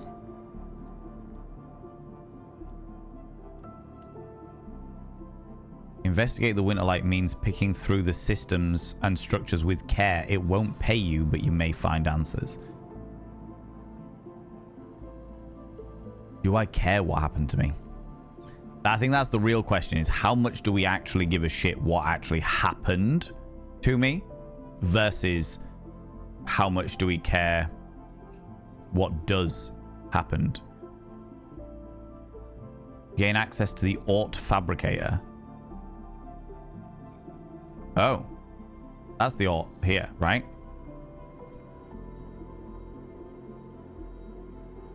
Trusted Trader. Flow of chits and components in exchange is complex, but a sharp eye and some tight trades can net you a good margin. Ort exchange is always hungry. Put in one scrap component. I don't really want a scrap component. 50% positive, 50% neutral. Let's try this, see what happens. So I'm sure... leave before we do that. What was the mission? If I toggle it, that does indeed bring us that. So you've heard talk of a fabricator owned by the Ort Exchange that with that and a few fragments, you could build a ship-mined core. That's pretty awesome. That's pretty awesome. Oh, that's what we need for the Starship pilot, right? It was fun at work. We did a lot. I'm still so happy with my Venus flytrap. Oh, I love this. I love this. Start the action. Let's go. Let's do that. 12 cryo and 1 trusted trader. Oh, we've got to do it 6 times in order to get to a point. But if I do that, that can exchange. Will that lead to being a trusted trader as well? Yeah. Okay, so I got 12 cryo for the scrap, and I also gained a point in trusted trader. So if we gain loads of scrap, that will make things a little bit easier. Okay, interesting. 15 cryo for more of this. This is good. We could definitely do that. That would be all right. Learn a bit more about him.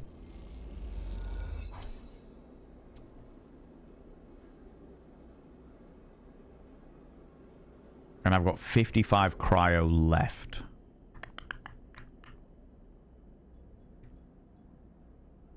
Venus flytrap is getting new flowers. That's the second time. Yeah, I remember you saying that you were really excited because you managed to get them to flower, which is actually surprisingly rare from what I understand. From what I understand. We kind of need... Drago seems incredibly nervous about your presence in the yard. You're not sure he's going to hold this nerve much longer.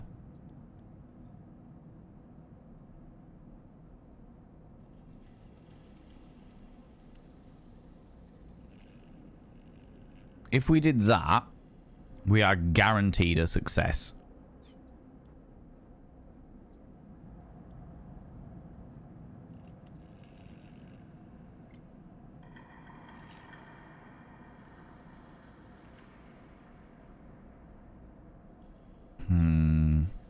If we did that, that's a +1, which would be 50% positive, 50% neutral.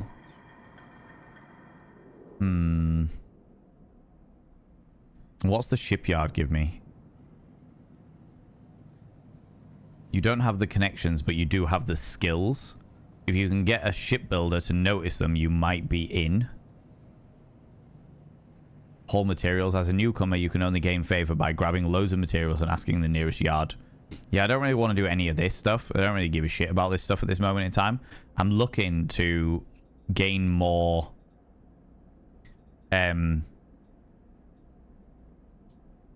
more of this stuff, really.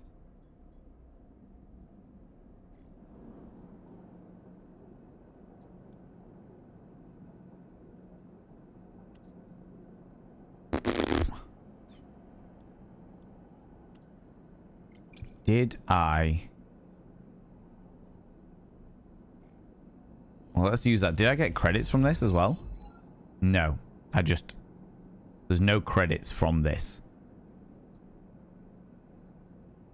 But I am helping them out. And realistically speaking, I only need credits for food and potentially that sustenance. Hit that lot as well. Mine's slowly flowering for the second time in about 18 months. That is wild. That is fucking wild. I love that. I love that. Aww. Aww. Gosh darn it. I feel like perhaps it might be good to... Let's do it. Well, you subscribed. Most kind. Kayla. Thank you very much for giving out a sub to the community there, you beautiful bean. I appreciate that. I haven't seen them say anything in chat yet, but I will inscribe their name upon the Mirror of Vane nonetheless. Nonetheless. That's very kind of you, you glorious individual.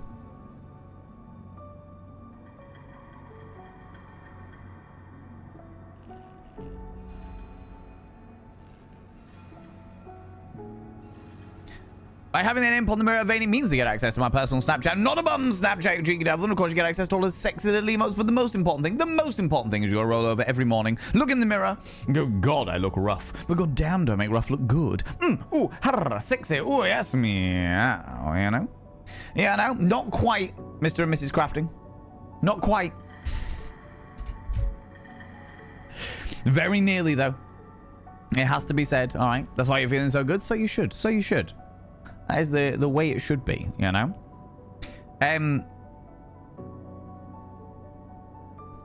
It is a mission to investigate the Winterlight. But I am aware...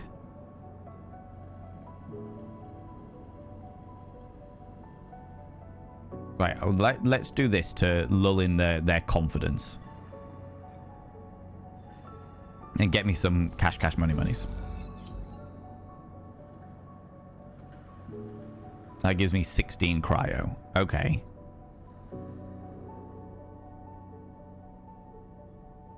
And then we'll take 6 of that cryo. Subscribed. Most kind. Creepeats! Thanks to Ateris Ptolemy for my sub gift. Creepeats, you beautiful bean. Going into your 3rd month of your 3-month gift sub there, you beautiful individual. I shall now inscribe your name upon the Mirror of Vane. Yeah.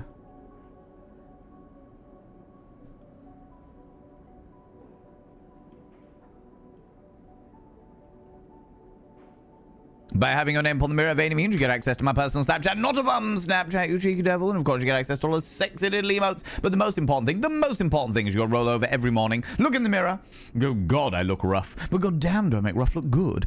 Ooh, harra, sexy. Ooh, yes, meow, you know? Yeah, no, you cheeky little devil, you. Can I get a shout out for Creepeats, please? I would very, very much appreciate it. But my name on your Vane... I mean, what? Wait, what? What? Huh? What? What are you saying? What? Gosh darn it, right?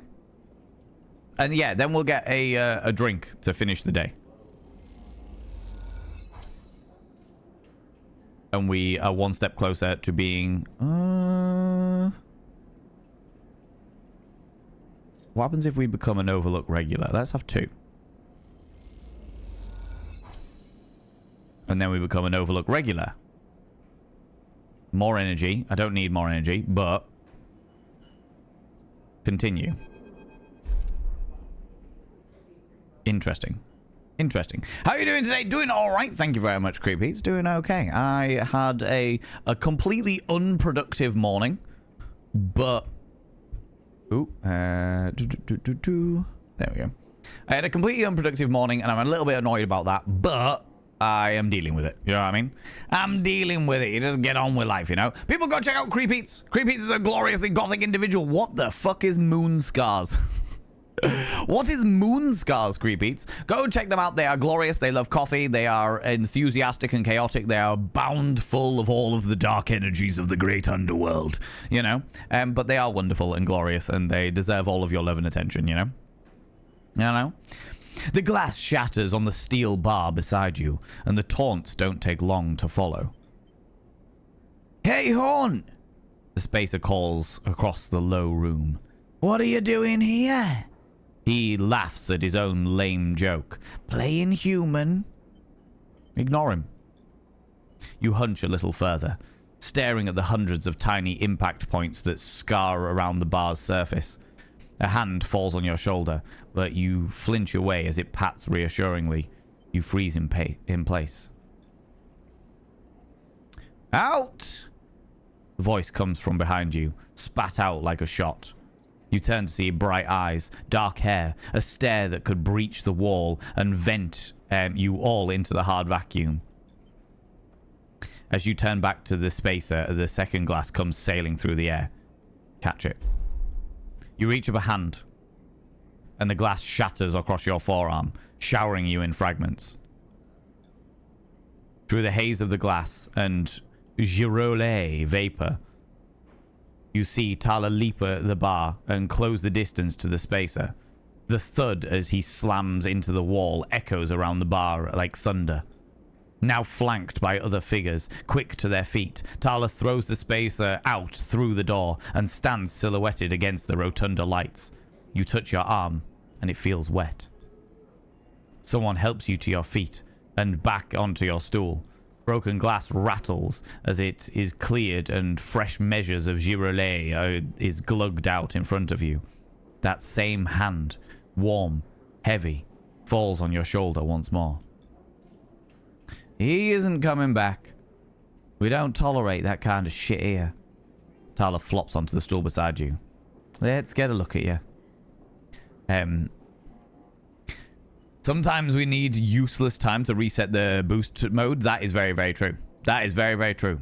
Moonscars is an eerie Metroidvania. Just to paint picture, we did a fight a boss that was an unwanted baby. Wow. Okay.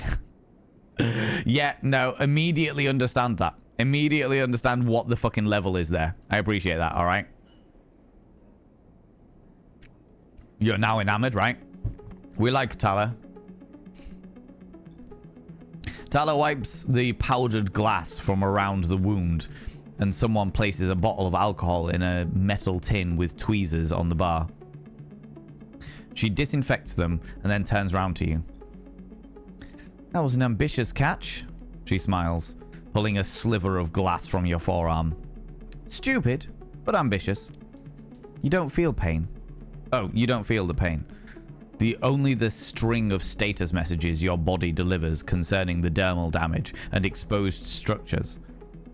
You do feel the care, though, as Tala's bright eyes search your thick synthetic skin for splinters.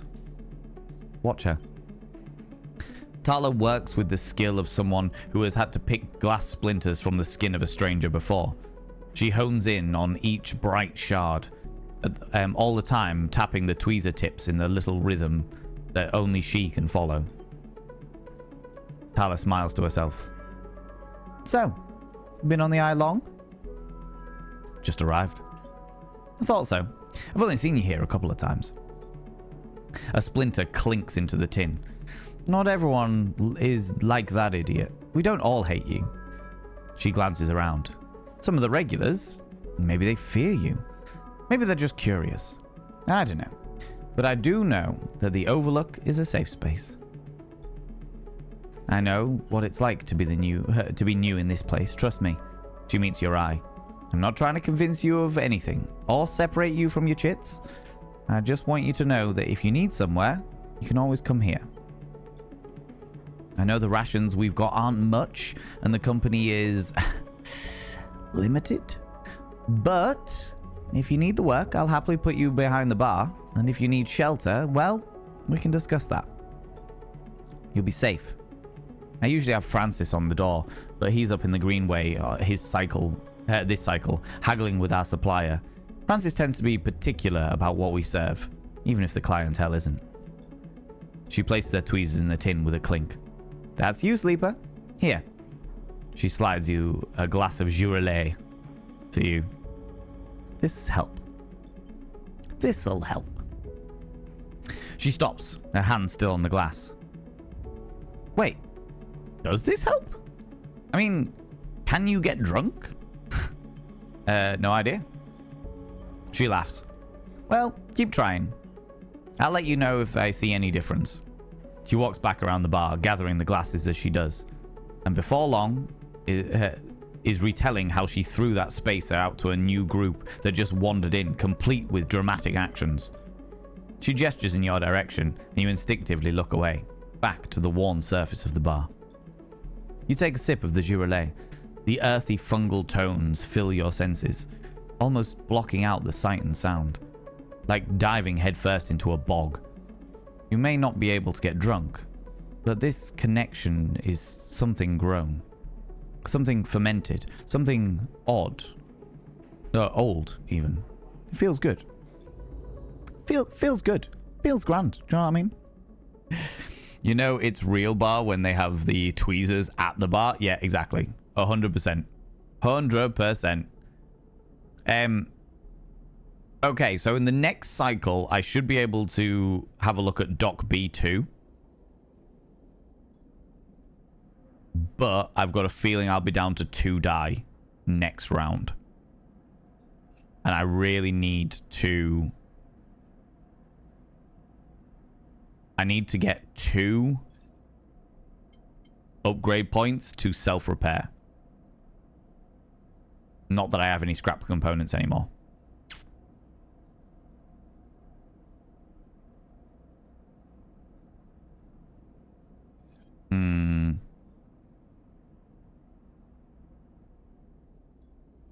Maybe it's worth...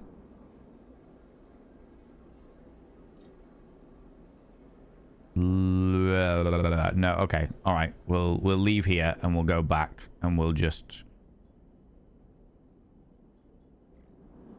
Oh no, this takes money. Oh, this takes dye. We don't have that. Empty container. Let's end the cycle. And call it there. You know? Giroulet is a real word. It's a French for the chanterelle mushrooms, which explains the fungal flavor. Oh, really? That's interesting. I just thought it looked rather French, so was like, cool, I'm going to say it as a French person. As opposed to girole. Girole. I was like, that looks like a French word. Let's pronounce it Giroulet. Okay. 446? Jesus Christ. Okay, we're doing pretty well. Doing all right. What is this? Scrap freighter, Hellion salvages. Buy some scrap for 20 crypto. Unload containers. The freight crew are eager to get their payload to the ore exchange, and they'll pay a wage to anyone willing to help them. Okay, useful.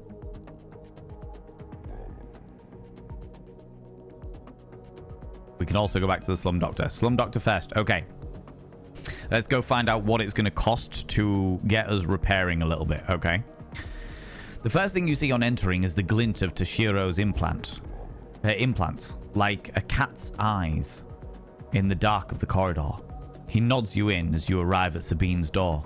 The entryway is still dark, and you push through the sheeting to the surgery. Have it. Sabine stands with a case open in front of them. A set of vials lined up inside, separated by foam inserts. They pick one up, rotating it in the warm light. I have no idea how Yatagan... They trailed off. We should treat this with caution. It looks authentic, but I have no idea if it is what it appears to be. I'm the test case? That seems to be the case. Unfortunately, I'm not sure we have another choice. They gesture for you to sit on the bed. The stabilizers work under a similar principle to an immunosuppressant in a transplant operation, in that it stops your body from rejecting the unfamiliar part of itself. In the case of your frame, the unfamiliar part is each of your biosynthetic organ groups, which over time are identified by your body as foreign materials and therefore must be eliminated. Sabine holds up a vial of the would-be stabilizers. However, Unlike immunosuppressants, the stabilizer doesn't do this by limiting your entire immune system. Like cat's arse? Exactly. Winking at you like the crack of dawn. Just popping up. Instead, it recodes your biosynthetic organs with new protein chains, which act as a passcode within your immune system. The stabilizer refreshes those passcodes, keeping your frame from rejecting all of its organs. Which means the stabilizer should be able to encode any organic or biosynthetic matter to be accepted by your immune system. They glance away. At least, if the stabilizer is genuine. The only way to know for sure is to inject the vial. They begin readying the syringe. I will start with a small dose to limit the risk. I don't have a choice. Okay, let's do it. Sabine cracks the glass neck of the stabilizer vial and uses a syringe to extract a fraction of the liquid. They tap the syringe, and you watch as if any sign might emerge from the clear liquid. You barely feel the needle, your frame registering the initial injection, but with little response. The sensation begins to spread from the site, a fizzing, trembling wave that disperses through your arm with incredible speed. Your vision goes white, and when it returns, Sabine appears encased in shards of sparking light that slowly fade into darkness as you settle back against the bed. You swim in darkness, muffled noises like an argument heard from underwater, prickling waves of cold. When you sit back up, Sabine is sitting in a chair by the window, facing away from you, backlit by the glow of their slate. Awake? What happened? The stabilizer is genuine. They sit down beside the bed. I don't know how Yataghan acquired the case of this stuff, but they did. Sabine looks troubled, distracted. You should rest some more. But you are going to have to do that somewhere else. They gesture to the door. I have other patients. Sorry. Sabine nods towards the case. I'm afraid I can't offer you any more doses. You are going to need to pay for your next dose. Silence fills the room, and they return to their glowing slate. Looking around the room, it seems different somehow, as if things have moved or shifted.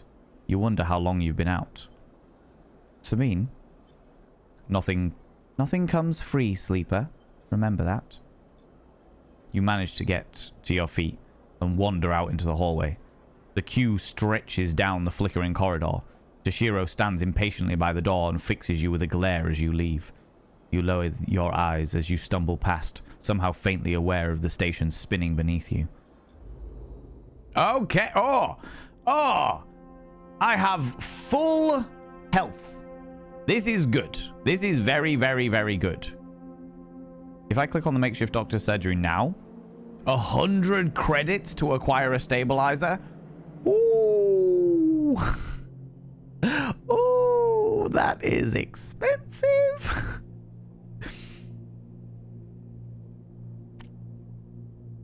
How you doing, Nauseum? How's it going? Heard this game is excellent. It's on my list to play, so I'll have to show up and like. No, I appreciate that. I appreciate the luck. I have to say, I am fucking loving it. I am very excited about where it's going. It's quite slow paced and very relaxed, but overall, actually, it's really fun. Oh, yeah, I've got to do the thing with Feng. Shit. Forgot about that. Well, let's do the story stuff first and then do all of the die stuff, you know? Just in case we need die during doing the story stuff. You have news before I go. It's mildly self-aggrandizing even, but I don't care. I can't share what the project is yet, but I submitted my last voice recording session for a game I'm working on. Huzzah, Nauseum! We love this. We love this. Big fan. Yes, yes, yes, yes. Absolutely fantastic. I hope it all goes well. I hope they take it. I hope that you end up having a wonderful, wonderful time doing all the voice work and stuff, and that the game is really successful for you. You know, I hope. I really do. I really do. Goal 1: don't get injured. Well, this is the thing, Authenticator. Every single day, our health goes down. So we have a limited finite time before we needed to go back and get another synthetic jab, as it were. But I need to start doing some of these. I have got, what's that, 6 more cycles before the hunter arrives, whoever they are. Story stuff. I'll be able to say what it is in 3 months. No worries, no worries. We will wait with bated anticipation, you know? Sleeper. Feng catches your attention as you approach the Havenage building, leaning against the bay door to the side of the entrance. You approach. Easier to come in this way? Security and all that? He gives you a look. You know. He slams a button and the bay creaks open, blinking lights in the dark behind it. You follow Feng inside. Truth be told, I don't spend much time upstairs. This is where I work. The door hisses as it closes behind you. The bay is filled with pieces of hardware, all rigged up to generators and diagnostic slates. And things you don't recognize that glow with the blue screen light.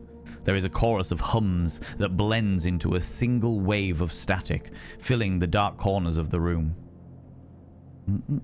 Oh, bear with me.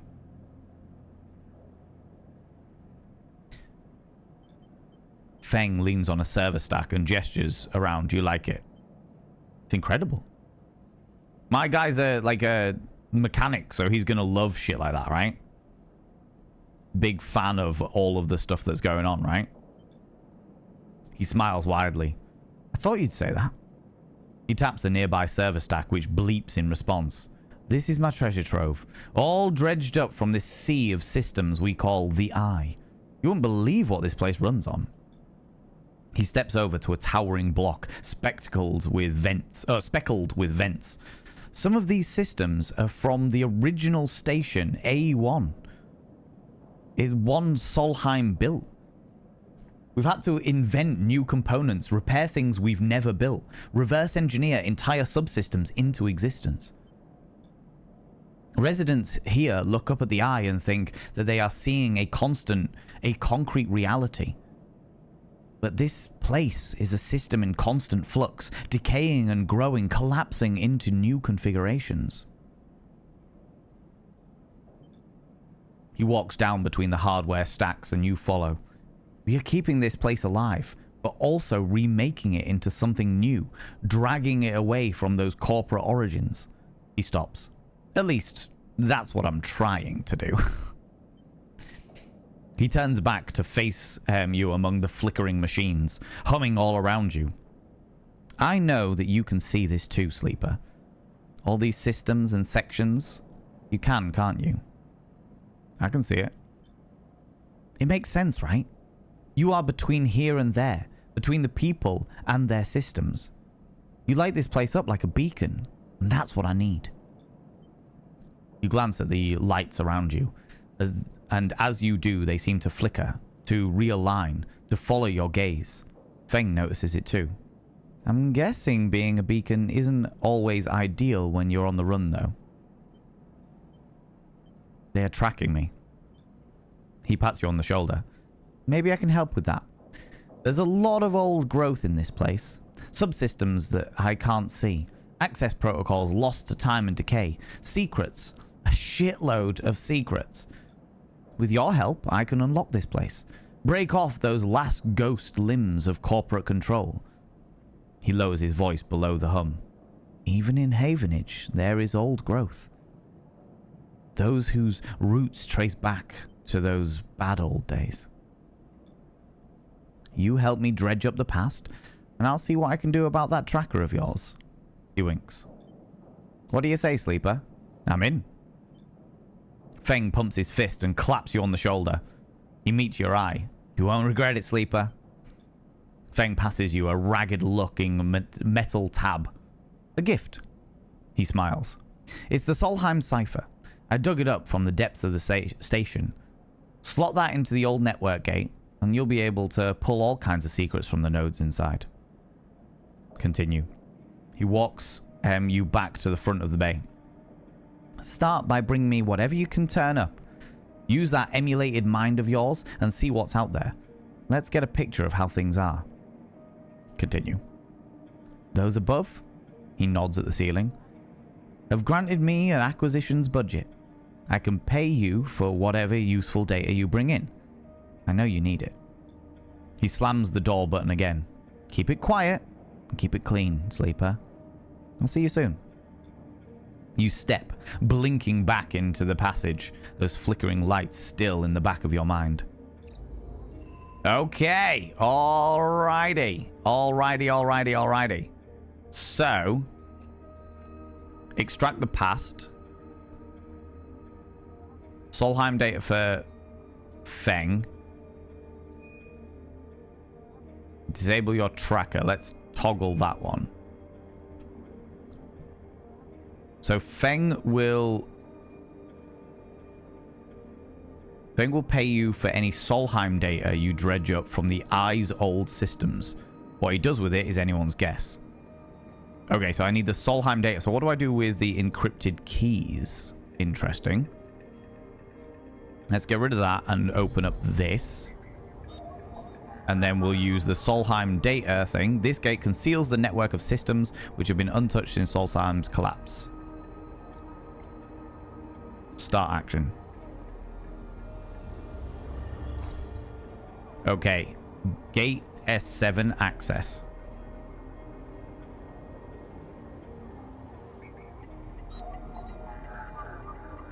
Okay. Right, so we've opened up another couple of these.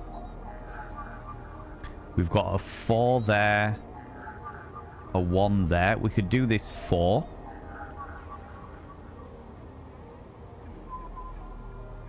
Bypass.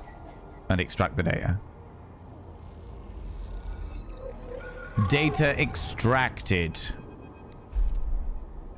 The cloud. Ooh! The cloud is actually talking to me now. This is exciting. As you drift back from the nodes, something latches onto you. A thread.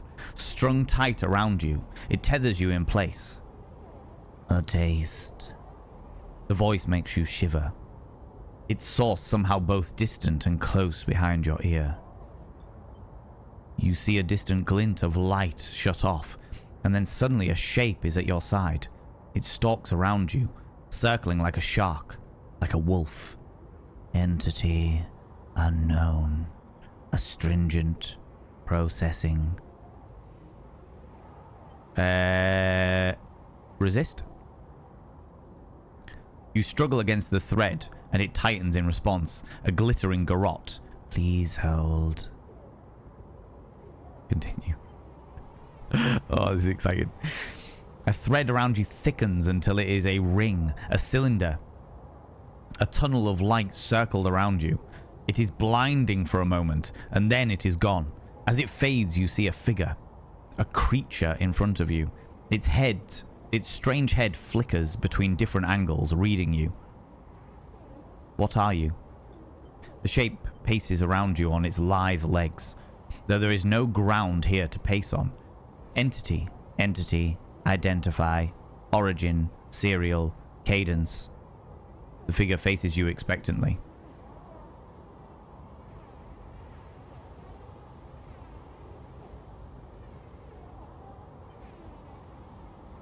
I don't understand. Sentience, questionable.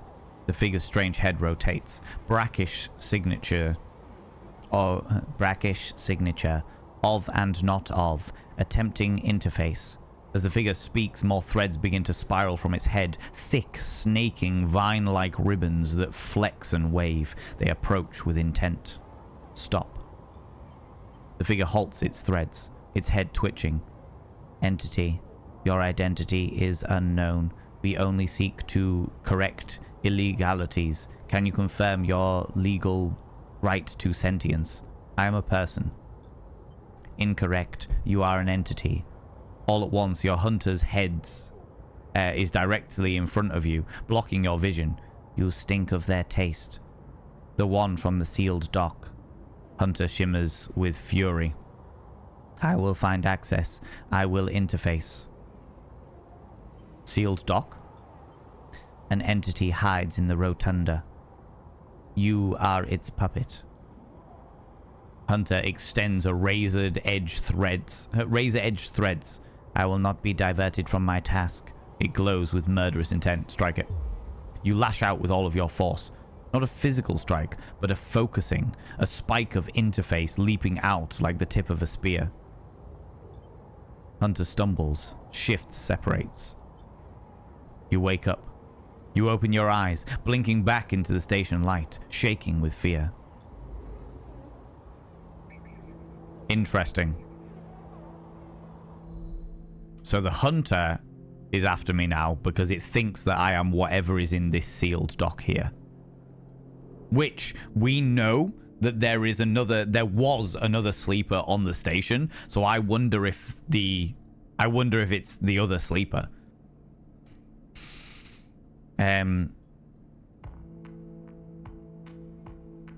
But now we should be able to go and give Solheim the data.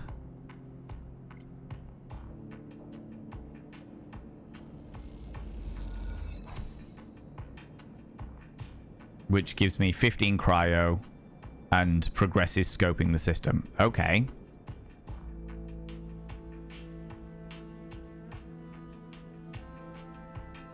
Right, we've got a 6 and a 4. Let's pop down here and order some fungus with Emphis. Because we need to do that anyway to top up our food. And that'll take us one step closer to that one. Then...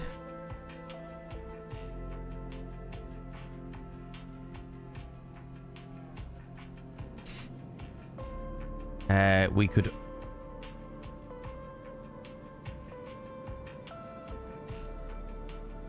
take the 6 and unload the containers. Which will give us some more chit. Was that all it gives you? It only gives you 15? That was not worth it. That was not worth that 6 at all.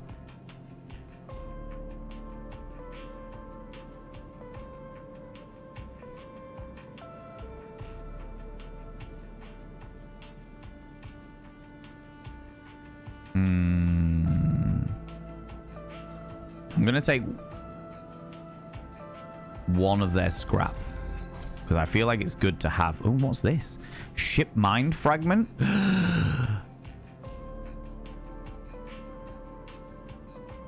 Could be reassembled with the right tools and a few more fragments. Interesting.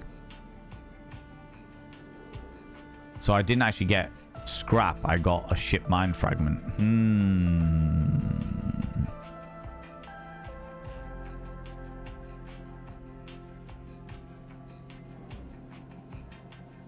And then if we take that, that takes us to a definite, but it's just whether how thing it goes. Okay, we'll do that. That's good.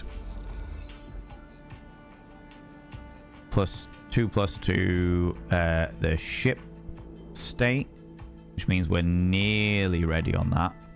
We've got 54. We'll pop in here.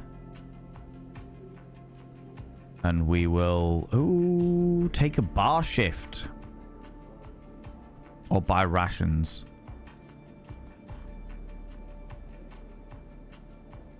And that's one of those ones that the better you do, the more money you make. Right, okay. Unlike this fucking shite over here. Okay, let's go back to here and end the cycle. Because that's all we can really do at this point.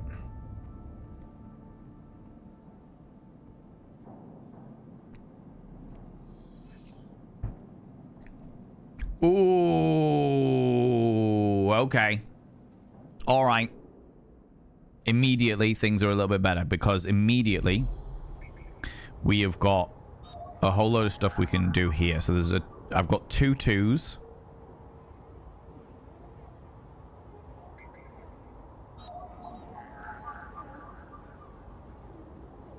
Solheim Demon attempts to protect this node. Squeaking out of protective protocols like a mantra. I really like the way they've got this like cyberspace shit going on.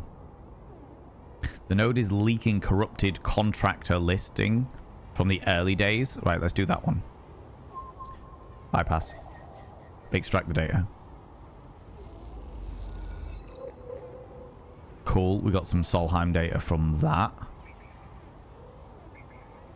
And that alerted the hunter. Ha ha ha ha. Okay, alright.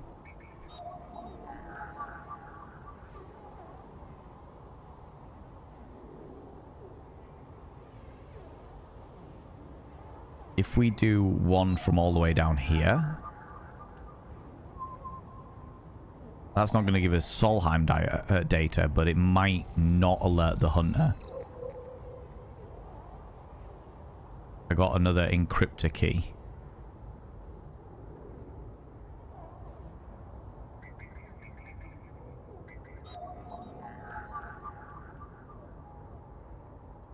Oh, I kind of wanted...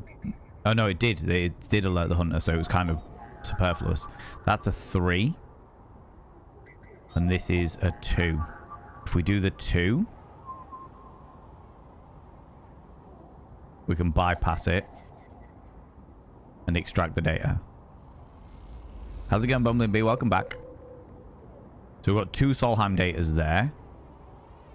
And the hunter is 3 to seeing us. Okay, cool. That's alright. Pop back to Memphis. And we'll do another one of these. Feed me Seymour. And now we are a regular customer, so Memphis might be happy with us. Cool. Sleeper. Memphis calls out to you. A booming voice. Sleeper. A booming voice that echoes through the corridor. Tell me a story. He throws a handful of chopped mushrooms into his wok. The fire leaping up to meet the oil.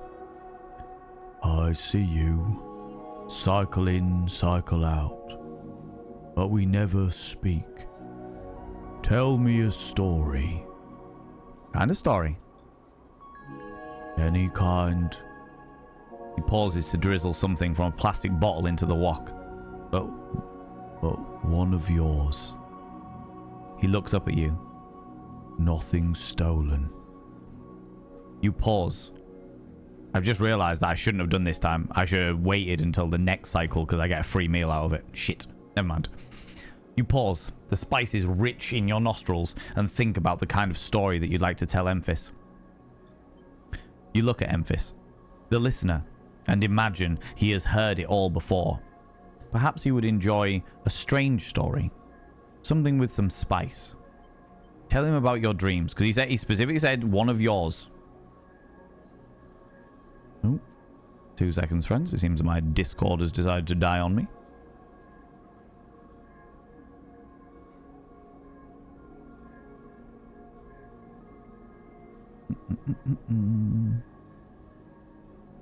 Let's tell him about your dreams. All the sleepers, you tell Memphis, had had dreams.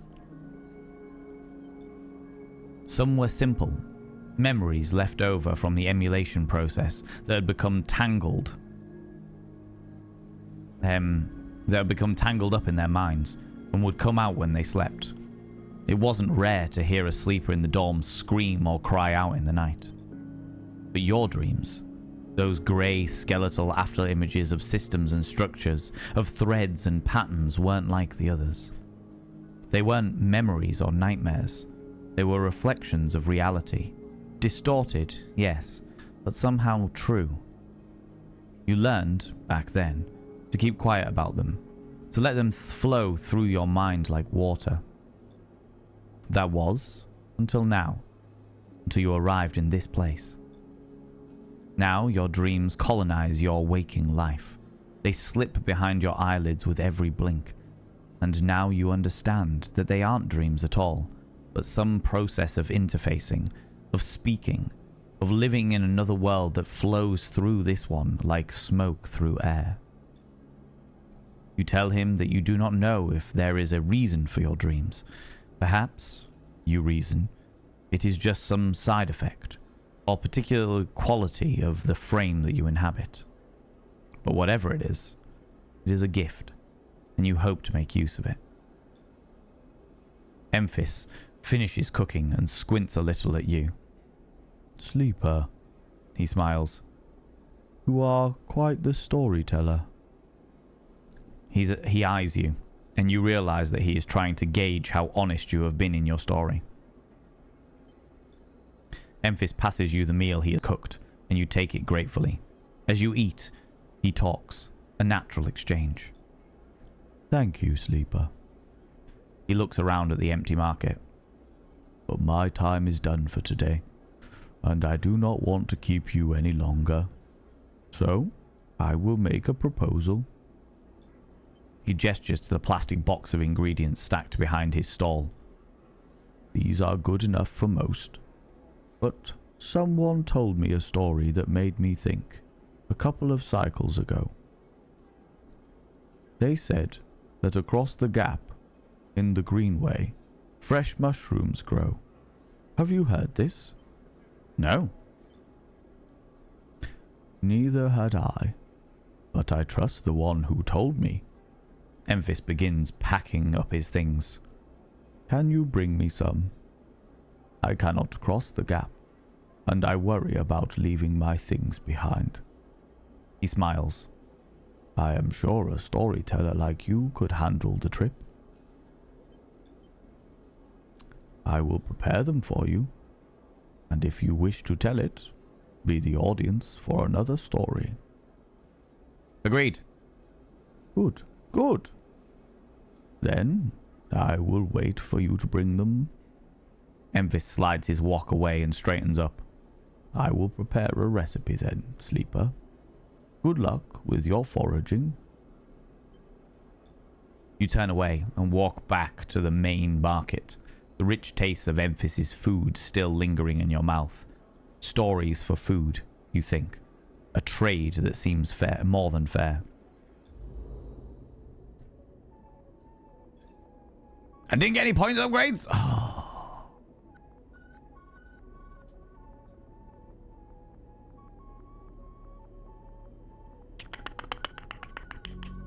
Build a ship mind.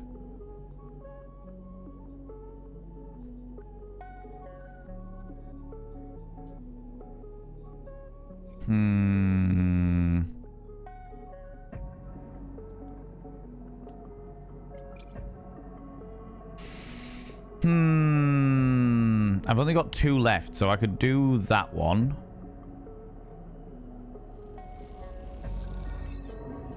Oh,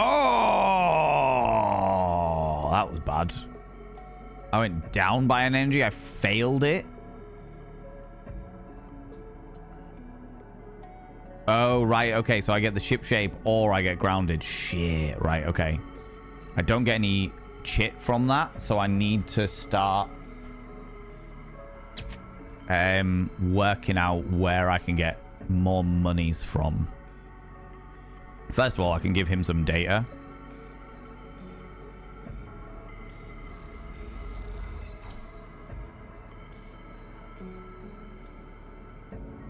In fact, I can, if I give him all 3, then that covers my scope in the system as well, doesn't it?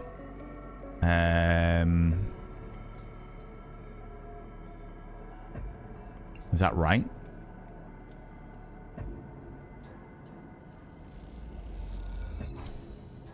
That'll give me that, and then the scope in the system's there as well. Right? Okay, cool, cool, cool, cool, cool. Forced to forage for mushrooms. I know, this game was designed to vex me. Designed to vex me. Okay, let's continue here. As you enter the bay, Feng is nowhere to be seen. The banks of servers and machines blink out of the dark in staccato rhythms. Unseeing eyes of the station's digital ghosts. Shitheads! Feng's voice echoes from behind a stack, followed by the hammer of a fist on the metal casing. These snaky shitheads! Stay silent. Sleeper! That you, or am I in trouble? Feng's grinning head pops out from behind a stack. Just the emulated consciousness that I have been eager to see. Come back here. You pick your way between the thrumming stacks, trying not to trip on the loose bundles of cables and that blanket the dark floor. Feng is sat in front of a set of monitors, mounted to a stack. Tell me, Sleeper, what do you see here? Feng waves at a monitor to his side, glowing with pale list of information. You lean closer, looking for the links in the data. The table seems to be filled with personal information, names, genders, dates, ID numbers, all the markers of institutional records. Shitheads? Feng laughs. Maybe not all of them, but what kind of shitheads? Havenage? Huh. Not quite. He taps at the terminal. I pulled these from the old data you brought in. All employees of the Eye's original owners, Solheim. But... He leans past you and scrolls down the list. This is a snaky shithead. He stabs at the screen with a finger. The name reads Hardin Hurst. Friend of yours? Feng gives you a sideways look. Funny you should say that, Sleeper. He drags a stool out beside him and motions for you to sit. There just so happens to be a Hardin Hurst. In Havenage. He awaits your reaction. Are you sure? Well, that's where you might be able to help me. Feng leans back in his chair. Just think about it. Decades ago, Hardin worked on this station as a... Feng leans across to look at the monitor. Senior Strategic Operations Executive. Feng raises his eyebrows at you. The writing in this is really impressive. Yeah, that was... Well, to be fair, one of the people that recommended the game to me is a writer for games. They are a writer for computer games and stuff like that. So the fact that they were like, you will enjoy this, and they recommended it themselves, gave me good indication that it was going to be of a good quality of writing, for sure. Our Hardin was keeping the money coming in for Solheim. Or Solheim, even. He defined priority growth initiatives by making sure the extractors they contracted out to were hooked into a system that outsourced all the risk and kept the profit. Good old Hardin shuttled thousands of Palladium Rush workers into an infrastructure, which meant that their cut of the work that they did went straight back into Solheim, even. How do you know this? I grew up here, Sleeper. This is my history. I am a child of the collapse. Feng turns back to his screen, staring hard at the string of codes flickering by. Before I was born, my parents were Solheim contractors. I got very confused by this fucking ship here that's just appeared out of nowhere. And he's going, hurtling in. No! It's going to crash! Get out of the way! No, this is tragic! Are you alright there, buddy? Are you just doing a little U-turn? Okay, that building was a lot bigger than I expected it to be. Never mind. Before I was born, my parents were Solheim contractors. They ate in Solheim canteens, they worked on Solheim ships, they breathed Solheim air, and slept in Solheim beds. Oh, there's adverts going, friends. I'm gonna pause the game momentarily while the adverts run, you know? Don't want people to be missing out on the storyline, especially on something that is so story-heavy like this game is, you know? I believe it was a one-man dev team. No way, really? They're on the good Nyborg. Oh, the humanity. Exactly, right?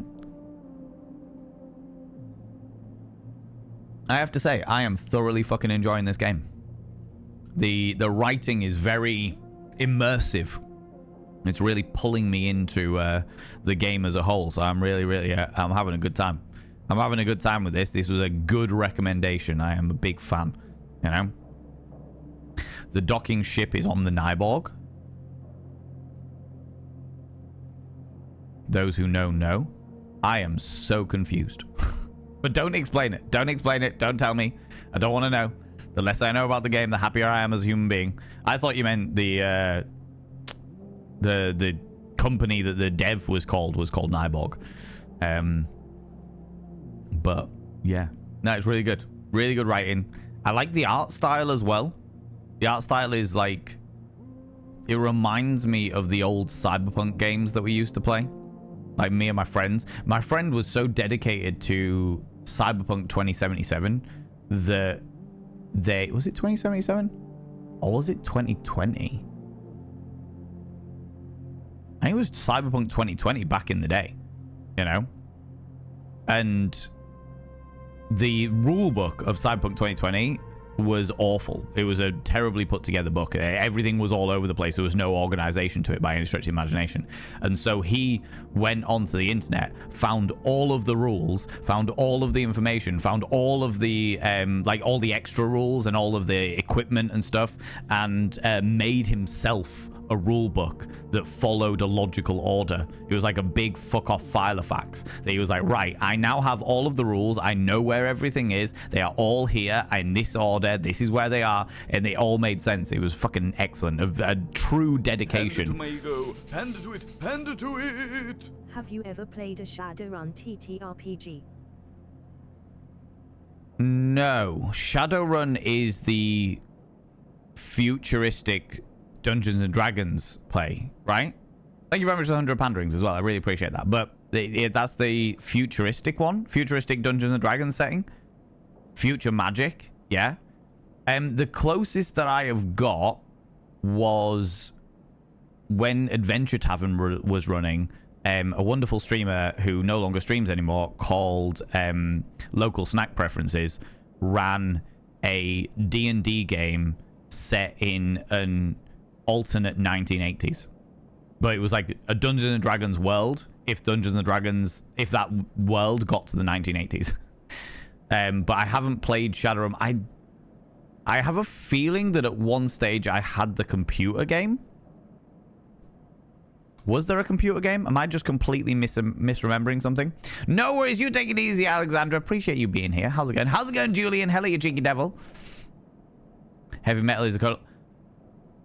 Oh my god, I know heavy metal. I was literally listening to the soundtrack when I was getting ready to go out on Saturday night. Time to ride for heavy metal. Yeah, I know the one. I know the one you're talking about. A magical plague sweeps the world and people turn into orcs, elves, dwarves. Dragons become politicians, yada yada. Oh, okay. All right. Definitely not what was in my brain, but I can understand how that was the thing. There were 3 Shadowrun computer games. Oh, okay. All right. I got you. That makes sense. Doing good. Just had the privilege of giving someone an awesome award that is cool and good feeling to present it to somebody. Oh, Julian, I'm really glad to hear that, buddy. I'm really glad to hear that. I'm glad you got the opportunity to do something like that, you know? Sounded like Cyberpunk with magic mixed in. That sounds perplexing, to say the least. Is it good? Is it a good TTRPG game? Because there's an awful lot of games out there that aren't. There's amazing games out there. Don't get me wrong. There's some fucking phenomenal, sensational games out there. But I know that there are some that aren't, that are just not very good, you know? Feng's voice rises as he speaks, his hands fist on the terminal edge. And the work that paid for that existence, the cycles of hard extraction out on the belt, Solheim took their cut. This was a company town, so to speak, and my parents were just another in the long line of freelance contractors willing to risk their lives for a shot at anything other than poverty. Disposable. This guy, stabbing at Hardin once again with his finger, strategized all that, did the sums, and then somehow, thousands and thousands of cycles later, is still going. Still here. Crawling in the walls like some shithead snake. That he survived the revolution. But how? These guys, they were big time. There's a lot of money that you can get there's a lot there's a lot money can get you if you are a company man. Feng relaxes a little. But how is Hardin still kicking? I really don't know. He turns to you and smiles. So, we are going to find out. Hardin is now a big shot in the shipyards, just a few degrees back around the eye from here. Feng brings up a map of the lower eye. Havenage might be born out of Erlin's revolutionary zeal, but a flat hierarchy it is not. Hardin happened to float to the top. Feng zooms in on the far yards. Feng grimaces. Thing is, I don't have access to those systems. The shipyard crew is pretty paranoid, and they don't like anyone from systems digging around in their stuff. Plus, we need more than just a name of a Solheim executive. We need proof. Feng holds up a thumbnail-sized drive. That's where this little creation of mine comes in. I call it a ripperworm. He turns the drive between his fingers. It'll rip through any digital storage and spin out a silken thread of filtered data. This one is set on the scent of Hardin Hurst. He hands it over. Getting into the compound might be tricky. Feng puts a hand on your shoulder. But you, however, have a particular knack for remote access. Feng grins. If you can extract yourself a Havenage cipher from a Havenage agent, they sometimes carry them among their data caches. You can crack open the compound's network and slot the worm in through any open port. You never even need to go near the shipyard. So what do you say for it? What's in it for me? Rooting out a corrupt snake not enough? Find the information and I'll start work on that tracker of yours. Feng scratches at his chin. Anything the worm gets, it'll send it back here to me. There's something wrong here, and I aim to get to the rotten core of it. You said you were going to deal with my tracker before, you little shit. Stop using me for all I'm worth, and get working on that fucking tracker, you prick. You leave Feng digging through the data among the wires and machines of the old station. As you walk out, you try to imagine the Eye as it once was, a vast machine running smooth and strong, directed by people like Hardin. A vast Solheim-built machine into which thousands poured from the surrogate systems looking for new life. The hope of a better future, engineered to line someone else's pocket. It's an idea you are intimately familiar with. You think of Hardin, still alive, still part of this place, and wonder if the past is ever truly past. Oh, it all begins. No. I'm not sure about the system, but I love the lore. Oh, that's cool. That's cool. How's it going, Sammy? How you doing, cheeky devil? But is heroic. Oh, it is heroic, so not punk. So it's more cyber heroes than cyberpunk. Okay, I got you. We've only got 69. Nice. Got 69 thingies. You don't have the connections, but you do have the skills. If you can get a shipbuilder to notice them, you might be in. The only way to the shipyard is to work here. No tourists allowed. Okay.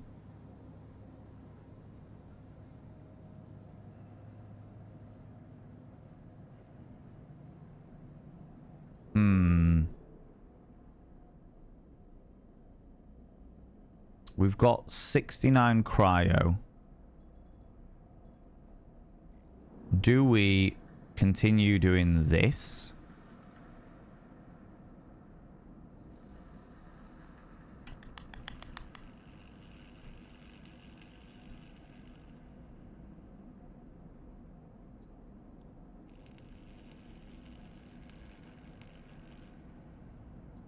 I'm not sure I really care about the past. Because investigating Winter's Light means picking through its systems. But we have got a mission for the study the Winter's Light. This blaster ship came into the shipyard as you did. Is there a connection, or are you just paranoid? I don't think I care. In the nicest way possible, I don't think I care. I came into the shipyard. However, I managed to come into the shipyard. The fact of the matter is that my character is here now. And I need to sort this shit out.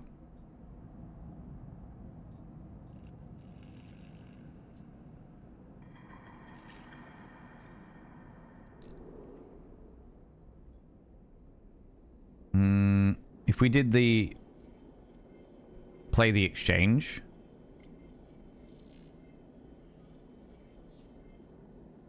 How many chits did that give us? Plus 19, and I got plus 2 on the trusted trader as well, so that was worth it. Most of the little jobs give us about 15 cryo, so actually that worked really nicely. That worked very nicely indeed.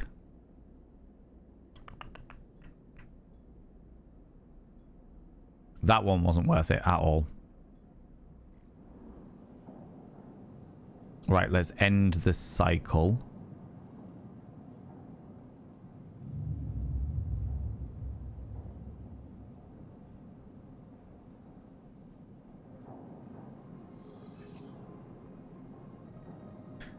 Ooh, 4 3s and a 1.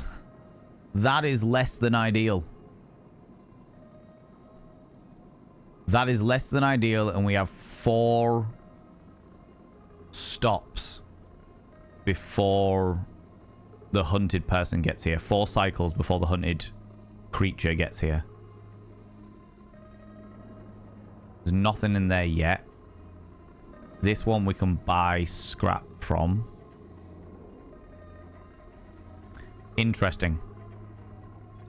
We've still got no upgrade points. Interesting. Interesting. However, friends, that's where I'm going to leave it today. That's where I'm going to leave it. You cheeky little devils. You cheeky little devils. Time since last autosave, 30 seconds. I am glad to hear that. But yeah, that's why I'm going to leave it today. Because I definitely was meant to finish a little while ago. And I didn't. And I didn't. Alright. But here we are. Here we are. You cheeky little devils. I'm really enjoying this game. I'm really enjoying this game. Also, Authenticator, I'm going to refund your Smex question channel points. Because you didn't need to use them for that. But I appreciate you doing so. Appreciate you doing it the official way. You know? Because that wasn't a sex education question. That was just asking whether I'd compile a list of books. So you can have all those back. Can have all those back. I'll also refund those ones as well. Offer a nibble? Offer a nibble. Yeah, I am getting quite hungry. I have not eaten since breakfast this morning. So yeah, I'm getting a little bit peckish. Feel like a little nibble would be delightful, you know. But first of all, thank you very much for being here, friends. I really appreciate it. Appreciate you stopping by and saying hi and hanging out and doing all the bits and pieces. It means the absolute fucking world to me. We are, of course, going to go and throw some love at another wonderful individual. We're going to go throw some love at another delightful streamer. I'm going to have a look for who is doing stuff of a similar nature. If I can stop my nose from itching for a second. However, before we go anywhere, friends, could you do me a massive favor? And throw out some mod loves in the channel. You can use any kind of mod loves from any kind of channel. You can use any kind of love hearts from any kind of channel. Say a massive thank you to those wonderful moderators. Mods, thank you so much for all that you do. Thanks so much for being here. Thanks so much for all you do in and out of stream. All the stuff you do for me behind the scenes. And all the stuff you do for this wonderful community. It means the fucking world to me. And I really appreciate it, you beautiful beans. Come on, friends. I want to see some more of that wonderful mod love. Thank you very much, Kayla, for praising the mods. Let's have a look at who is playing something of a cyberpunky nature. Who's playing something cyberpunky? Is anybody playing something cyberpunky?